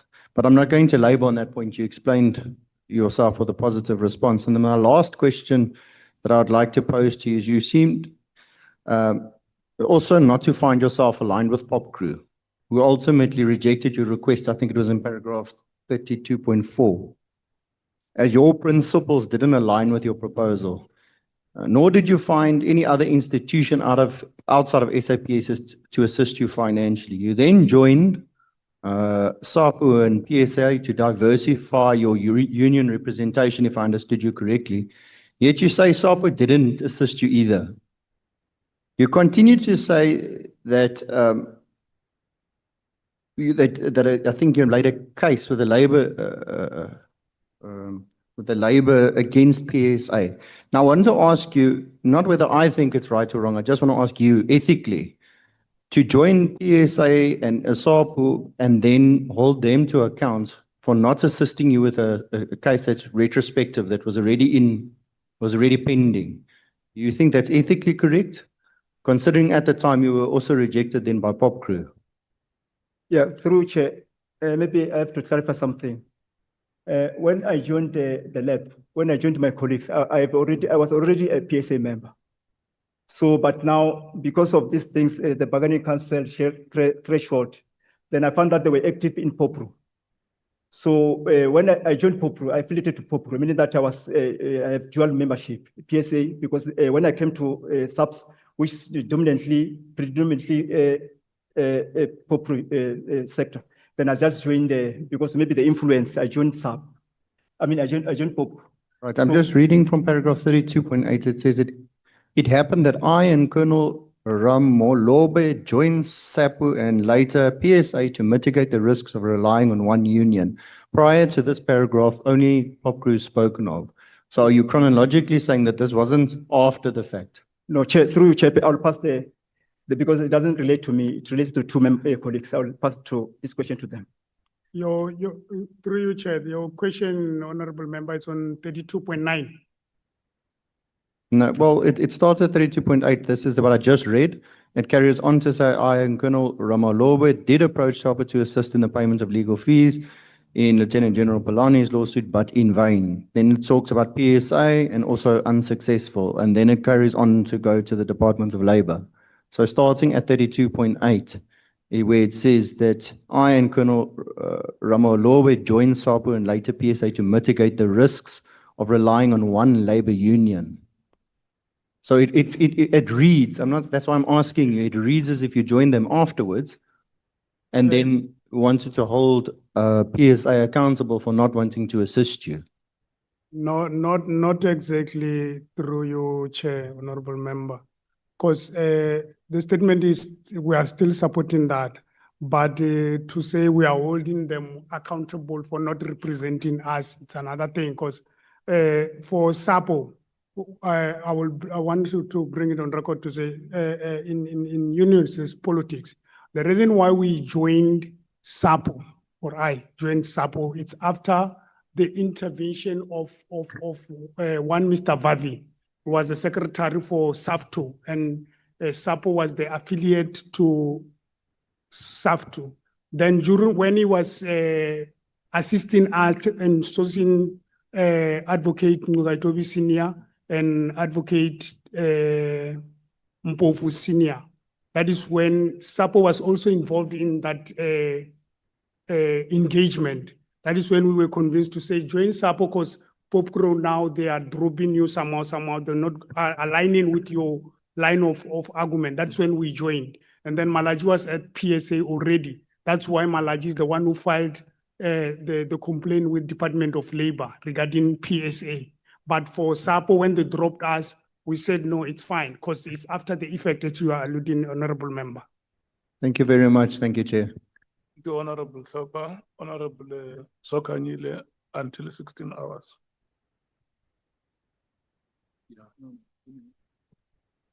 Thank you very much, the Chairperson. Greetings to you. Going straight to the first question on paragraph 24. On paragraph 24, you are claiming that General Pasane, Lieutenant General Pasane, issued a statement claiming that the CPN report has cleared him. He has done this immediately, assuming office as the acting National Commissioner. Is it your evidence that General Pasane acted irregularly when him and Lieutenant General Nkwa resolved that the CPN report has cleared General Pasane? Through you, Chair, we think the step that they took, irrespective of the meeting that the two generals had, we think the conduct was also not only irregular, it was also unethical. I'll give you the reason why I'm making this statement. Because my colleague presented before this committee that General Nkwa was instructed by General Pierre to implement the recommendation of the CPN report. By the same logic, she knows that the CPN report implicates General Pasane because that was the discussion of the meeting we had with General Pierre. So when she sits with General Pierre, I think she was supposed to maintain a different view, to say that if maybe she was pushed to agree to his submission that the report cleared him, I think she was supposed, being ethical or professional, she was supposed to raise an issue to say that, hey, General, I know maybe this is a submission that this report cleared you, but there's something that's in my mind. If I remember, I had a meeting with General Pierre, we were with members, then we clarified these things. The report makes adverse finding against you. Anyway, the head of the lab. So I can't agree with you with the submission that this report cleared you. I think that was the position that she was supposed to take, Honorable Member, in my view, my honest view. And why could he issue a statement knowing that the report is still there with those adverse findings and say that the report has cleared him? Remember, there's another dynamic to what the Honorable Member is raising, Chair. The person who was in charge was the overall commander of the South African Police Service. He can have an influence to all members down his office. I think that is the dynamic that was playing there. So anything that the general says, because it's an overall commander of the subs, we can't oppose. And I'll give you an example again. We did oppose some of the things they are doing, but you see where we are now. Then we've been victimized, we've been charged, then there's civil litigation pending against us. So in other words, it's either they collude to this act or there is this view that, if I oppose general, maybe there are no favor that I'll retrieve from his office. But to be honest with you, he has got powers. That's why that post, all of people that are looking after it.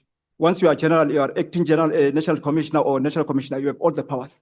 And that's why maybe she succumbed to, but if she was ethical, she was not supposed to even succumb. She was supposed to correct him. Just through you, Chair, can I add? Thanks, Honorable Member, and thanks, Chair. The committee will appreciate to note, or after General Patlane was appointed acting National Commissioner, all senior management who were working with General Pierre, I don't know, it will be good to say were purged, but let me say they were suspended, some were dismissed, some were subjected to what we are stating today, it's occupational detriment. E.g., the late General Mbegela, she suffered a lot because she was alone. But with a group of all people who were working with the then General Pierre, including General Setol, I think he was demoted to lead divisional commission VIP protection. And then the late Mbegela, she was somewhat, if I'm not mistaken, she was suspended, subjected to a lot of mental problems, so to mention that she was late. And then the only person who survived the sword is General Nkua. That is the only person who survived the sword, supporting what my colleague is saying. Or she didn't object, even though we were sitting with her in the meeting with General Pierre, and she was instructed. We have letters here from Pope Group. If I can, I don't know, I'll eat your time, Honorable Member. The paragraph, this sign is signed by the General Secretary, Nkosinati Teledi. Paragraph 4 of the letter, it is worth to indicate that we will not repeat the entire wording of the allegation indicated in the report, but rather we will concentrate on the finding and recommendation made. We take note of the finding and recommendation relating to the allegations stated above, and we are of the view that immediate implement of all recommendations made here within 7 days receipt of the letter. That is the letter from Pope Group. That letter was not entertained by General Nkua. Then you're going to say that even Lieutenant General Makadlela suffered the same because you have put your hope and trust to him now, because somehow in paragraph 26.3, you are saying that at least somehow he tried to listen to your issues of complaint and complaint of victimization, and he wanted to table the CPN report, but he was immediately suspended. So he was also the victim of that. Are you saying that? Or is there another reason why was Lieutenant General Makadlela was suspended immediately? Through you, Chair, before I respond to the Honorable Member, I want to state, Chairperson, or document that are presented before the committee promoted most of the people, demoted most of the people, victimized most of the people. It depends on how you handle it. But as to how General Makadlela was suspended, the newspaper article reads Uri was suspended because of a misuse of state vehicle. That is what we got. He was suspended by Lieutenant General Tsumani. So it means that even yourselves who don't know why he was suspended. What we know is he was suspended because of that. But if you check, there are a lot, not to say we are defending him because he came to our rescue. What he was doing was very good, and we are still stating if he was not suspended, everything was going to be fine because he was a very sharp and straightforward person, taking account his qualification on implementing this thing, because he's an advocate with an LLB qualification. He was there to really support, because this disciplinary hearing is because of him. This suspension and dismissal of Brigadier Morabit is because of General Magadlen. In paragraph 26.5, what were the reasons provided by Lieutenant General Sbiya for you to apologize to General Pashana? Through you, Chair, to be honest, we were very much disappointed, taking the history of him, starting from the charges he was charged. And in the meeting, I said, we came to you because we believed you know our suffering. But the first approach with him, it was quite when we were giving him document. Surprisingly, on the last meeting, when he said we must apologize to General Patani, note honorable member, so that is his reasoning, so that your career movement can be clear. It's somewhere concerning. And he said we can go to the media to sort out this thing of legal suit, and now can go to Moria. Others, they can go to consult with Sangomas. It's very much disappointing coming from a very senior officer like him, sitting with a very senior officer again, General Ramorena Chwai, sitting there. Because after that meeting, honorable members, we requested the minutes of the meeting. Till today, we are not been favored with that minutes. The staff officer was just ignoring us, Afenant, Colonel Afenant. She just ignoring our call and said, no, I don't have those minutes. I phoned the General Ramorena to say, General, how do you find the comment made by General Sevilla in that meeting? She responded to say, I was very much little bit disappointed, but I'll make arrangement that you go and see General Divisional Commissioner Legal, General Chamane. That meeting never responded, because when I was following up on the undertaking of Major General Ramorena Chwai, she was not responding. If she responds, I'll call you later. Then I took it to myself to go to the office of the Lieutenant General Chumani. I found the staff officer, I made an appointment. He sent me an SMS, a WhatsApp message here, but it's the staff officer responding to my request. The general said he doesn't want to see you. Full stop. I said, thanks. That was my response. I sent a moja to say thank you. Then I left him like that. Okay. You lodged a complaint of fraud against the panelist with IP. Then a criminal case was registered under Pretoria Central. There is a case number that is paragraph 30.5. But the NPA declined to prosecute. What do you think were the reasons why the NPA declined to prosecute?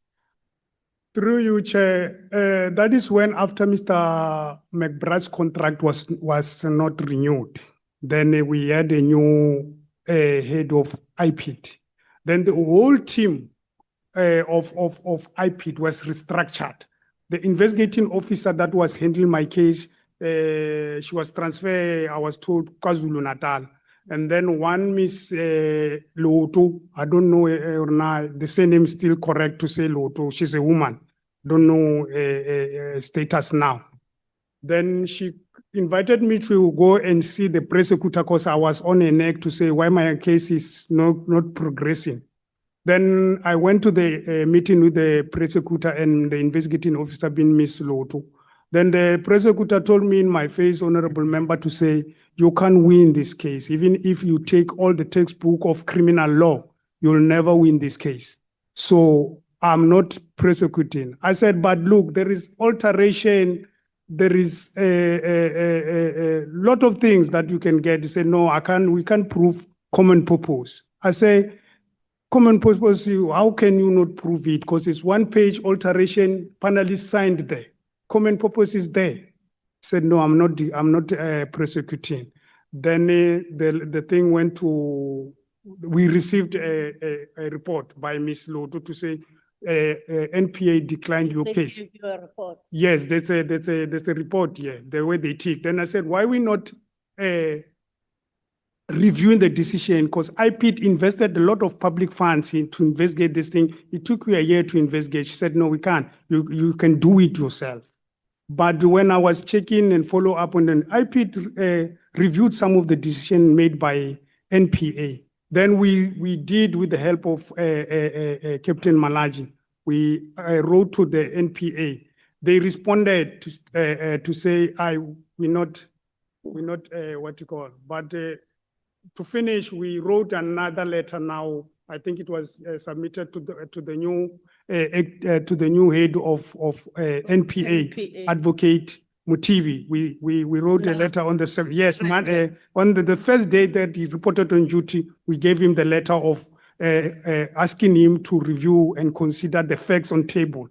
And we requested only him must review that time, because we don't trust members of NPA. That must be on record. There's too much collusion there. And one other thing, it needs to be verified, but we are told the husband of Brigadier Morabedi, she's also a prosecutor there.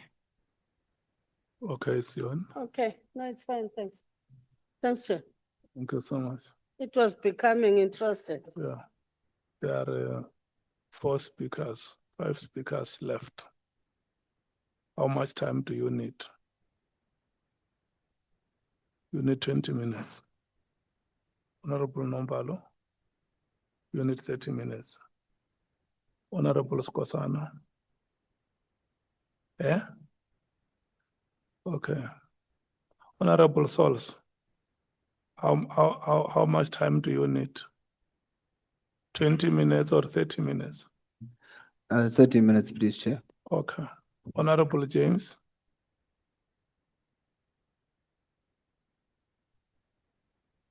About 20 minutes.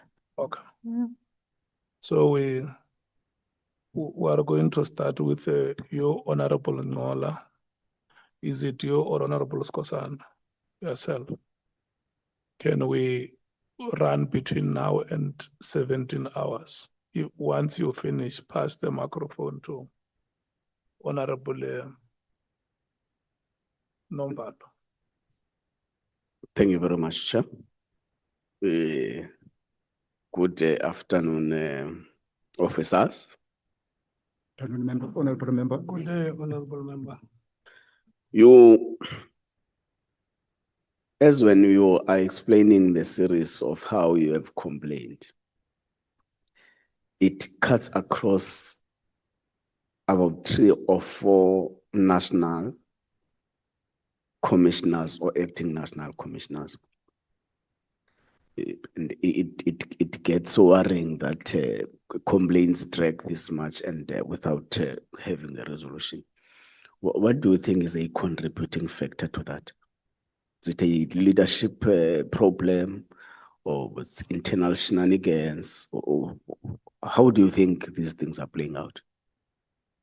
Just to cut short, honorable member, this thing with in the SAPS, now how I characterize it, it seems like it's a web.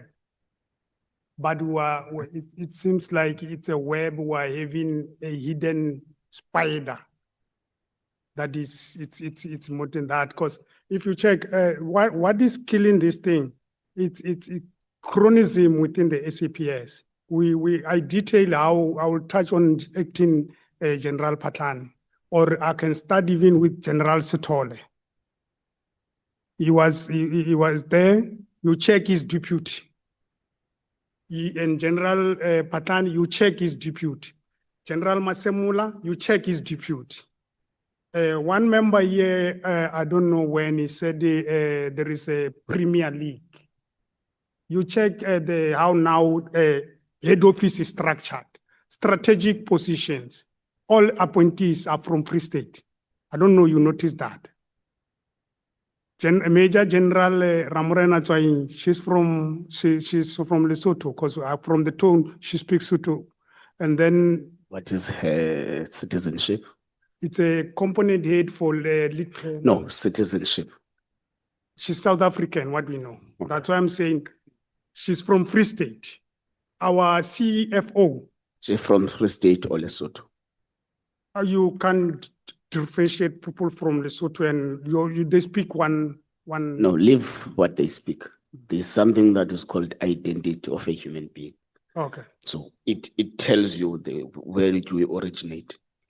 That's why Home Affairs gives you your citizenship in the form of an ID, South African ID. So that's the formal thing that we must deal with. Yes, Major General Ramorena, got it, she's from Free State. And then the CFO, Lieutenant General Dimpane, Free State. Major General Masemula, Free State. And you can't touch those people, honorable members. So, General, there's a lot. I listen. General Masemola, you mean Fani Masemola? Yes. She's, in terms of development within the police, is from Free State. Oh, I thought you say that. Masemola, I know Kitao. But I'm speaking the employment, what you call. That's fine. That's fine. I think That's what to us. That is why we are probing you, honorable member, to check on this syndicate or thematic challenges. Like Honorable Sangon was born in Mthatha, but she's from Gauteng. Yes. Okay. But you can't touch those people because that's fine. That is what's. No, I think you have made the point. Okay, thanks. Part of what becomes your request or in relation to the lawsuit that which General Patlane opened against you is that you'll be assisted in with the legal representation. What's backing your request? Is there a policy that determines that? Has it been a practice? What backs your request? Through Chair. So that we determine whether it was victimization or you really had no backing grounds. Yes. No, first, maybe let me start with the point honorable member is making. There's no doubt that is victimization. Remember, we've said this thing born out of us reporting issue of crimes or criminal activities in the land. So then I go on to answer the question on whether it's a principle, a practice. We just look at pure legal without referring to any prescript or policy. Then there's no way you can charge a South African police official in his own name while performing official duties. Just a pure law, strict liability. So our submission, Honorable Chair, is that we made this reporting of crime while we're under the scope. We're doing it within the scope of our employment. So that's the one principle. The second principle is that when you look at the judgment says, or the judge or the court found that we are whistleblowers. In the judgment, it declared us whistleblowers, but the judgment shortfall of protecting us. So that is one principle I'm saying. Based on that findings, then we should be qualifying. So the third principle is that, you know, if you go to the media, you make open statement. As open statement, you make an appeal to members of the community to report crime. Then when they report crime, then you go on to institute lawsuit against them. Don't you see that it's a contradiction? So those are the basic or principal thing we are saying. Then we are entitled or we plead that the committee must protect us. I think that is basically what we can submit before. When last did you make a follow-up on the public protector report? Complaint, in fact. Yeah, Chair. Just want a date, if you have. The date, you know, we can verify. Okay, a year, perhaps. No, was it say 2014, Matt? To be honest with this, it's long, but before we got tired of making follow-ups because we made a... Which year did you get tired? That's no, we verify. I don't want to... Okay, we can verify then... That's fine, you can pass. Yeah. You submitted a complaint. Yes. Was there a response acknowledging receipt of your complaint? Correct. We were given a reference. Correct. Was there any investigator from PPSA allocated to the matter? Yes. You don't know when last did you indict with the investigator? I should be maybe mid-2022, but we will verify. But the reason we are saying, it's not like we're not taking it serious or making follow-ups. Through No, I'm asking because I am the chairperson of the Portfolio Committee on Justice and So Constitution. we'll clarify, we'll get the correct. Yeah, correct please details. get us that detail so that we Noted. were able to meet you halfway as well. Noted, Honorable Member. You speak about theft and loss of rhino horns, narcotics, drugs, and all that. And fortunately, you're not the first people who came speaking about that. Mr. McBride was also here saying there are high possibilities that Ms. General Pahlane was involved in the loss or theft of these narcotics, drugs, rhino horns within SAPS. Are you having the same conviction? The Honorable Member can. That's correct, Chair. We're having the same conviction because this matter was already put forth in the Police Portfolio Committee in 2012, where even General Pahlane acceded to that at some point he even found those drugs in the bins. You know, members will still. I don't think you got me, Ubale. I'm saying Mr. McBride made allegations or insinuations of the involvement of General Pahlane in stealing those drugs, rhino horns, and all those things within SAPS. So hence I'm asking, do you have the same conviction? No, okay. It's not General Pahlane who's stealing drugs. Okay. And rhino. But he did nothing when the complaint was leveled The head of the to his office. Yeah, that's correct. Okay, that's fine then. So in 1 minute, I'm sure you have seen that, you know that we received your attachments just now. So we didn't even be able to read the CPN report.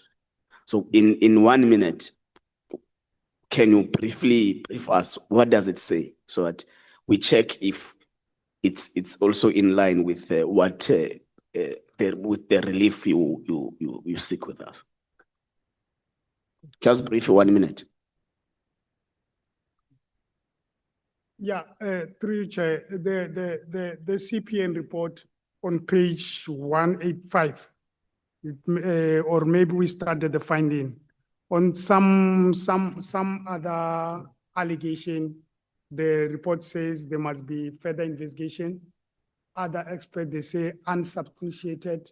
Others, they were saying they find our allegation to be positive.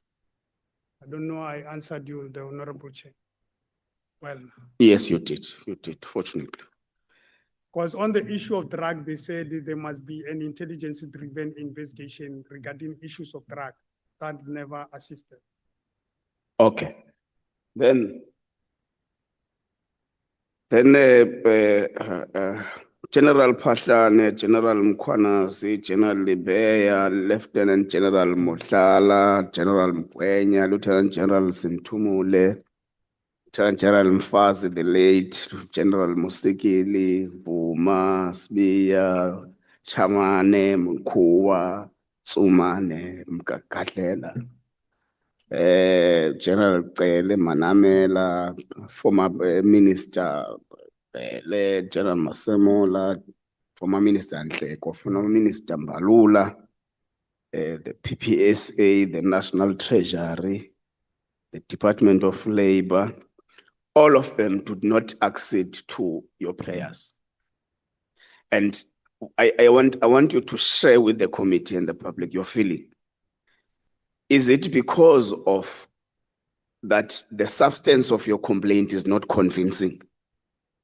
Or it is because there is a foul play? What is your thinking around this number of people that you have counted in paragraph 28 with state institutions involved, all the former ministers, the former national commissioners, and everyone else was involved. There are about 30 these people we have mentioned here. So should we take it as though that the substance of your complaint is not surely convincing, so that it did not convince all these people, or there is a foul play, as you call it, a web? So, to answer it short, Chairperson, it's a foul play. It's a foul play? Yes. Okay.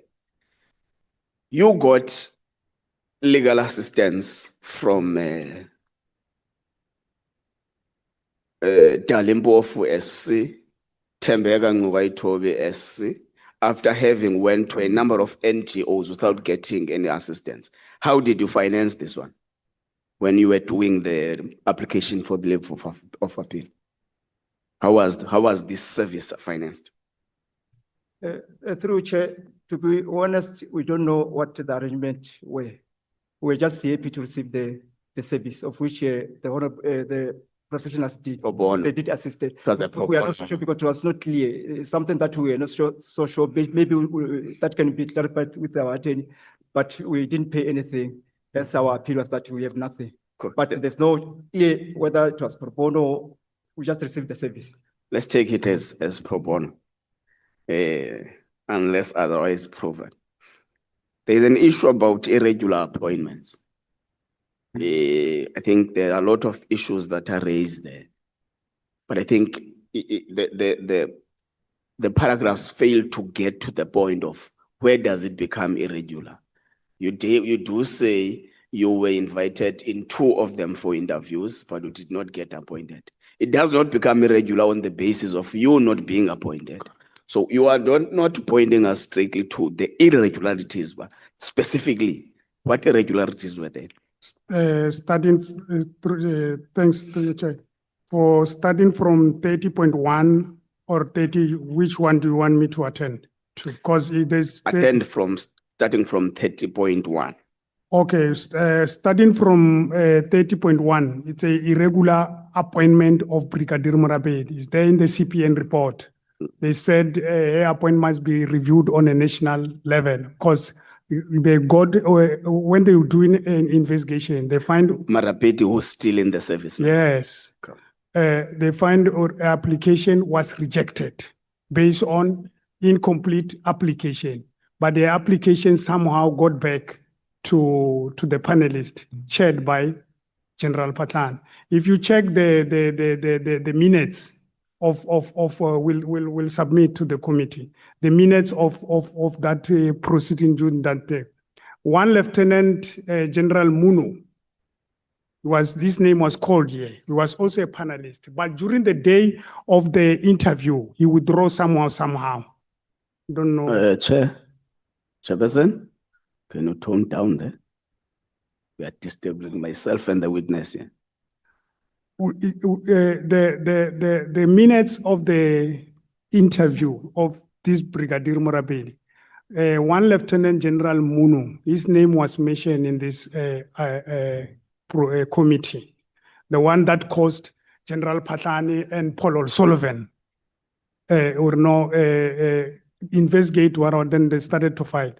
We have a document here that state or application was rejected, and that is the finding and the recommendation of the CPN report. They base their findings and conclusion to say appointment must be reviewed on a national level. That is one. Till today, nothing happened. General Nkua sitting with that report, she's doing nothing as head of, and even what makes matters worse, she's now the acting Deputy National Commissioner for Human Resource Management. But at paragraph 30.10, you say Brigadier Morabedi was dismissed. Is it not the same person?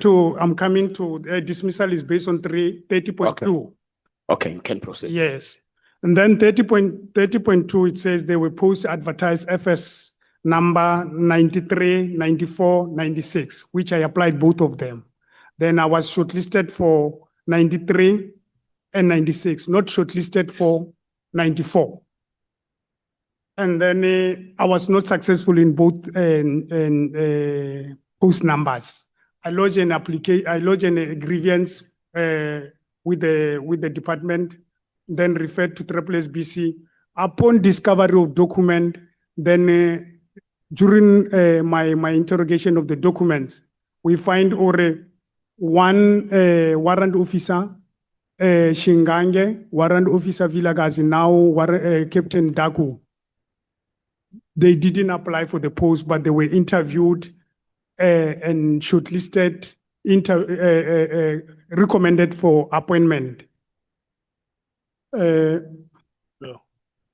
Honorable Ngola, I might have disrupted you for 2 minutes. Your time is going to expire in 2 minutes for that disruption. Okay, just to This is a retaliation, I know. just to move fast because of the 2 minutes. We reported also the matter to IPID and also our internal audit. Our internal audit was investigated by Major General Matlo. Then finding and recommendation was departmental and criminal, which we opened a case at Pretoria Central. Okay, I think I got what I wanted to extract from. Didn't apply. Lastly, it does seem like there was a bit of course, not wholly, of consequence management to those who were found to have flouted maybe the recruitment process. So were you not satisfied with that consequence management that got affected by by SAPS? Pardon, Chairperson. There are people who got suspended without pay. There are people who, even more rapid, was once dismissed and stuff. So were you not happy about that consequence management? Seeing that there is something that is being done. We are not saying we are not happy. We are challenging the procedural aspect of it. Departmentally, if a member is charged by a divisional commissioner, confirmed by the Deputy National Commissioner, General Nkuwa cannot reinstate that member because within the prescribed state, discipline is a line function management. General Nkuwa, she's a divisional commissioner responsible for human resource management. She cannot, when General Ntsumani as a deputy national commissioner confirm the dismissal and say reinstate the member. To do that, honorable member, just to be sure, take you the processes. If the employer, meaning SAP, wants to settle my case, my divisional commissioner will write to the legal services to say, I'm not defending the case, settle. Then the divisional commissioner legal will start with the process of mandate to request settlement. It will go back to my divisional commissioner. The divisional commissioner will recommend, and then it will go to divisional commissioner HR, meaning in CE, and it depends on the level. For brigadier, it must go again to the national commissioner. You can't do that. That's why I said when I was doing my presentation, you can't rob the SAPS. Everything is documented. Thank you, Chair. Nombalo, the 30 minutes you requested expire at 16:43. Exactly that time. When it strikes, you stop speaking. Thank you. Thank you, Chair. Good afternoon, gentlemen. Good afternoon, honorable member. Are you whistleblowers? So says the court. So We believe so, but the court has confirmed that indeed you are whistleblowers. okay, so in terms of your understanding, when did you become whistleblowers?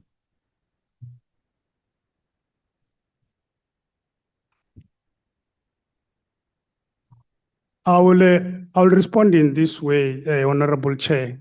From the first day that General Patlani sent an email to all SAPS members to say the so-called whistleblower, I will assume that is when he gave us that title to say we are whistleblowers.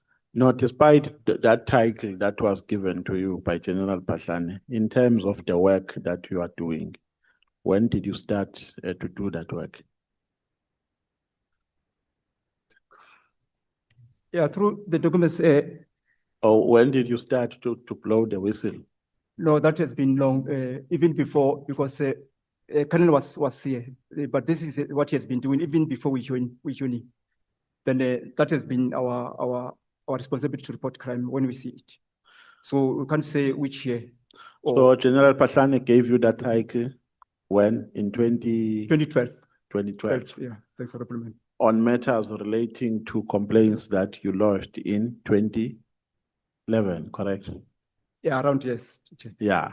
So in terms of the sequence of events, if we are to go in terms of the work that we have been doing, in terms of blowing the whistle, you started blowing the whistle in 2011 when you lodged these complaints.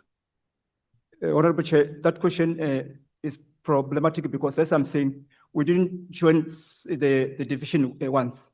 There were those who were before, then we joined them. But as I've said, those who were before, it's what they've been doing. Then when we join, then it's just continuing with the trend or with the responsibility. Yeah, but the complaints here that are listed on page 2, paragraph 13, are complaints which were lodged in 2013. Correct? I mean, in 2011. No, if through you, Chair, if the honorable member can check, there's a gathering before General Patlani arrived. Yes. That drugs were stolen there. We have placards on that gathering where we have a picture. No, I mean your complaint. Leave the incidents, but I'm saying the complaints. When were they lodged by you formally in 2011?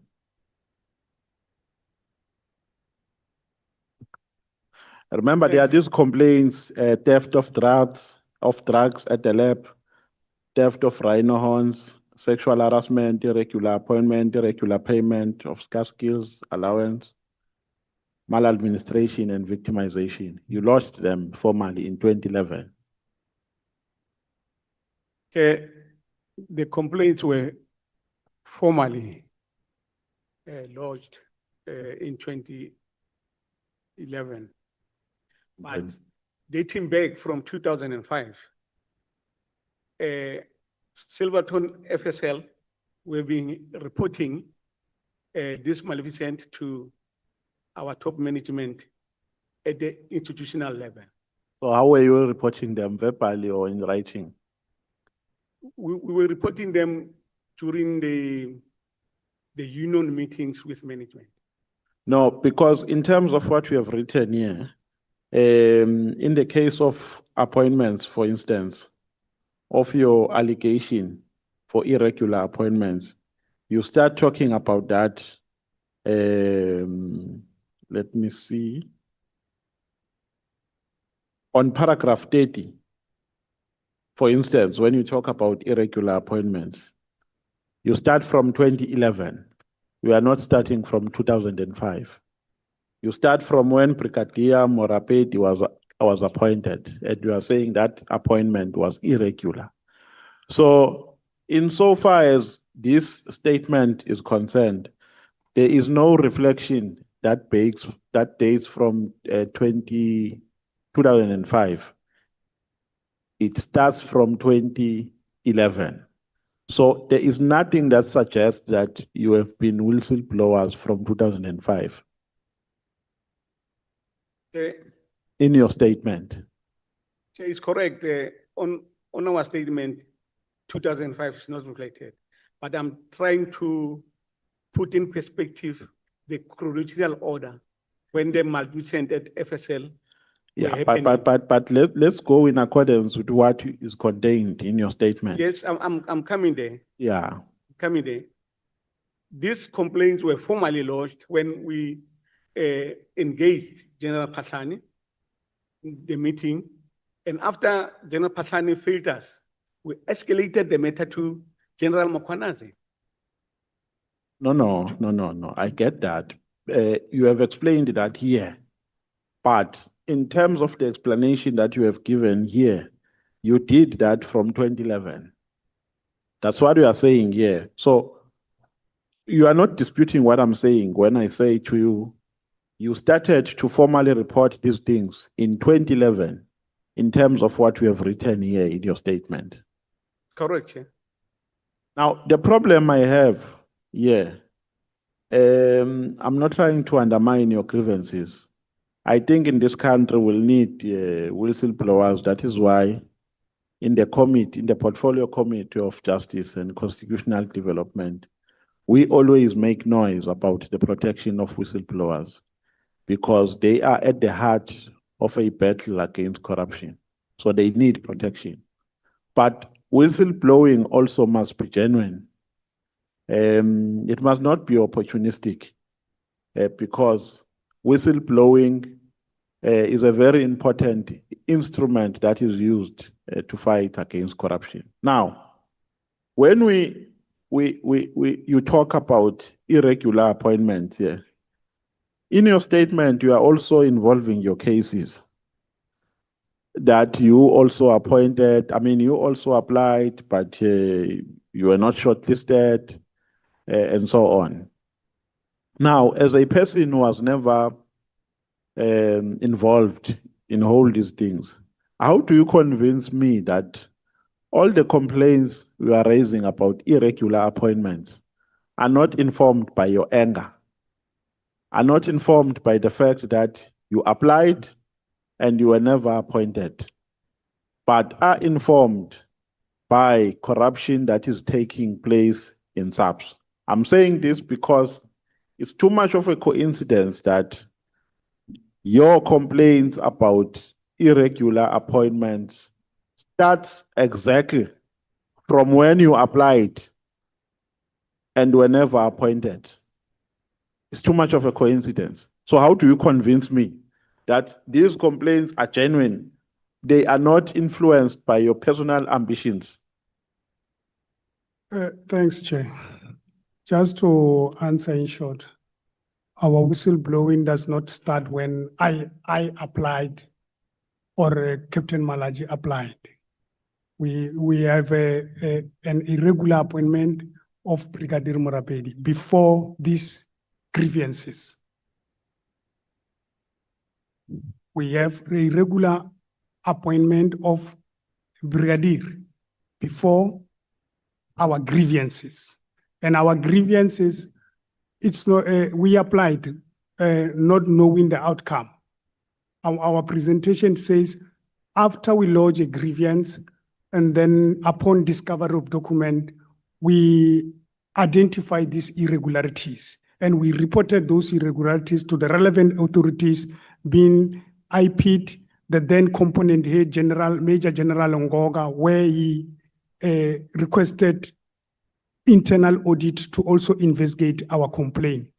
And irregularities were found, and then they made finding and recommendation to say disciplinary inquiry and also criminal charges must be invoked. Thank So you. is that your response? Yes. Yeah, but if I can add, Chair, through you, Chair. Yeah, you may. Yeah, you see, to create an impression that, when a person is not happy with the recruitment process, when you lodge a grievance, is anger, I think that will be problematic. It's not correct. People have the right to lodge grievance if they're not happy with the appointments, which is what my colleague has done, or all of us we do. But you can't say if a person lodge grievance now is angry. That I think is not what. No. what Remember, this is a question, so you can't tell me about the correctness of my question. It's a question, and I'm giving you a platform to give an explanation as a person who is involved in this. I was never involved. So you must be bold and we must have confidence enough to take me through and not tell me about the correctness and the wrongfulness of my question. I know why I'm asking this question. I was never there. You need to convince me that these grievances are genuine. They were not informed by anger. Like I'm saying to you that this is too much of a coincidence that you apply in 2011, they don't appoint you, you become whistleblowers. Because that's what appears here in your statement. There is no reflection of you being whistleblowers in your statement before your application in 2011. But I got your clarity, so we need to move on. I got your clarity for the sake of time. So you are saying the General Pashane then got appointed as the acting National Commissioner. notwithstanding the CPN reports or findings rather, did the report implicate Mr. Pahlane, General Pahlane? Yes, Chair. It did implicate him.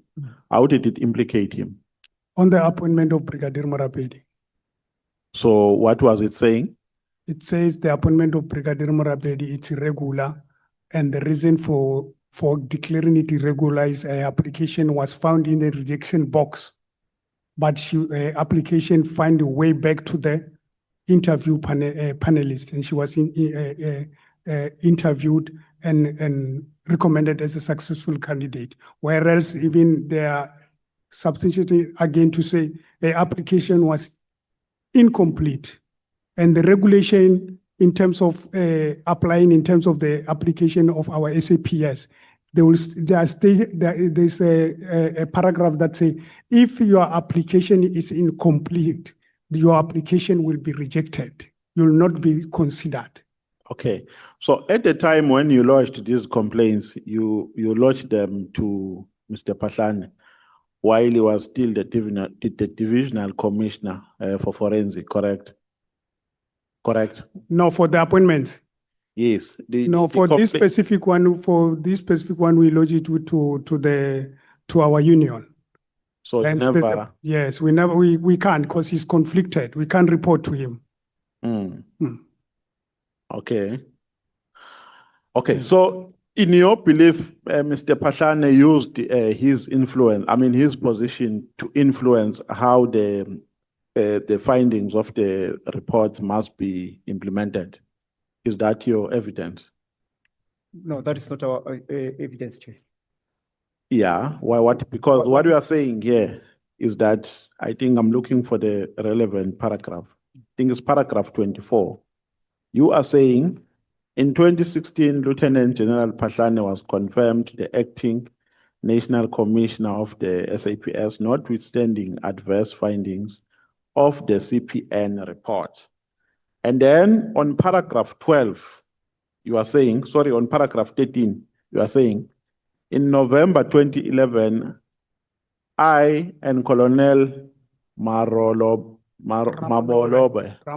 okay, yes, held a meeting with Lieutenant General Pahlane, then divisional, I think you meant the then divisional commissioner of forensic science services. In the meeting with Lieutenant General Pahlane, we reported systematic corruption within the division. But you go on to say, then they held a media briefing which exonerated Mr. Pahlane, whereas he was not supposed to be exonerated because in your belief, the report implicated him. Hence my question that do you believe that he used his position as the acting national commissioner to influence the implementation of the recommendations of the report? That we cannot 100% say yes, honorable member. But what surprises us is when he made this press briefing or media statement, General Nkua is sitting with him. But General Nkua was with us on the meeting on the 14th with General Pierre, and she was instructed. I think my colleague, Captain Malaji, explained that to say we can't read their mind, but we don't know what influenced her to agree with General Pahlane to say the CPN report cleared him. Yeah. She can be of a best to explain that. Okay, so you are saying the reason why I'm focusing on General Pahlane is because he's still coming back to the committee. So we need to ask him about all these affirmations. Now, we are listing all these complaints here, these wrongdoings.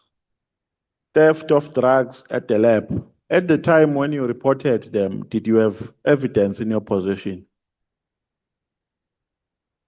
That's correct.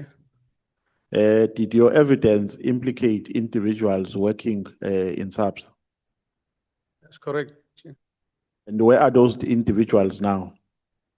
Others are still working. Others. So there was no consequence management. No one has ever been fired for this allegation.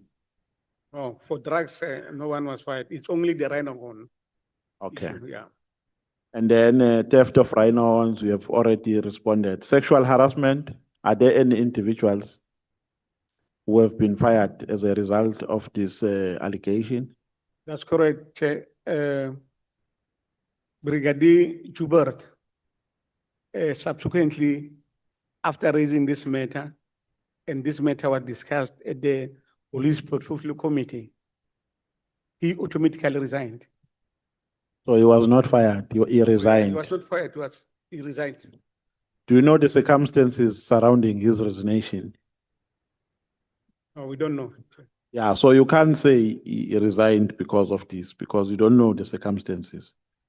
Irregular appointment, you have already said that General Patlane is not part of it, correct? Is part of it and was implicated by the report. Who else was involved, according to the evidence you have at hand? For irregular appointments. Yes. It's, now, Brigadier Agar, we say there's a case of a Pretoria Central case. Is it not the one who was dismissed and later reinstated Yes. through a settlement? Yes, That's the one. yes. Is there anyone who has been suspended or dismissed post the settlement between SAPS and those members who were affected? Not that any that we know, but we've been following this thing in vain. Yeah, because my great concern as well is that there are no repercussions for all these allegations that you are raising. Now, the question I have is that because of the lack of evidence or there is manipulation within SAPS?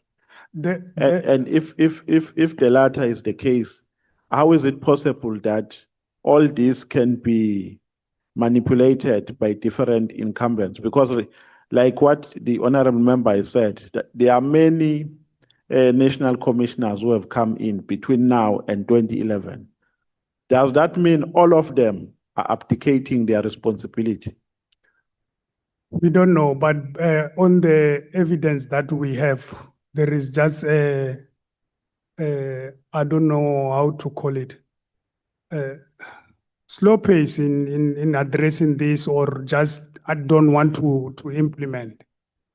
Because simply on the issue of settlement, the consequence must apply. And hence we're saying we try to arrange a meeting with the divisional commissioner for legal. He knows about these issues, and his subordinate, they are the one to sign. Because he cannot say this one happened when I was not there. In the police, when you get a post, there is this thing we call handover. You are given a report as to when you ended, you say, Chief, this is what I'm leaving on your table. This matters we must read and follow up. Okay. But we try to source the assistant of General Chomani. He never. No, I get that. Yes. Then my last question. On paragraph 14, you are saying General Patlane said he cannot open the can of worms. Yes. What did you understand him to be saying when he said that? We have a audio clip, honorable member. We gave it to the secretary. We requested that the audio be played. Then you'll read from the audio. No, I wanted you to give us context. No, if quote him, I say, but the reading was just say in short, but he will request the audio to be played through you, Chair. He said the struggle of today is the struggle of tomorrow. What happened in the past, I cannot go back, dig that on my members. I can't do that. I can't open a can of worm. That is when we said, it's tough here. Yes.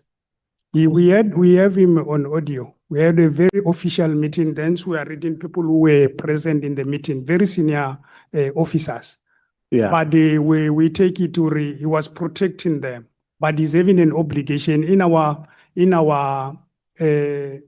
document annexures. There's a code of conduct in the police that we are made to sign by the office of Lieutenant General Nkoa each year. The last paragraph gives an obligation on a member to say if you see an act of corruption or you are told of act of corruption, you must act there and there. Yeah, no, I'm asking because I'm giving you a platform to give your interpretation to Yes. to contextualize it. Because this statement alone does not give any a clear understanding of what he meant. Maybe your interpretation might differ to his when we ask him to say, what did you mean when you said you cannot open a can of worms? So just give an understanding of what he meant under the circumstances. What was he trying to communicate with you? I can't do anything. I can't charge my members because he's saying I cannot go back and dig that on my members, my senior members. The struggle of today is a struggle of tomorrow. If I'm quoting him well, but we are requesting the committee to play the audio. You'll hear him well. It's just a 2-second, if not 2 minutes clip, Honorable Chair, so that everyone can hear and then you'll use your interpretation. So you didn't ask the meaning from him to say, General, what do you mean when you say this? It was a very hostile, from the reading of it, it was a very hostile meeting. Oh, it was a hostile Yeah, meeting. it was just a show of power. Okay. Different from the first interaction with him. So you said there's this case that is currently on appeal. Who is representing you? No one, sir. As your legal. So Advocate Dali SC and Advocate Ngogaitobi only lodged an appeal, I mean, a leave to appeal for you, and they left it there. Yes, Chair. So you're on your own now. Yes, Chair. So you want the committee to help you, you want Parliament to help you. Yes, Chair. Did you approach PopCrew? PopCrew, Didn't you say you were members of PopCrew? we explained the fallout of us and PopCrew. We didn't agree. It's in our affidavit to say when we said this lawsuit it's unlawful and uncalled for. We said call our minister, call General Pierre, because she's the one who instituted the investigation. She must come to our assistant. Then PopCrew said we can't call those people. We say why? Then they failed to explain. That is when we saw something is wrong. We explained in our affidavit. Then we pulled out. That is when we got we on ourselves. In fact, it's not ourselves. It's Colonel Ramolube who assisted us because they're the one who paid Attorney Leshabani. Then he went and represent us, but he said you'll pay me after. So PopCrew refused. No, we can't say PopCrew refused. We didn't agree, and there was just you taking instruction from us. We said no, we can't take instruction from you. We are members. We are subscribing. We must talk to this thing collectively. So I don't understand you. What is it that you did not agree on? When we say General Pierre must be joined, Minister Ntleko must be joined, but then he was Minister Ntleko. Yes. Or you wanted them to be joined yes, as parties? As parties, so that they can come to our rescue to say, because in a meeting on the 14th, General Pierre made an undertaking, honorable member, to say, I will instruct General Patan to withdraw this thing. So the legal team for PopCrew refused to listen to that. Yes. That's what you are saying. Yes, they said PopCrew, they said they are taking instruction from PopCrew. They said, no, PopCrew is us. So the result of which you terminated their mandate. Yes, then we robbed in Attorney Leshabani. Yes. Yes. And then Attorney Leshabani was paid by you from he was paid from your own pockets. Yes. Yeah, but if PopCrew now says they don't have a problem with representing you further, then how will you respond? Because I've been asking myself that were you not paying subscription to PopCrew for legal representation in the event you face a legal problem? And if so, why are they not extending their hands for you? Through you, Chair, Honorable Member, just to, I don't know, I'll be entering another level, but to tell the Honorable Committee, we no longer having unions. That is my submission. Now to get an assistant from union, it's like you are begging, but you are paying a monthly subscription. Because we went there after, I don't remember the date, we were called, because we were pursuing this matter. We were called to know, you misbehaved, we were called to order. Yes. Made to apologize, we apologize, but the case is still pending. You were called to order by who? By one Mr. Mbela and Mr. Skade. Yes. Yes. They were called, they called you to order for. Head office, we went there, then we were called to a meeting. That is when we were told, no, you misbehave, why did you withdraw our service? But we said, we were not talking same language. Then they said, no, you must apologize for your behavior. We apologize, Honorable Chair. We want to place in order because we really want this matter to get support from them. We apologize that I want to be on record, but nothing happened after we apologize. That's why I'm saying it's like we are begging for services that we are paying. It's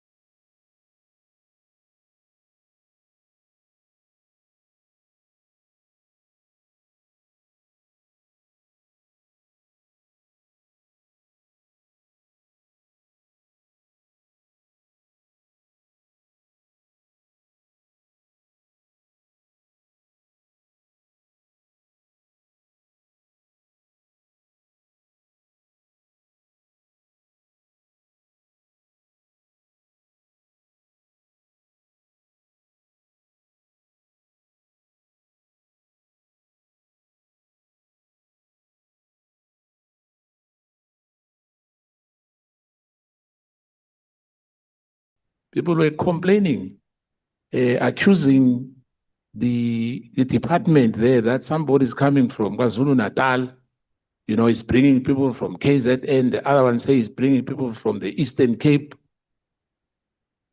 And they can't work here.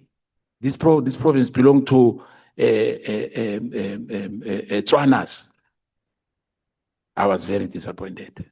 And hence I'm disappointed to you when you say SAPS is dominated by people from a Free State. You even name them. But I don't think it's relevant. Whether you come from Limpopo or you come from the Northern Cape, South Africa is one, it's a unitary state. Now, in your affidavit here, and your submission, the matter, I'll start with the matter in the High Court of South Africa, to General Patlane, who sued Crew, yourself, I think it was Matsimela, Ramolupe, Ramalepe, and Malachi for defamation of his persona following that media statement, which was issued by Pokro on the 7th of September the 12th. That's what he said to us here. In a press statement, it was alleged inter alia that he has been responsible for various acts of corruption in the forensic science laboratory, which included concealing or doctoring of crime statistics, declining to take action against an officer who has stolen drugs with a street value of 500 million, colluding with the same officer in the respect of the charge position of Rhino Horn, sabotaging and fraud prosecution against bogus doctor, and declining to take disciplinary action against the perpetrator of sexual harassment. Is this true? Through Chair, I just want to question because I think some of the issues, remember, we're still saying our appeal is still pending. So we don't want to venture into the merits of the case while the matter is still pending. So another response from me, or another fact or point from me, is that, when you talk about those allegations that honorable member is reading, I just want to add, or maybe try to highlight that, there was an internal investigation that was based on the CPN report. The investigation was conducted by Major General Matlow, then Lieutenant General Jafta. So those reports we don't have. I can't say what is the content, what's the recommendation, but what we know is that General Patlane made an attempt to challenge those findings. Then he was not successful in those. So, but as I'm saying, I think the committee must request those reports. That is my view. No, but you know, the one who's alleging must make a proof. Hence, I'm asking you, is it true?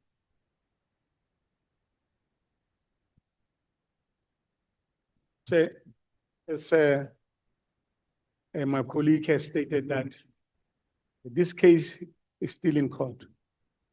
We can't engage with the details of the case at the moment. Thank you, Chair. Now, the issue which my colleagues and have transversed on, the issue that I think you've raised that to say that because of the union does not want to pay the money for General Patlane, if I remember well. You were sued and you were ordered by the court to pay 350 or 300,000, am I right?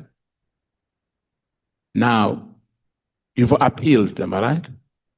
Yes, yes, Chair. Yeah, now, the issue of an appeal, which might go either way, am I right? Yes, Chair. And I think my colleague asked you, because I was even surprised that one of you, I'm not sure whether is the witness number, I've forgotten the surname, you'll pardon me for that. He said that he's got dual membership, am I right? Yes, Chair. Through Chair. Thank you.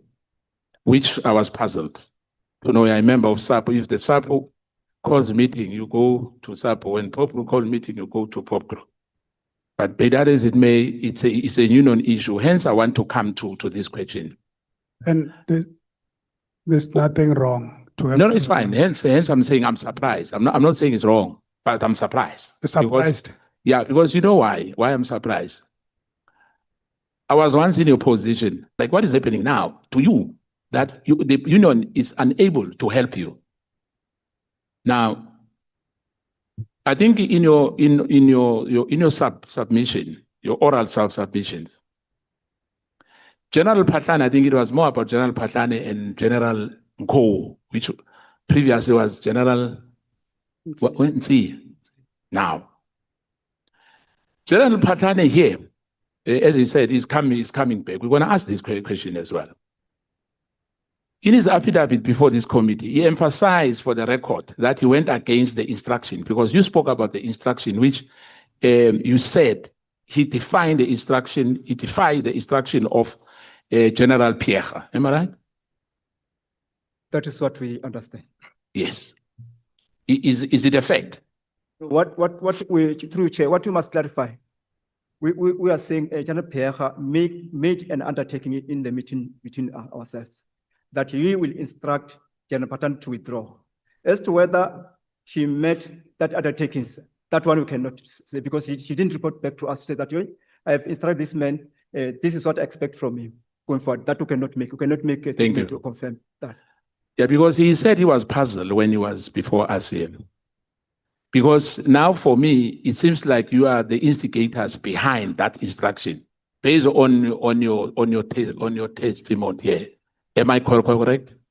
If I'm wrong, I'm wrong. I mean, it's not a question of, I'm just saying that it looks like you had a proximity to Ria Pierre, then the National Commissioner. Am I wrong? I want to set the record straight. We're not instigators. The litigation of General Patlane, which he undertook, was his own capacity. Because you, at your own legal cost, despite him being attacked by you and in his official capacity, am I right? But that was personal on him. The statement is denied, Chair. Now, on which lawful basis do you believe that you are protected by defaming a person on the baseless and unfounded allegation, which you could not substantiate in court? Honorable Chair, Through you, I'm asking, remember that I'm not judging you. I think there must be that rapport to say, don't feel like I'm judging. I'm probing. I want to get the truth. So it should not be viewed as personal. I'm just asking you, and I want you to be honest to the core committee. can the question, Chair? I'm saying to you, General Patane, when he was here, and when you read all those newspapers, because this is an old story. Now, why are you here before this committee on the matter which you could not defend yourself with your legal representative before the Honorable Court? Through Chair, I don't think it's correct to say that you are here on the matter the honorable member is saying. We have outlined in our statement that the issue of legal representation is one of the issues that we are raising. But to say that we have failed to defend in court, that statement is incorrect. Yes, no, we'll get the matter is still pending from where we're sitting. We'll get to that. Now, in all what I have here, I thought I'm going to get more, meat on this issue of drugs. But it's more of labor issues. Your personal matters with the especially when it comes to, hence I was asking, are you here as a pop crew, or are you here as with your own issues? Like my colleagues, Honorable Nomvalo has asked you that, are you aggrieved because you were not promoted? Because I'm still going to come to that, but I just want to find out. On the bundle of annexures that we're going to give you, yes, it's more meat to what you are asking, Honorable Member. Thank you very, very much. Now, you failed in the one instance to attend a court together with your legal representative. Only Pope Crew and Mazimela participated fully in the court proceedings. Why did you disregard your own court proceeding? Through Chair, because this was your appeal. I'm not sure because I'm mentioning one because you remember I remember the Colonel, the same names are but it's fine. But one of you or two of you failed to attend his own appeal. Thanks, Chair. It's not two, it's one. It was me. I was having family commitment at home and documents were submitted to the court.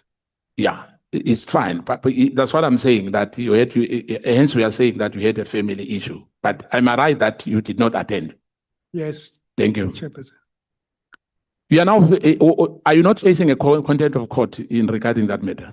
I said, Honorable Chair, documents were submitted and our legal team represented me there to say why I was not available in court. Yeah, but what I'm asking, the question is, are you now not facing a contempt of court? No. So there's nothing? I don't know any of that. Till today, I don't know of that. Right. In a matter which sits before the High Court of South Africa, you now waiting for the appeal, am I right? Yes, Chair. And you are still looking for money? Yes, Chair. Concurrently, whatever the appeal goes, but if you can get the money, you'll be able to pay that defamation, am I right? Yes, Chair. Now, I'm going to be, are you comrades? Let me just ask that question, because you said you're members of Pope Crew, and I'm told Pope Crew is more politically inclined. Is that true? What are we, comrades? Yes, as well. Yes, I can say we are comrades. Now. Not getting your point. No, I understand that. You know where I'm getting to? Your frustration led you to go to Rothschild-sponsored NGOs, Freedom Under Law, Helen Suzman. It means we're frustrated. Yes, Chair. Into going into those, you know the history of these NGOs? No, we don't which know. Which you approached? We don't know. That's I'm very concerned, I must say. That's me. I'm just saying that your view for you to go to those NGOs, and indeed, I'm not surprised they did not entertain you. They don't have an interest on progressive black professionals. They don't have. You're blaming them. No, I'm not blaming you. That, within your frustration. Remember, hence I'm saying earlier, I make a disclaimer. You should not take it personally. I'm saying to you as individuals that when you get frustrated, some people even goes to borrow money from drug lords. Because they are frustrated, they don't care where the money comes from. Even if the former oppressors gives you the money, you'll take the money. Honorable, through you, those are the views of the honorable member. But if you take our bundle before you, it will show you we are very honest and clean. And when the drug lords were fighting drug lords, we'll never entertain any drug lords. And we went, I'm happy you calling them by name. Ellen Sussman Foundation, you know the Yes, history of yes. Ellen Sussman, Yes. freedom under law. There's a very credible judge there, Judge Krickler. No. Let's me. not go there. No, I'm saying you are mentioning them by name. Yes. Hence, I'm saying there's no problem to go there. Your views, you cannot put them to us. Yeah, no, I understand that.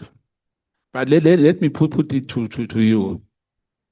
The judge you are talking about, Grechler, is your view. In my view, he's still an apartheid judge and he don't change. But for you, maybe he's one of your mentors. And I can't argue with that. I can't. But I'm just saying to you that this is what it is.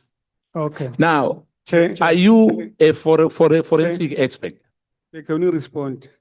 Yes, you can. To Honorable Skhosana. Before you respond, you see how composed I am. Get me and see how composed I am. Yeah. I can sit here for the next 6 hours, but when I come out, my names are Molabi Soviet Lahayan. I will come back tomorrow bearing the same names. So calm yourselves. No. Yeah. Thanks, Chair. The insinuation that we are frustrated is not correct. I like to put on record, we are not frustrated. Yes. We are exercising our democratic right. South Africa is a free country. No, let me correct you when I'm talking about frustration. It emanates from what he said that, you are unable to raise the money to pay the defamation. And that frustrates you. It's a fact. If you doesn't find it will end up being raised here to say, you know what, we don't have money, because it was a witness who said that unfortunately our poor pockets are not deep. And as well in your statement, hence we are looking to get funds as well in case the matter in court, you don't succeed. Correct. Thank you. Honourable Member, we are the working class. Thank you. We can't have money and we are not rich. Hence I was saying that frustration as well makes you to go and look for money elsewhere. And there's nothing wrong with that. The only thing which I said was that the people where you're looking money for, I rather go in my grave. That's me. Once you heard a European has praised me, you must know that I've betrayed this nation. Now, 30.19. It is my humble submission that the following grievances were also re-registered. I see 707-15-16. Colonel Ramalube. Who's Colonel Ramalube? It's Colonel Ramolube. Yes. Ramolube, constructive dismissal. That's correct, Chair. He is no longer with the force now. No, it's me, myself here. Oh, it's yourself? It's me. Yes, Yes. I'm not a ghost. Yeah, hence I'm saying, are you no longer working for SAPS? I'm working for SAPS. Yeah, but I'm saying, I'm seeing here, constructive dismissal. Hence I'm asking. Yeah, this constructive dismissal happened in 2016. 2016. Then you were reinstated. No, I was appointed. Posts were advertised, I applied, and then I was appointed. After being dismissed? That's correct.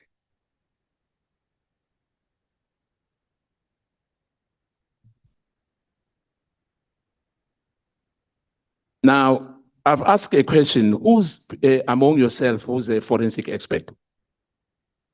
We are all. Or only a forensic expert? Correct. Okay, I used to be, but I'm no longer a forensic expert. In which forensic service are you an expert on forensic? Richard. Sorry. Yes. So Richard, I'm at question document. Question document. Yes. And say? I am, in terms of my CV, a forensic expert in question document. But at the moment, I'm employed at chemistry section as a case management manager. You were developed and trained by an international expert when you it's alleged, I must put it very clear, that you were caught coping during an assessment. Am I correct? There was that allegation. That is not true. It's not true. But you know about that. Yes, that's correct. We know Because about those it was reported. Honestly, you must not think that I'm just stamping up. No, you Chairperson, it's even having a DC number. Yes. Now, do you know Paul O'Sullivan, or have you ever worked or have any contact with Paul O'Sullivan? We had contact with Paul O'Sullivan. Hence, we mentioned his practice name. Don't you feel that you are compromised? No. As you know now about what Paul O'Sullivan stands for. No. I'm talking about now. Now or Yes. then? Now, I'm talking about now. As we are sitting here, remember, you spoke about other, like General Patlane was here, General Mkhwanazi was here, General Sibia was here. Unfortunately, with Paul O'Sullivan, we still have problems of him appearing before us. Mm-hmm. Now, I'm saying to you, are you not feeling compromised working with Paul O'Sullivan before? Today, I'm talking about today now, that we are standing here and you know what we know now. Okay, through you, I'm not so sure what is the meaning of working with Paul O'Sullivan, Mr. Paul O'Sullivan, because as far as I know, I never worked for him or under him. Yeah, but your colleague was answering, he said yes. It's if we're going to, through you, Chair, must be very correct with words. Working contact is two different things to me. Because you said didn't you have contact? contact? We Yes. said yes, we had contact with him. That's Yeah. why even in our affidavit we mentioned the practice name Yes. of Paul O'Sullivan, because we know there's no way we're gonna leave him. We must put it Yes. inside so that we show the committee who have been transparent with you. Now, We're explaining why we went through Yes. it. We'll explain to you.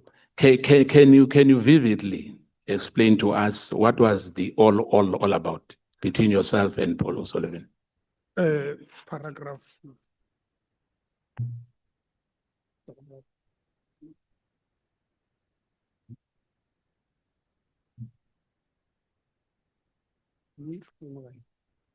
No, it's just,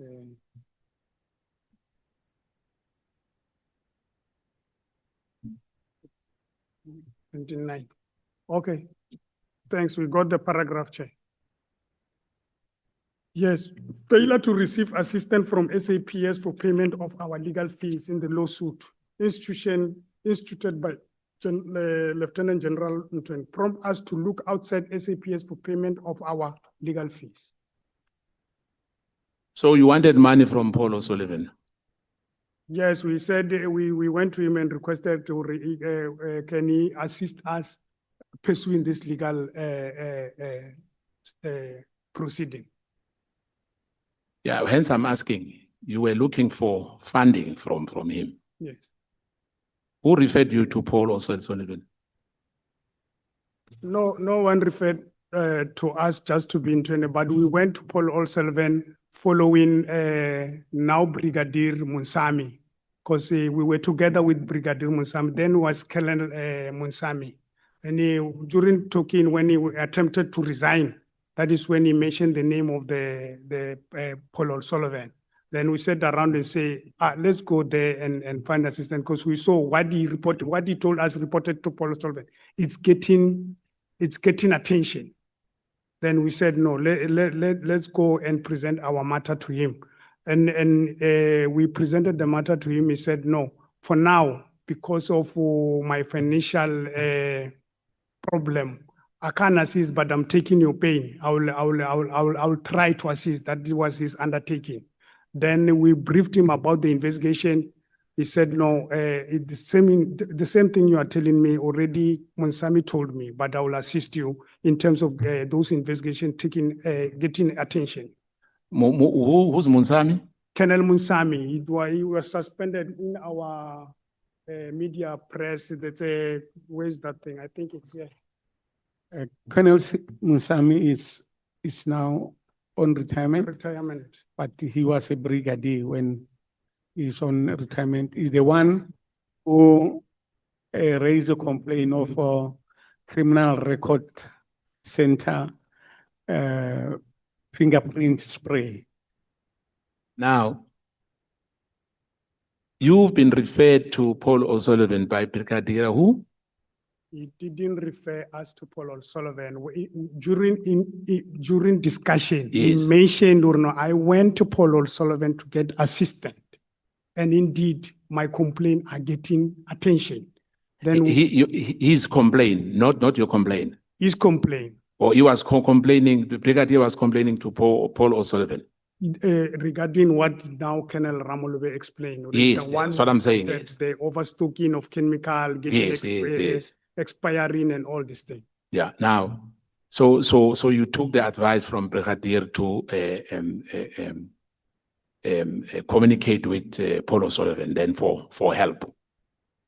We got to you, Chairperson. He was not advising. I'm saying during discussion of our so-called frustration. Yes. Yes, that is when we said, Colonel Munsami is getting assistance. Let's go there also. Now, then we saw the phone number. We just check on where we get the number. It's me who called him, to be very clear. It's me who called him, said, hello, who are you? I said, I'm warrant officer Ramalebe. No, it's fine. Then he said, give me your ID number before you can see me. Okay. Now, you said earlier here, some members in your forensic you are working with allocate 10 tenders. Am I right? Hello? Allocate tenders. You mentioned where in your presentation here. I said, we suspect the reinstatement, the irregular reinstatement of Brigadier Morabedi, because now she's sitting in a resource committee, and she's sitting in a resource committee where tenders are discussed. Not saying allocating, where tenders have been discussed. Strategically, she's placed there upon a return. That's what I'm happy because you are rectifying what you said earlier, because I wrote it down when you said that, to say the tenders, as far as I know, people who are responsible for it is supply chain management. Am I right? Yes. Not unless there's some maleficence. There's a lot of corruption then happening. Other division within the division of SAPS are allocating tenders. Through you, Chair, to be frank with the honorable member, when I was making my presentation, I said FSL, it's a crime scene. Yes, that's what you said. Correct. Yes. So in other words, there's a lot of things happening there. There's a lot of things happening there, honorable Chair. Lot. So you said in your, because remember you came late with your attachments as well. There's a lot of meat which we are going to get from this. Yes, one or two cases that are in our bundle. The one the furnitures was procured, half of it was delivered. some not delivered to amount of 100 and something plus minus somewhere there. A case is being opened at criminal anti-corruption, Yes. non-prosecute. Now, Those senior members were exonerated. Only a clerk was held on the hook. unfortunately, my time has expired, but I guess that we will really get into it with all the attachment you gave to us. But thank you so much. We'll give you the Also- annexures, honorable also, member. Sion, Thank you. Also, Sion, you spend your time asking them about themselves when you were supposed to be asking them about the document that they sent you. Can't do anything, Chair. I just got the document. Why is I'm sitting here? It's impossible. Thank you, Chair. Dipelo tša lena di se khuduega. They got to do a check. It's now 22 minutes past 5. Honorable James and Honorable Solsai, I want us to take a break. Let me check. Advocate Arens, are you going to have questions to ask here after? No, Chair, Okay. And then that other matter, is it sorted? Is it sorted? sorry, Chair. That other matter which I was discussing with you there, is it sorted? Yes, we did receive the letter, and Yeah. our witnesses also received the letter. Yeah. It's not a blanket prohibition against appearing here. It's a matter of making an application, and then obviously the DG will have to consider whether whatever information he intends to disclose is Okay. confidential. Let me, So ex- it's let, an me, application. let me explain it. Let me explain it to the members so that every one of us understand where we are with the proceedings. Honorable members, we are with the other witness is Mr. Mashu Kuka. He was supposed to have appeared yesterday, and we said he will appear today.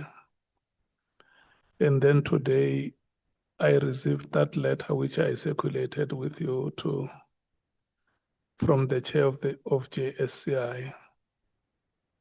That was saying that the chair of the JSCI says she received a letter from the acting DG of State Security, SSA. And the acting DG was expressing concern that Mr. or the witness did not have permission. And then in my conversation with the chair of the JSCI, I expressed my concern that it will not be for us as the ad hoc committee to inform the witness that he does not have a permission. If they know that there is a law that must be followed, they are the ones that must inform the witness that, or we remind you that you must comply with this law. So now they have returned to the witness to inform him that he has not got their permission because the procedure is that even before he comes here, he must apply. They don't stop him from appearing before the committee. He must first apply, and they satisfy themselves that the evidence that he will be presenting here complies with the law.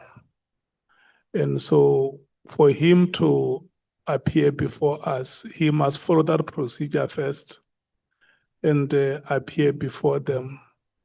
so that they can satisfy themselves. In accordance with the law, that what he will be coming to present here is in accordance with the prescripts. So we will allow the witness to follow that procedure and then await the response. And then we will see when we reschedule him. Honorable Sols. Chair, two things. One, is the witness, is his entire testimony things that is considered classified? One. And then two, all the other witnesses, I can only think of one, that also had a position in the SSA. Did they go through the same process before they came to testify? Or did they just come, testified, and then made a disclaimer that there are things that they cannot talk about on the public platform? If so, which in my view it is the case, we must apply the same principle and remain consistent for all witnesses. Thank you, Chair. The other witnesses that came here were not coming from SSA, they were coming from crime intelligence.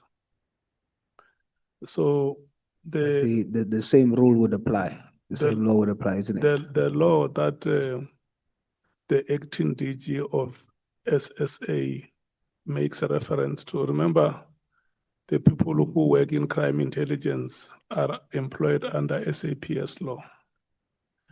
And so there is another legal instrument for SSA.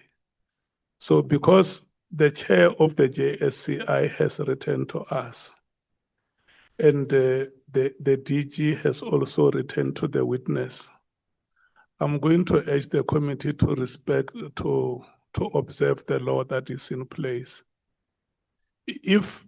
Because if you look at the letter which has been written to us, the letter says they have been informed by the third party. So if it might have happened previously without their knowledge, we cannot say because it happened, let's continue to break the law, because it only happens if they know. With this witness, they know. But I don't remember previously having any witness that came to us except Mr. McBride, which was in compliance. And that is why we did not have any letter from the JSCI or the acting DG. But in the case of this witness, that procedure has not been followed. And that is basically why we are being alerted to say the witness has not followed that procedure. And they are not saying we are prohibiting him from appearing before the committee. They are saying, let's follow the procedure first.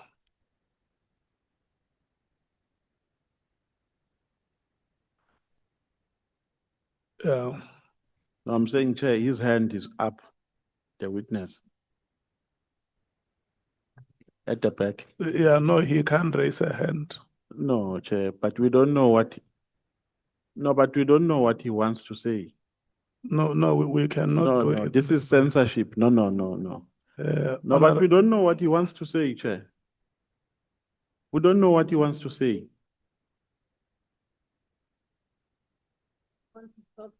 Why this censorship now? What are you trying to hide here? No, there is no censorship. No, but he wants to talk, Chair. Why are we depriving him? Because we don't even know what he wants to say. Remember, the witness is only before the committee after we have sworn him in. Now he's not before. No, but we don't even know what he wants to say, Chair. Yeah, but he's not. Maybe he doesn't even want to tender evidence. We sworn people to tender evidence. We don't even know what he wants to say, then we suppress him. We are not suppressing the witness. So then we must allow him to speak if we're not suppressing him. Yeah, not now. What are we hiding here? Not now. What are we hiding? Look, we don't have anything to hide, honorable member. I have said this and I will continue to say it, that some of us here are men and women of integrity, unimpeachable integrity. Yes. And if you want us to walk in this chambers transparent, we will do so. And if you go to the highest level and want us to walk naked, we will do so. Because there is nothing we hide. Honorable Ngola and Honorable Sols. Thank you, Chair. Chair, this is not the first witness since we've started the adhoc committee that we have released. And at no stage where we don't formally release a witness. So maybe the challenge here may be that you were squeezing in something whilst you are busy with other witnesses. Now, we unfortunately found ourselves making a thorough discussion over something that we're supposed to deal with after we're done processing the witnesses that are under oath before us. So I want Chair to propose that, can we finish the witnesses, then we deal with that matter immediately. No, we're at break now. That's why I'm. Oh, what break, Chair? That's why no, listen, because I didn't think that it will be a matter for debate. That's why I had to give you information so that you know that when we come back, we're taking Honorable Sols, we're taking Honorable James, and then we close the business for the day. But we couldn't do it like that. That's why I have to give you, if you may please resume your seat, because we still have no. Can we be one honorable? I have noted Honorable Sols so that he can speak, and that's why I said before we take break, I want to give you this information for you to understand. Honorable Sols. Yeah, no, Chair, you ask Honorable Ngola to sit, but Honorable Nomvalo can stand up and walk out. No, he has not walked out. I saw that he's pressed. You saw that he's pressed.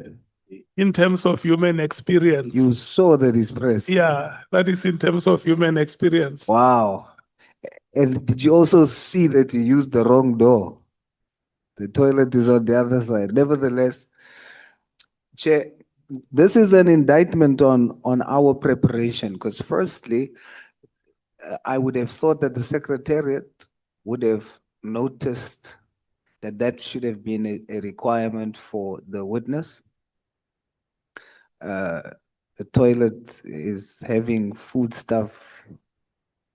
No, don't digress. I'm just saying, I'm looking at the Honorable Nomvalo coming from the toilet with biscuits. You must use the time I allocate you to talk about these things. So the Secretariat had to notice that and then advise him accordingly and made preparations. Because remember, they shortlisted public submissions to say these ones are the ones that they think we must hear. Then proper preparation should have been made for that. And then lastly, on Mr. McBride, if your memory serves you well, there was a point where Mr. McBride said, I will not divulge where I work until I get permission to divulge or to say so, because it would be against the law. And it's that I'm talking about. And when he did that, he was allowed to just make that disclaimer and we moved on. So I'm just saying we should consider that consistency for all witnesses. But we'll leave it to your wisdom, Chair. Thanks. No, I hear what you are saying. What the authorities are saying, Honorable Sols, is that they must know that the witness is coming here. That is sufficient. Just for him to inform them that I will be appearing before the committee. and I will go and comply with the law. The same way Mr. McBride came here and said, look, I remember committee members pestering him, telling him that, look, I mean, your employment is public opinion. Even if you don't say it, it's public opinion. Nobody says, and then he acceded to say, because you know, all of you know. But what the acting DG says and the chair of the JSCI say is that the authorities or the custodial authorities must know that Mr. Mashukuka is coming here. So did the secretariat advise him that he just needs to send them a letter during the course of the day to inform them he's coming here? Because they knew, because this SC is the one who said they called him. Yeah, So they knew he was coming, but do they want, then a letter was sent and there was letter exchange between us and them, so they know he's coming. Now they require something from him personally. Was he advised during the course of the day whilst he's waiting here, he should write to them? Because it shouldn't be such a strange mesh. That's exactly the matter that we must leave for them to sort out. You know, the questions that you raise is exactly what I this morning when I came here, I have been talking to the chair of the JSCI to say it is not our responsibility to inform your subject that he must follow procedure. It is your obligation to inform him. You see, because I knew that it will cause this kind of furor in our meeting if we have a situation where now it's like one of us must account why things happen this way, when it is them who must do their work. So we will advise the witness to comply with the law as the authorities are saying. And once that procedure has been followed, he will come back here. So I heard mamas here, others are saying, let's conclude now. And others are saying, let's go for break.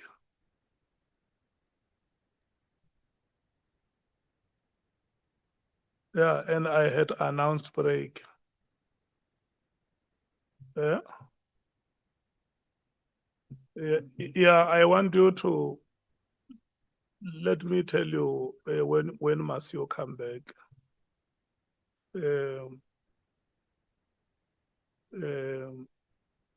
Honorable James has requested 20 minutes, and Honorable Saul has requested 30 minutes. And there are no questions from the senior counsel. I still have to decide if I want to ask these witnesses from Limpopo.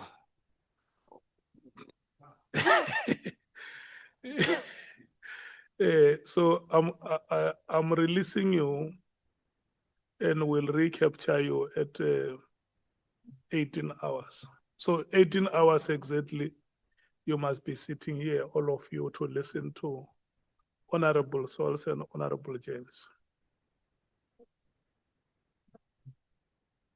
Yeah.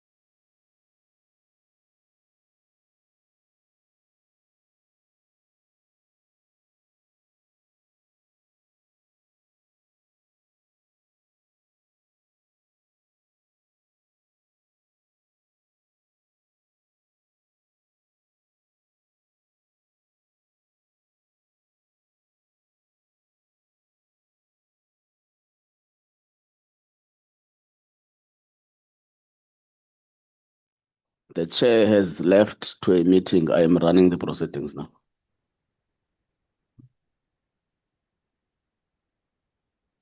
Mr. Ramano.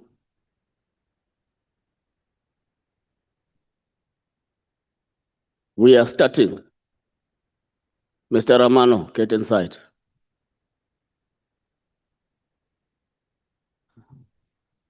Witnesses, can you take your seats? Next time when we say 6, we must be in our seats at 6.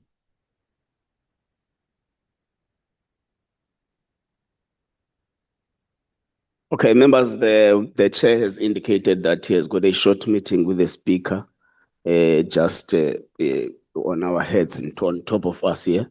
For a few minutes, he's going to be back. But let's proceed with the proceeding. Honorable James, you said you're requesting 20 minutes, so we hand over to you for your 20 minutes. Thank you so much, Chair. Gentlemen, the witnesses before us, yesterday we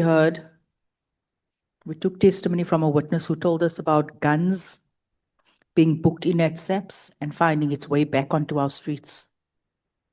Today, the three of you are sitting here and you are telling us about drugs being booked in to SAPS, to the forensic lab, and finding its way back onto the streets. Now, that is a big concern. And I don't know what more we need to hear, and we're going to hear as this committee. I want to ask you, what is the process when it comes to the handling of drugs from the crime scene to forensics? Because I'm trying to understand, why is it so easy just to steal drugs? Thank you, Chair. The drugs from the crime scene, there will be expert that are attending the scene from crime scene management. And sometimes we have our expert who are dealing with clean labs. They will seal the drugs on the premises in exhibit bags and ferry them to forensic Silverton at the reception area. At the reception area, we have members that are dedicated only to receive drugs exhibits. And we'll have members who are dedicated to receive firearms. You'll have members who are dedicated to receive anything to do with, let me say, the soil of gold and all those stuff. We call it scientific analysis. So those members, are responsible to make sure that they receive those exhibits correctly, and the exhibits back are not damaged. And they also check the details of case references on the exhibit itself. Then they hand them over to registration. And registration will hand over the drugs to case management members that are collecting the drugs to go to incoming safe, which we call it TB1 safe, Tshwane section. So the drugs are kept in a safe. It's not just kept on a counter where people can walk in and walk out with the drugs. No, Chairperson, they're kept in a safe. Why? In the vault, some kind of a vault. So whoever stealing the drugs has access to a vault. Is that what you're saying? That's correct. What impact does this have on the case when it appears before court? If the exhibit is missing, it's common cause that the court will throw the case out and the suspect will be back on the street. So millions are being spent on operations to get drugs off our street. It goes into a vault at SAPS in Tshwane, and the SAPS members carry it out back onto our streets. Correct. This particular matter that you raised here, it was to the value of 500 million. Am I correct? It's correct, yeah. Okay. There's camera footage that actually shows the drugs being placed in bins for them to steal And you saying General Patlane still didn't act on this? Correct, Chair. More especially, there was a case whereby this person who was convicted for rhino horn was also involved taking out the drugs. And he was captured on a video footage. And around those years, we were using the DVD, CD-ROMs, some kind of And then there are members who have seen that footage, but the management destroyed that footage. So even having footage at SAPS, still not going to stop SAPS members from stealing and corruption? Yes, it's endemic. So you said the impact on the matter at court means that obviously now you have a statement that where there's loopholes in the statement based on the forensic bags, because obviously the numbers are no longer the same. And hence these matters get struck off the roll. That's correct, yeah. And these drug dealers get placed back on our streets because of SAPS setting us up and sabotaging our communities. That's correct. And people like General Patlane are not acting. That's correct, yeah. And this happened over a 2-year period. Tell me, how long do these drugs remain at the forensic lab? What's the longest period? Because in my mind, that there's a risk to this, keeping it there too long. How long does it get kept at forensic lab before it goes for destruction? There are drugs dating back from 2015. They're still in the safe. So you're telling me we put all these resources into all of these operations, we fund them, we have all of these funds and we get sources, and you're saying to me the drugs are kept in this lab for more than 10 years. So a drug case can possibly continue for 10 years. Correct, yeah. Without destruction. Without destruction. Correct. I believe you because I was part of a destruction process and the drugs did date back sometimes 10 to 15 years. It stays in the lab because of these discrepancies. I think the reason why I pointed this out was to show South Africans what is actually happening and why these cases are actually prolonged and take years to get finalized, and why we cannot win the war against drugs. Who are the people that were stealing the drugs? Do you have names for us? Are they still working there? Yeah, Chair. No, sir, please, because I think we need to pay that lab a visit. Who are the people that was doing this?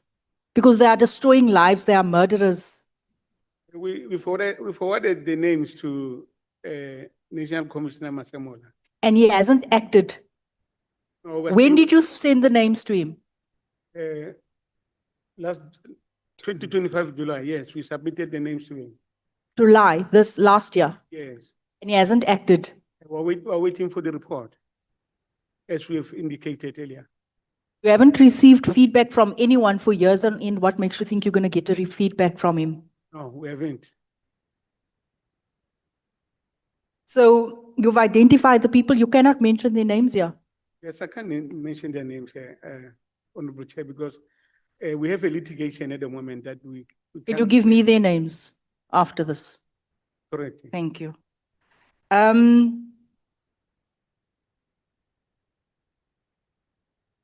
You mentioned also General Sibia in your statement. You said you went to General Sibia and to report this matter.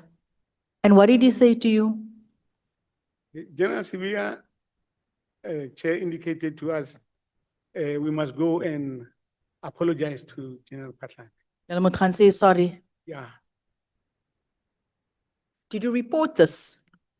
Did you open up a case against General Sibia? Because that's a very serious allegation, turning a blind eye with his camera footage and not acting on these allegations. And these aren't just blind allegations that has been made here.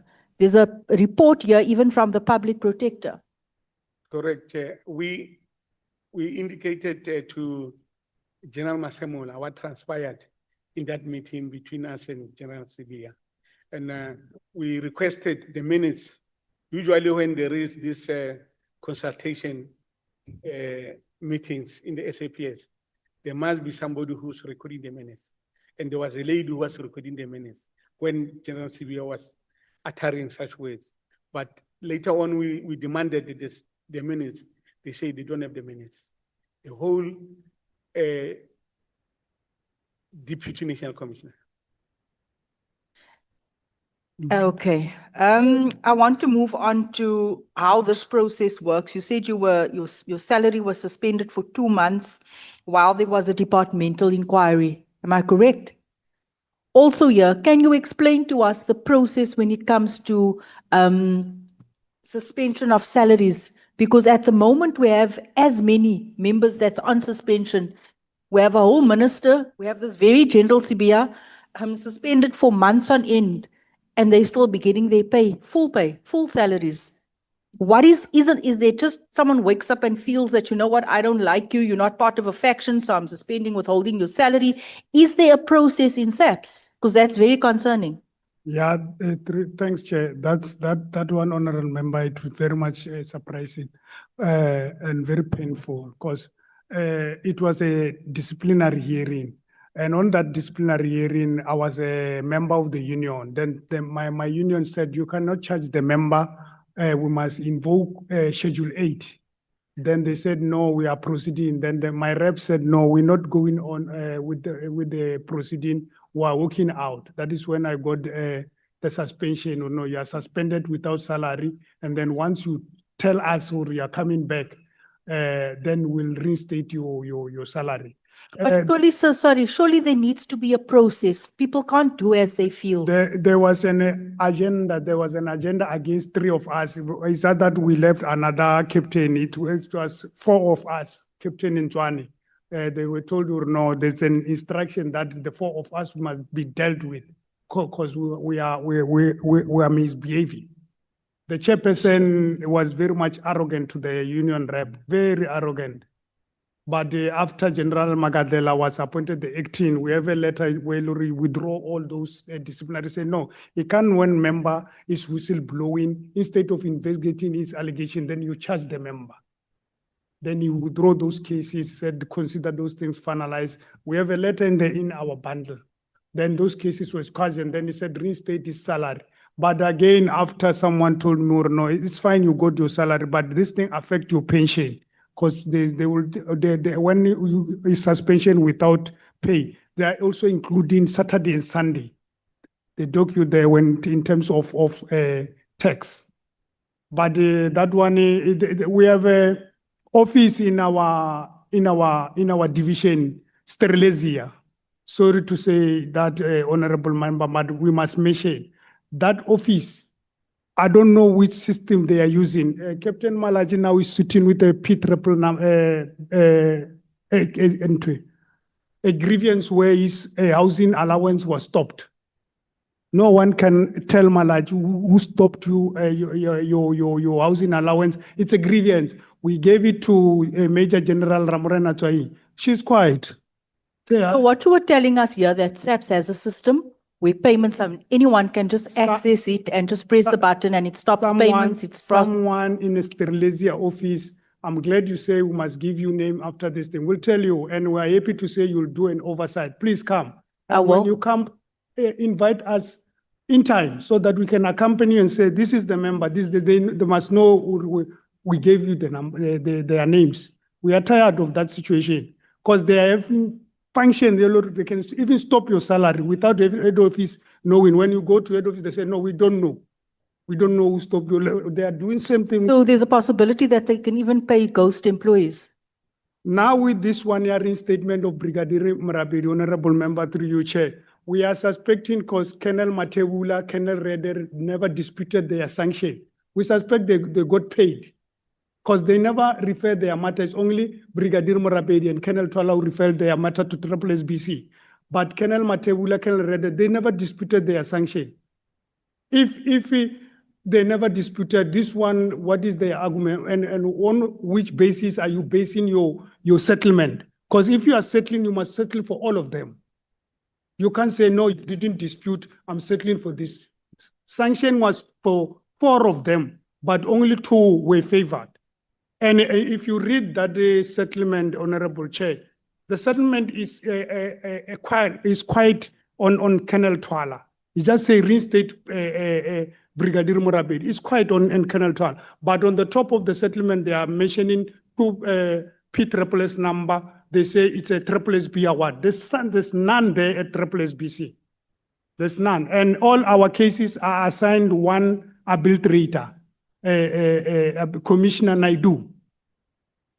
Thank you, sir. I don't have much time. I want to ask you also, because I'm also trying to understand, you have knocked on the doors of almost the entire SAPS, big wigs, the entire top brass, and no one, there's not been an open door policy. No one has resolved. You've literally gone through to each and every office. I know half of these members that you have knocked on their doors. I want to ask you, you've never taken why did you get like a closed door? You've never taken chocho, you've never been embroiled in anything, you don't have any cases, you squeaky clean, there's nothing against you. Because why wouldn't people assist you? Right up until the provincial commissioner, everyone.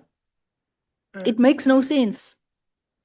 Thanks, Chair. Honorable Member, I will really like to take you on the testimony of Mr. McBride. He was cut short when he said, it seems like General Patlani is untouchable.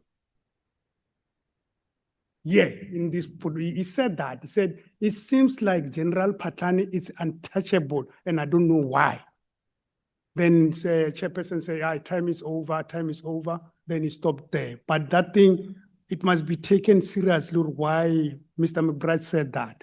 Because I mentioned when we were making the presentation, or every time when you complain, you mention, this thing, it involves General Patlan. That person, when you phone, is no longer answering your phone. So do you think that you could have basically, when you made all of these allegations and you reported all of these things, you could have been disrupting a serious drug cartel? To say a drug cartel, it's another one, Honorable Chair, but this thing is a syndicate. A syndicate? Yes, because really we are dealing with a very systematic challenge that we really need to probe to say, where is the problem?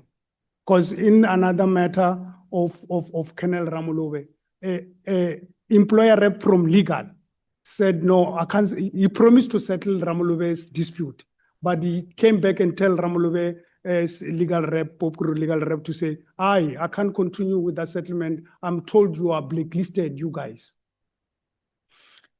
My time is up. Thank you so much. It doesn't surprise me that General Sipia's name comes up in everyone's testimonies, but I'll definitely pay that forensic lab a visit.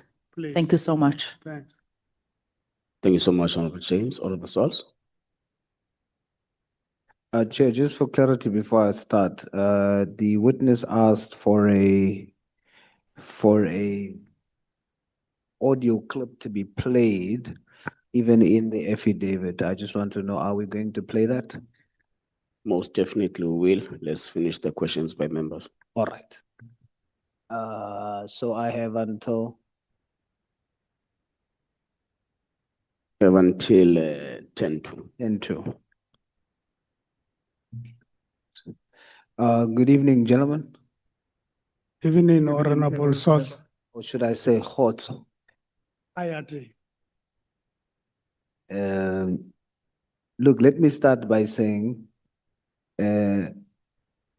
you are heroes, in my view. It's my personal view. You are heroes. I have so much respect for whistleblowers and the sacrifice that you make. This issue of the frustration that you have, I understand your frustration.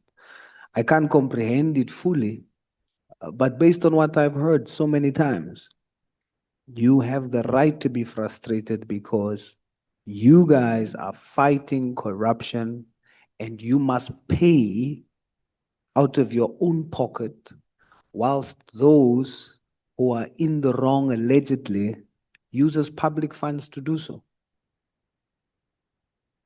So you are in an unfair game here. So for that, I understand your frustration, and I think you are heroes, gentlemen, in my view. You are testifying that anyone who wants to expose wrong gets attacked by using rank and the law. Is that your testimony?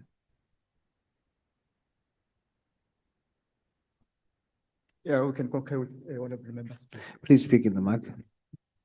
We can concur with that statement, Chair. In paragraph 12 of your affidavit, you state 11 February 2010, yourselves and other members gathered at the divisional commissioner's office for management's inaction against these issues of the theft of drugs from the lab and the theft of rhino horn. Is this correct? Correct, Chair. And all of you that gathered there in 2010 was arrested. That's correct, Chair. Now, so this was not just your grievance, the three of you sitting here.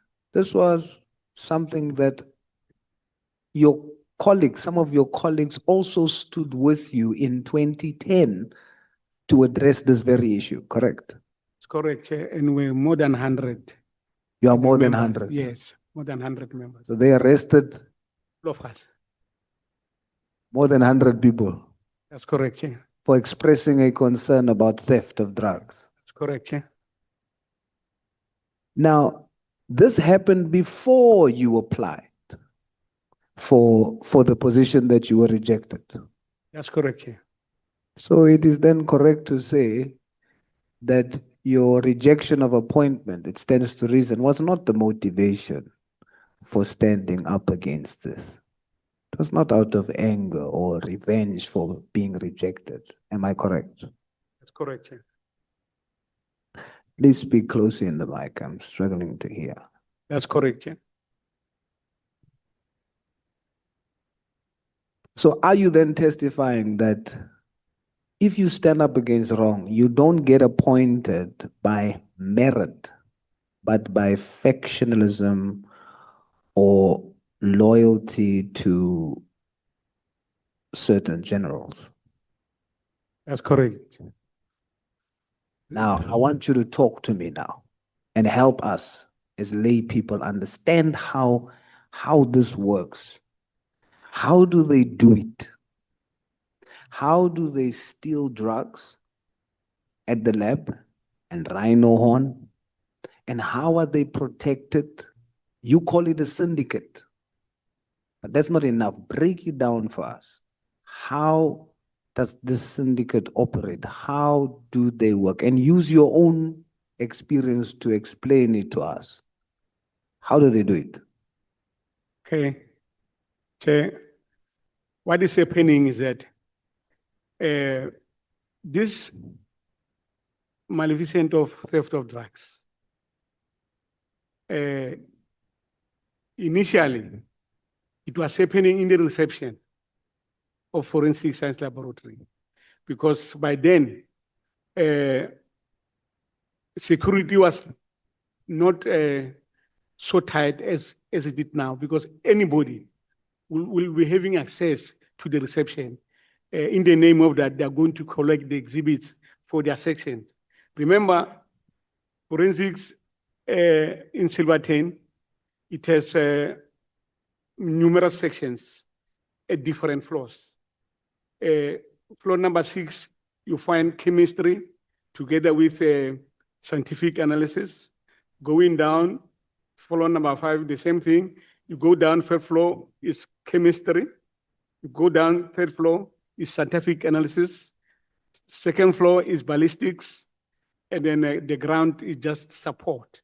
So usually what happened is that members at different sections will be tasked to go and collect the exhibits. Then during that period, when they go to collect the exhibit, there will be some members who will also take the exhibit of drugs, although they're not analyzing drugs. So it's a very, very well-organized process. Then it becomes so difficult to say, yeah, this one is the one who took the drug.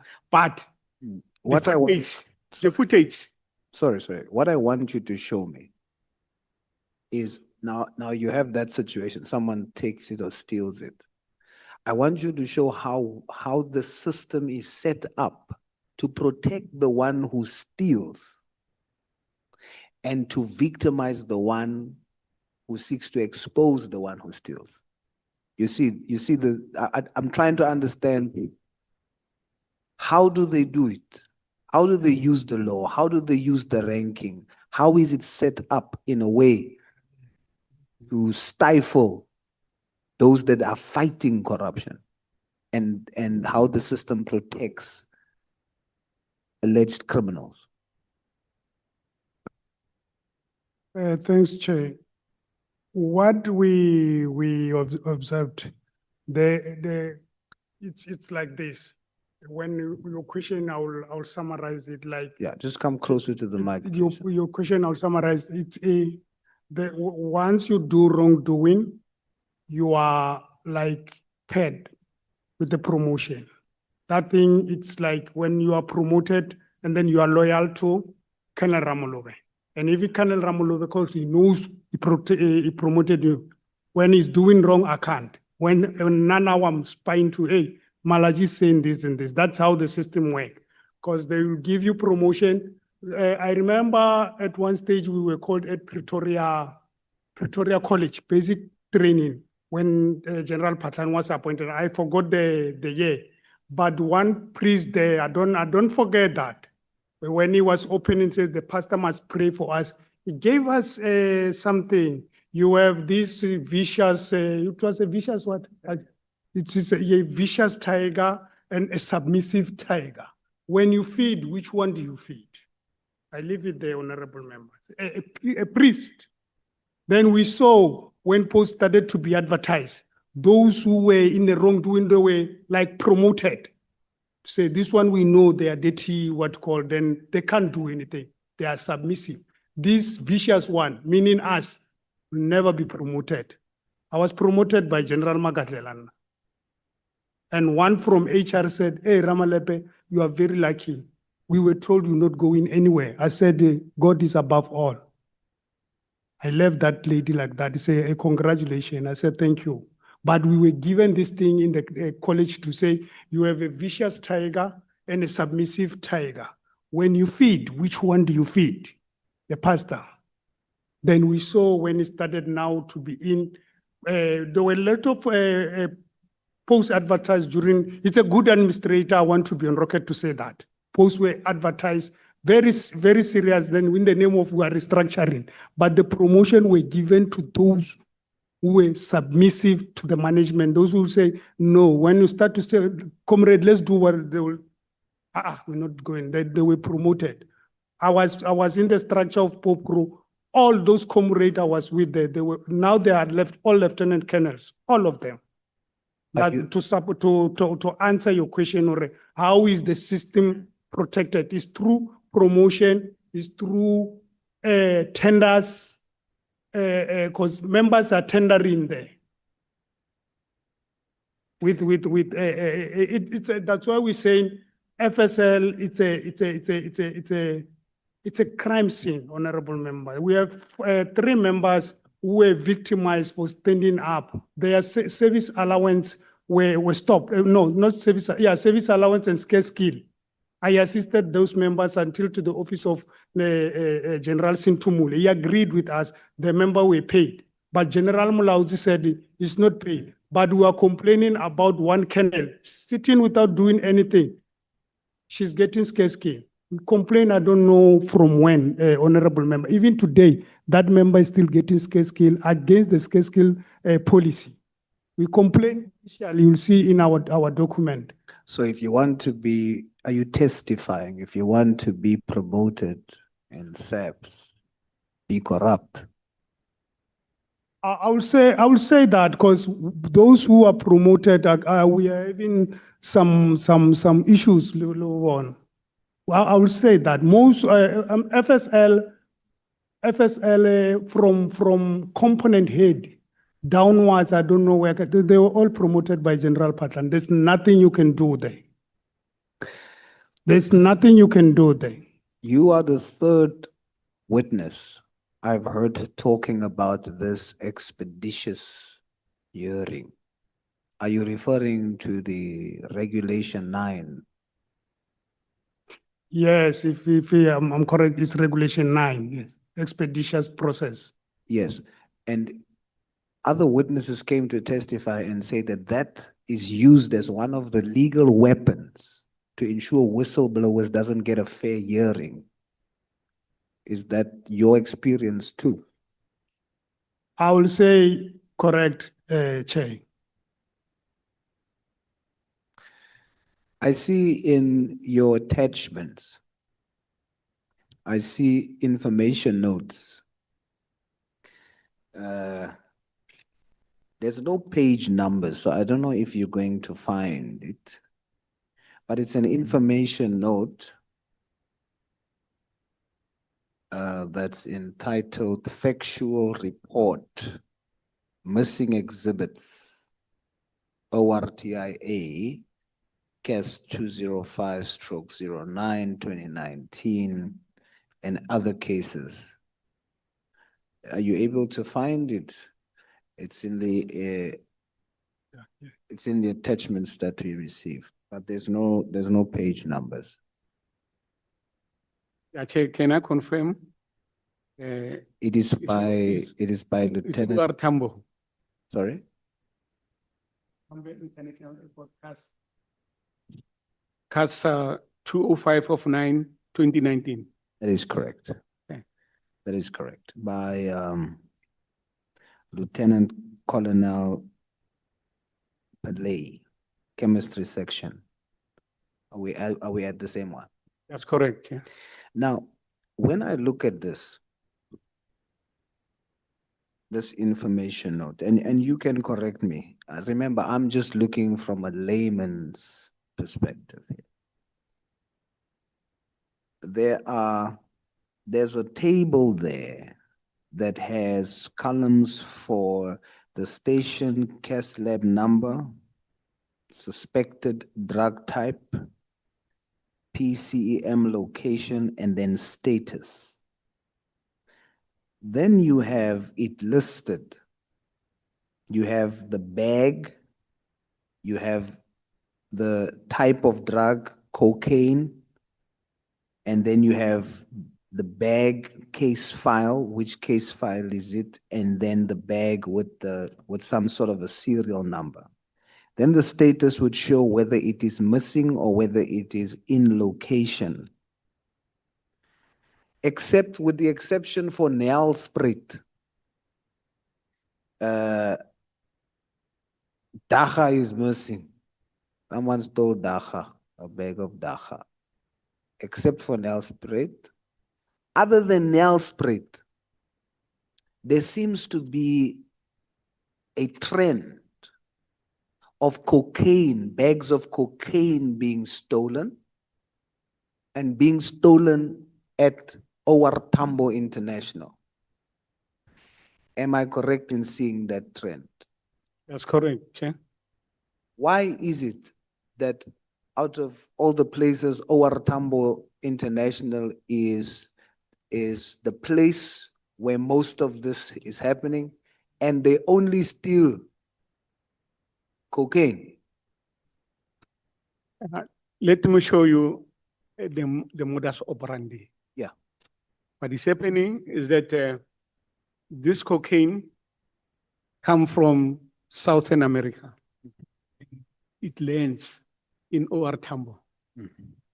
In OR Tambo, okay, the moles are being used there to carry this cocaine in their stomach. Others, they carry them in their bags. When they are caught, these exhibits, they go to FSL. Then when they go to FSL, as we are saying, there is a syndicate. There's no way that cocaine from OR Tambo, when they get to FSL, they get missing. So there is a syndicate. There must be some kind of communication. And as we requested before that, there must be intelligence-driven investigation into this matter. But it is not happening. The reason again for cocaine is that the cocaine is in demand. Cocaine is for top people. As a result, it's coming in the country because this cocaine are being used by top people, people who have money. And they get a way back to them when they are from Old Tambo to the lab, they go out again. So you find the drugs coming in at OR Tambo. The impression is that drugs has been seized. Now we see on TV, so much drugs has been seized. Hey, we're excited. There's drugs being seized. In the meantime, after the cameras are gone, you are testifying that very drugs is then stolen out and goes back to the street. Is that your testimony? It's Hollywood, it's drama. Is that your testimony? Yes or no? I don't understand your answer. Yes, it's the poster that is, is played by top management, the generals. Yes. Are the one who go on television, cameras and lights. They like that. And when this drugs comes to FSL, they go back to the streets. To the street. The syndicate work with the cartels, that the cartels General Mkhwanazi has indicated. They find themselves back. And this is done by the workers. Nobody will come in the lab to come and demand those exhibits. It's the members themselves.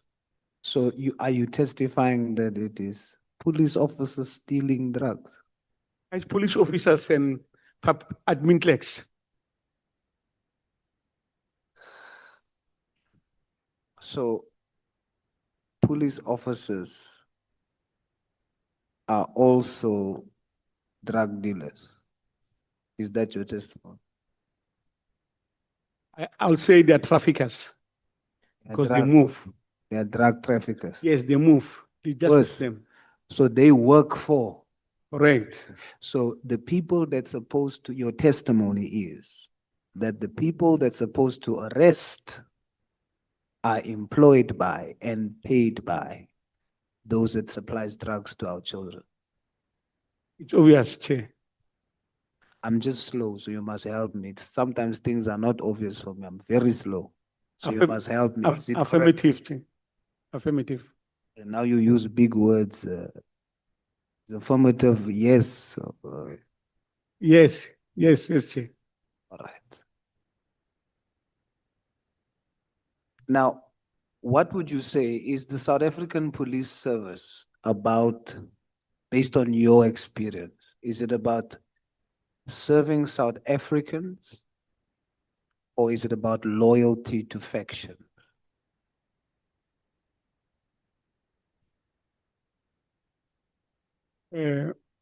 Majority of members of the South African Police Service, they are loyal to the citizen of this country. Just those pockets that we find within our ranks. So the cops, the good cops that is like you, are in the majority. That's correct. And they are being victimized by a small handful of evil, corrupt cops. Yes, we are bullied. Earlier, you wanted to state names into the record, but the SC said we already have your statement on record. But I want you to use my time. Take time, state those names in the record. Now, you are police officers. I would assume that when you state names, it's because you can prove what you are alleging. Am I correct? You can prove it. Yes, files here, it has full proof. All right. Now, state the names of the generals and everybody else that you can prove to be involved in these corrupt acts of interference and defeating the ends of justice. The floor is yours. Chair, as I've indicated before, that we are facing litigation No, the ones, by General Patani. the ones you have put here in the Yes. statement. You wanted to read it earlier. What names did you want to read in the record? No, I was referring to the exhibit information note that you have been going through now. That this is our proof that when you look at the status of this cocaine that are missing. Yes. Yes, but we have given names to General Masemola. We're waiting for his report. Section 22. You are saying all of this information you've given to generals, they have done nothing, they've overlooked it. Then you have a list of names that you wanted to read into the record earlier. I want to give you an opportunity to read those names. Thank you, Chair. Are you willing to do it so that we are on the same page? Yes, Chair. All right. Lieutenant General Mkhwanazi. What is it? Lieutenant General Mugwenya. Lieutenant General Sintumule. The late Lieutenant General Mfasi. The late Lieutenant General Musigili. Lieutenant General Vuma. The late Lieutenant General Mbegela. Lieutenant General Khan. Lieutenant General Sibia. Lieutenant General Chamani. Lieutenant General Mutiwa. Lieutenant General Nzinga. Lieutenant General Nkua. Lieutenant General Tumane. Lieutenant General Magadela. Major General Vuma. Major General Ramre Natoi. Major General Mulaudi. Major General Mangale. Major General Manamela. Major General Ngoka. Brigadier de Kock. Brigadier Judy Allen. General Tele. General Pierre. General Setole. General Masemola. Minister Nhleko. And Minister Mbalula. We reported theft of drugs. Sorry? We reported the theft of drugs to the aforementioned generals and ministers. And what came of it? Nothing. Has the justice system failed you? This is an understatement. Yes, we have been failed. As a police officer, what do you want to say to all of those police officers that, like you, loves our country, hates corruption, and might feel like despondent right now because they know they're standing up for good? What's your message to them, all three of you? From your heart, what do you want to say to the whistleblower, to those that are standing up against corruption, no matter how many years they've been doing it? What do you want to say to your fellow colleagues all across the country? I'll say to my fellow colleagues in blue, men and women, the majority of us, we are good. It's only the few that are bad. And remember, if you let the few bad overcoming you, the country will collapse.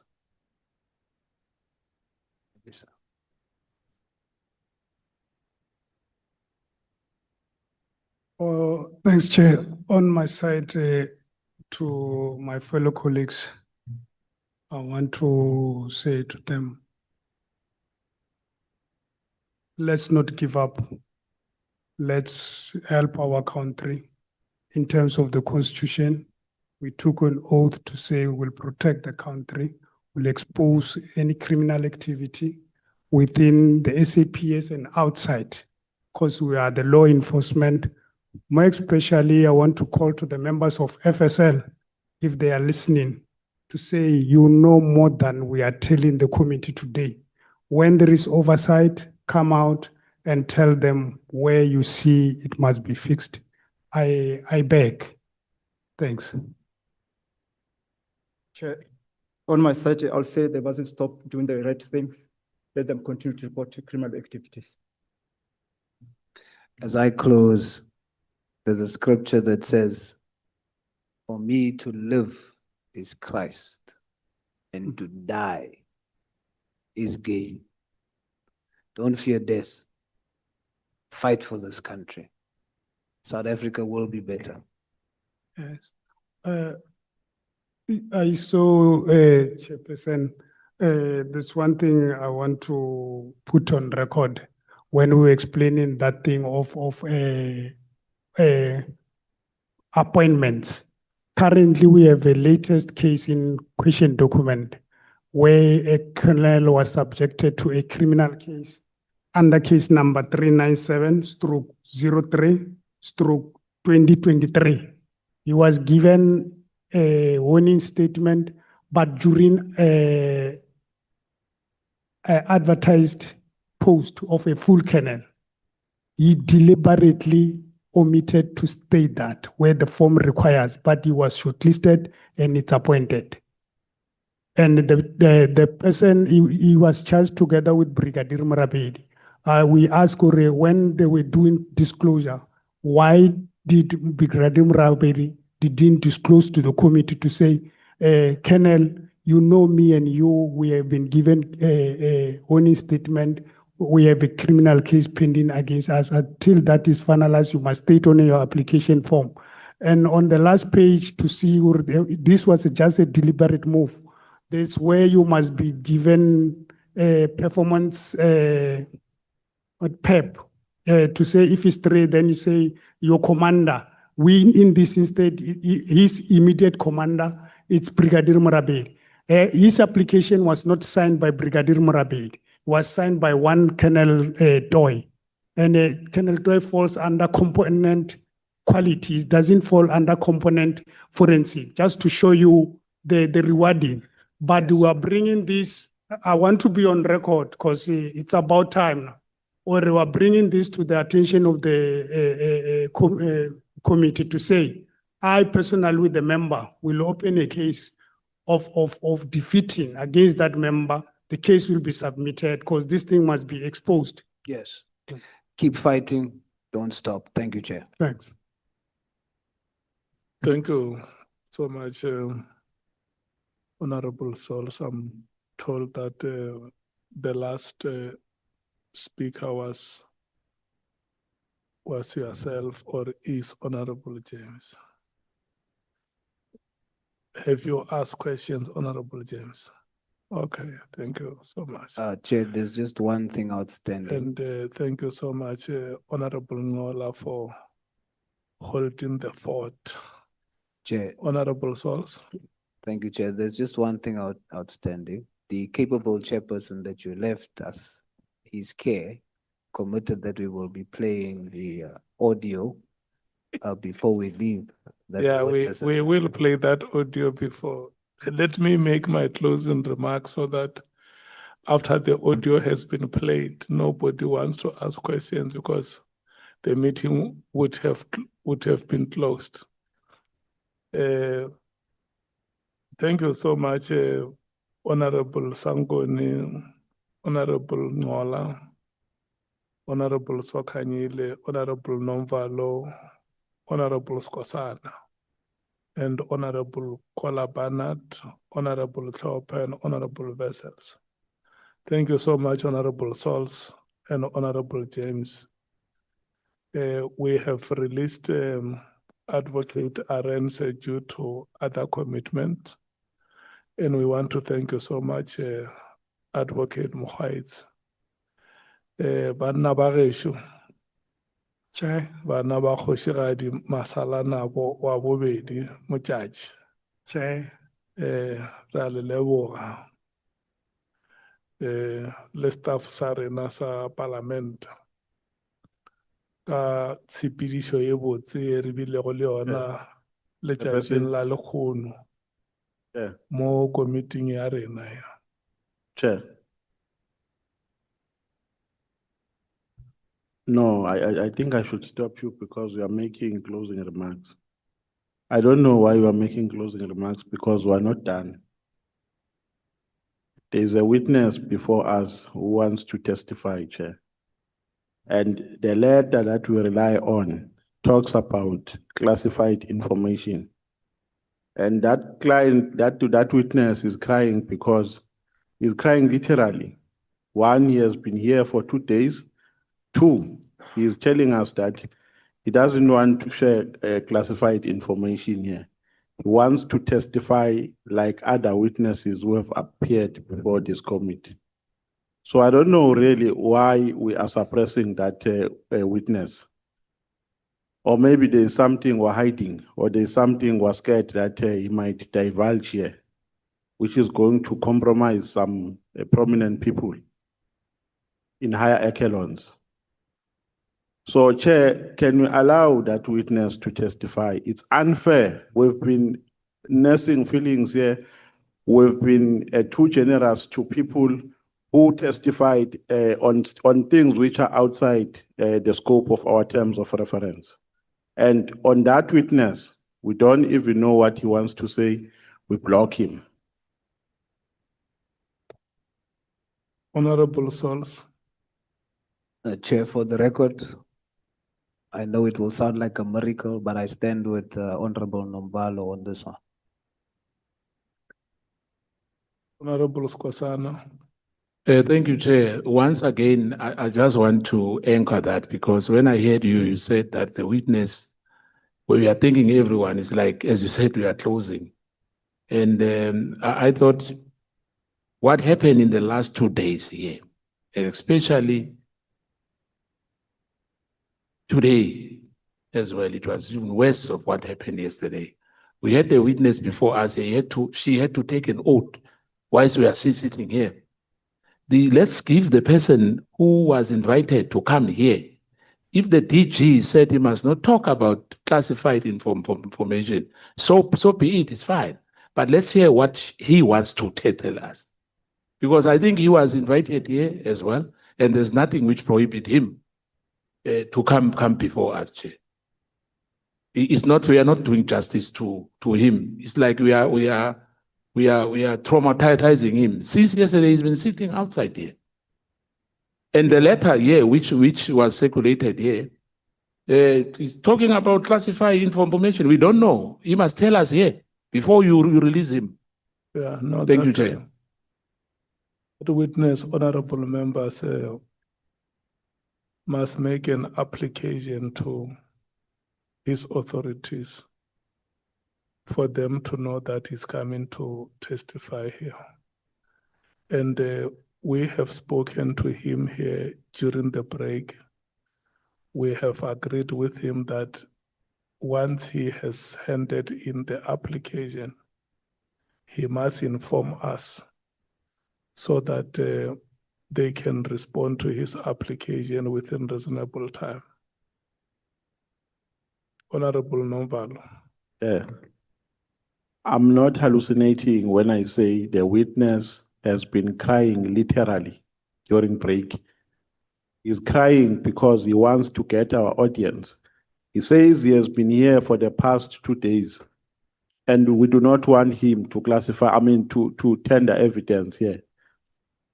Chair, let's not anticipate the testimony of the witness because he has said that he is not going to speak about any classified information here. He is going to tender evidence cautiously guided by the fact that he has limitations. There is some information that he can't share. He knows that. And if he testifies classified information, then it's going to be his baby. Because he's going to get that guidance from you that you are not going to give us classified information. And Chair, this was supposed to be worked on before the witness could even come here. So we've made that a mockery of that witness because we waited for him to come here, and then when he's here, we are raising all sorts of non-existing technicalities. So let's be fair, Chair, on the witness. I don't know what is it that we are trying to block the witness from saying. Maybe the witness is here to tell us about Palapala.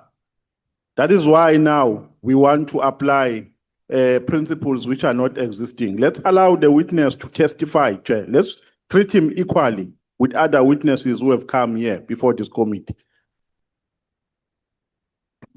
No, I'm not going to open this matter for debate, honorable members. We have listened to the views of the members. No, Honorable Sokanyile, let's not go there. We must follow the law. There is law in this country. There is law and police. And no matter how compelling or how justified the evidence may be, it has to come through proper channels. There is no way we are going to jettison institutions of the state. The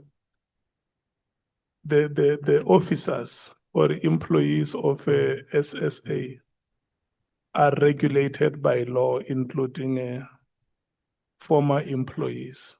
And if you remember 2 weeks ago, the JSCI wrote us a similar letter. And I don't think that there is any official here who is an employee or a former employee of SSA who can come here and plead ignorance that he or she does not know that they must comply with the law. So we have outlined the procedure. We have spoken to that official. It's not that we are called with him. We have met with him. We explained everything to him and the support that we will give him. And so that official will have to go and comply, and he will come back. The meeting stands adjourned. We will meet tomorrow at 11 o'clock. Oh, but Chair, we are abusing your authority now. We are abusing power to protect Palapala. We know that what we are doing here, we are protecting Palapala. We are being unfair to members of the public. We are not treating them with equality. The people of South Africa must know that today you have defended Palapala. Chair, the audio, we must still play the audio. Can we play the audio, please, Chair, before we leave?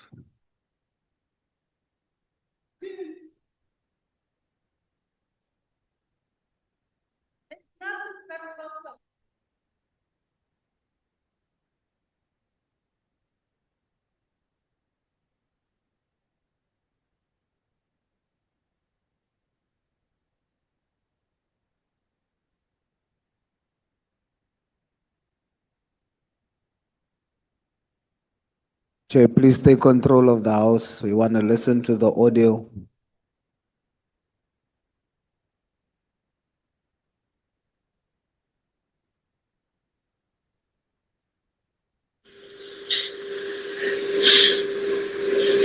There will always be history. And we are here today because yesterday was history. What had happened there, it had happened. I am not about to go back and dig up and in the process had people of what had happened before I arrived here. I at least remain a South African, and fortunately I've been in the police for long.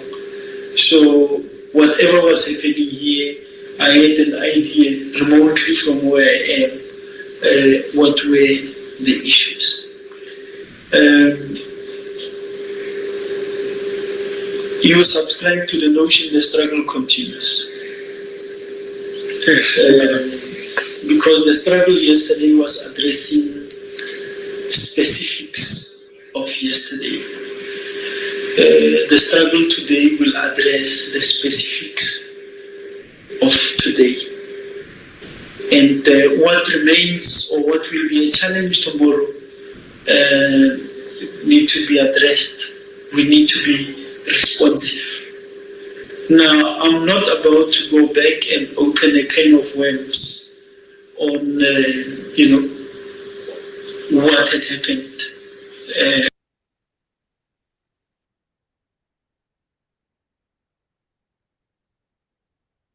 Who was speaking, Chair? For the record. It's General Patlani, Honorable Chair.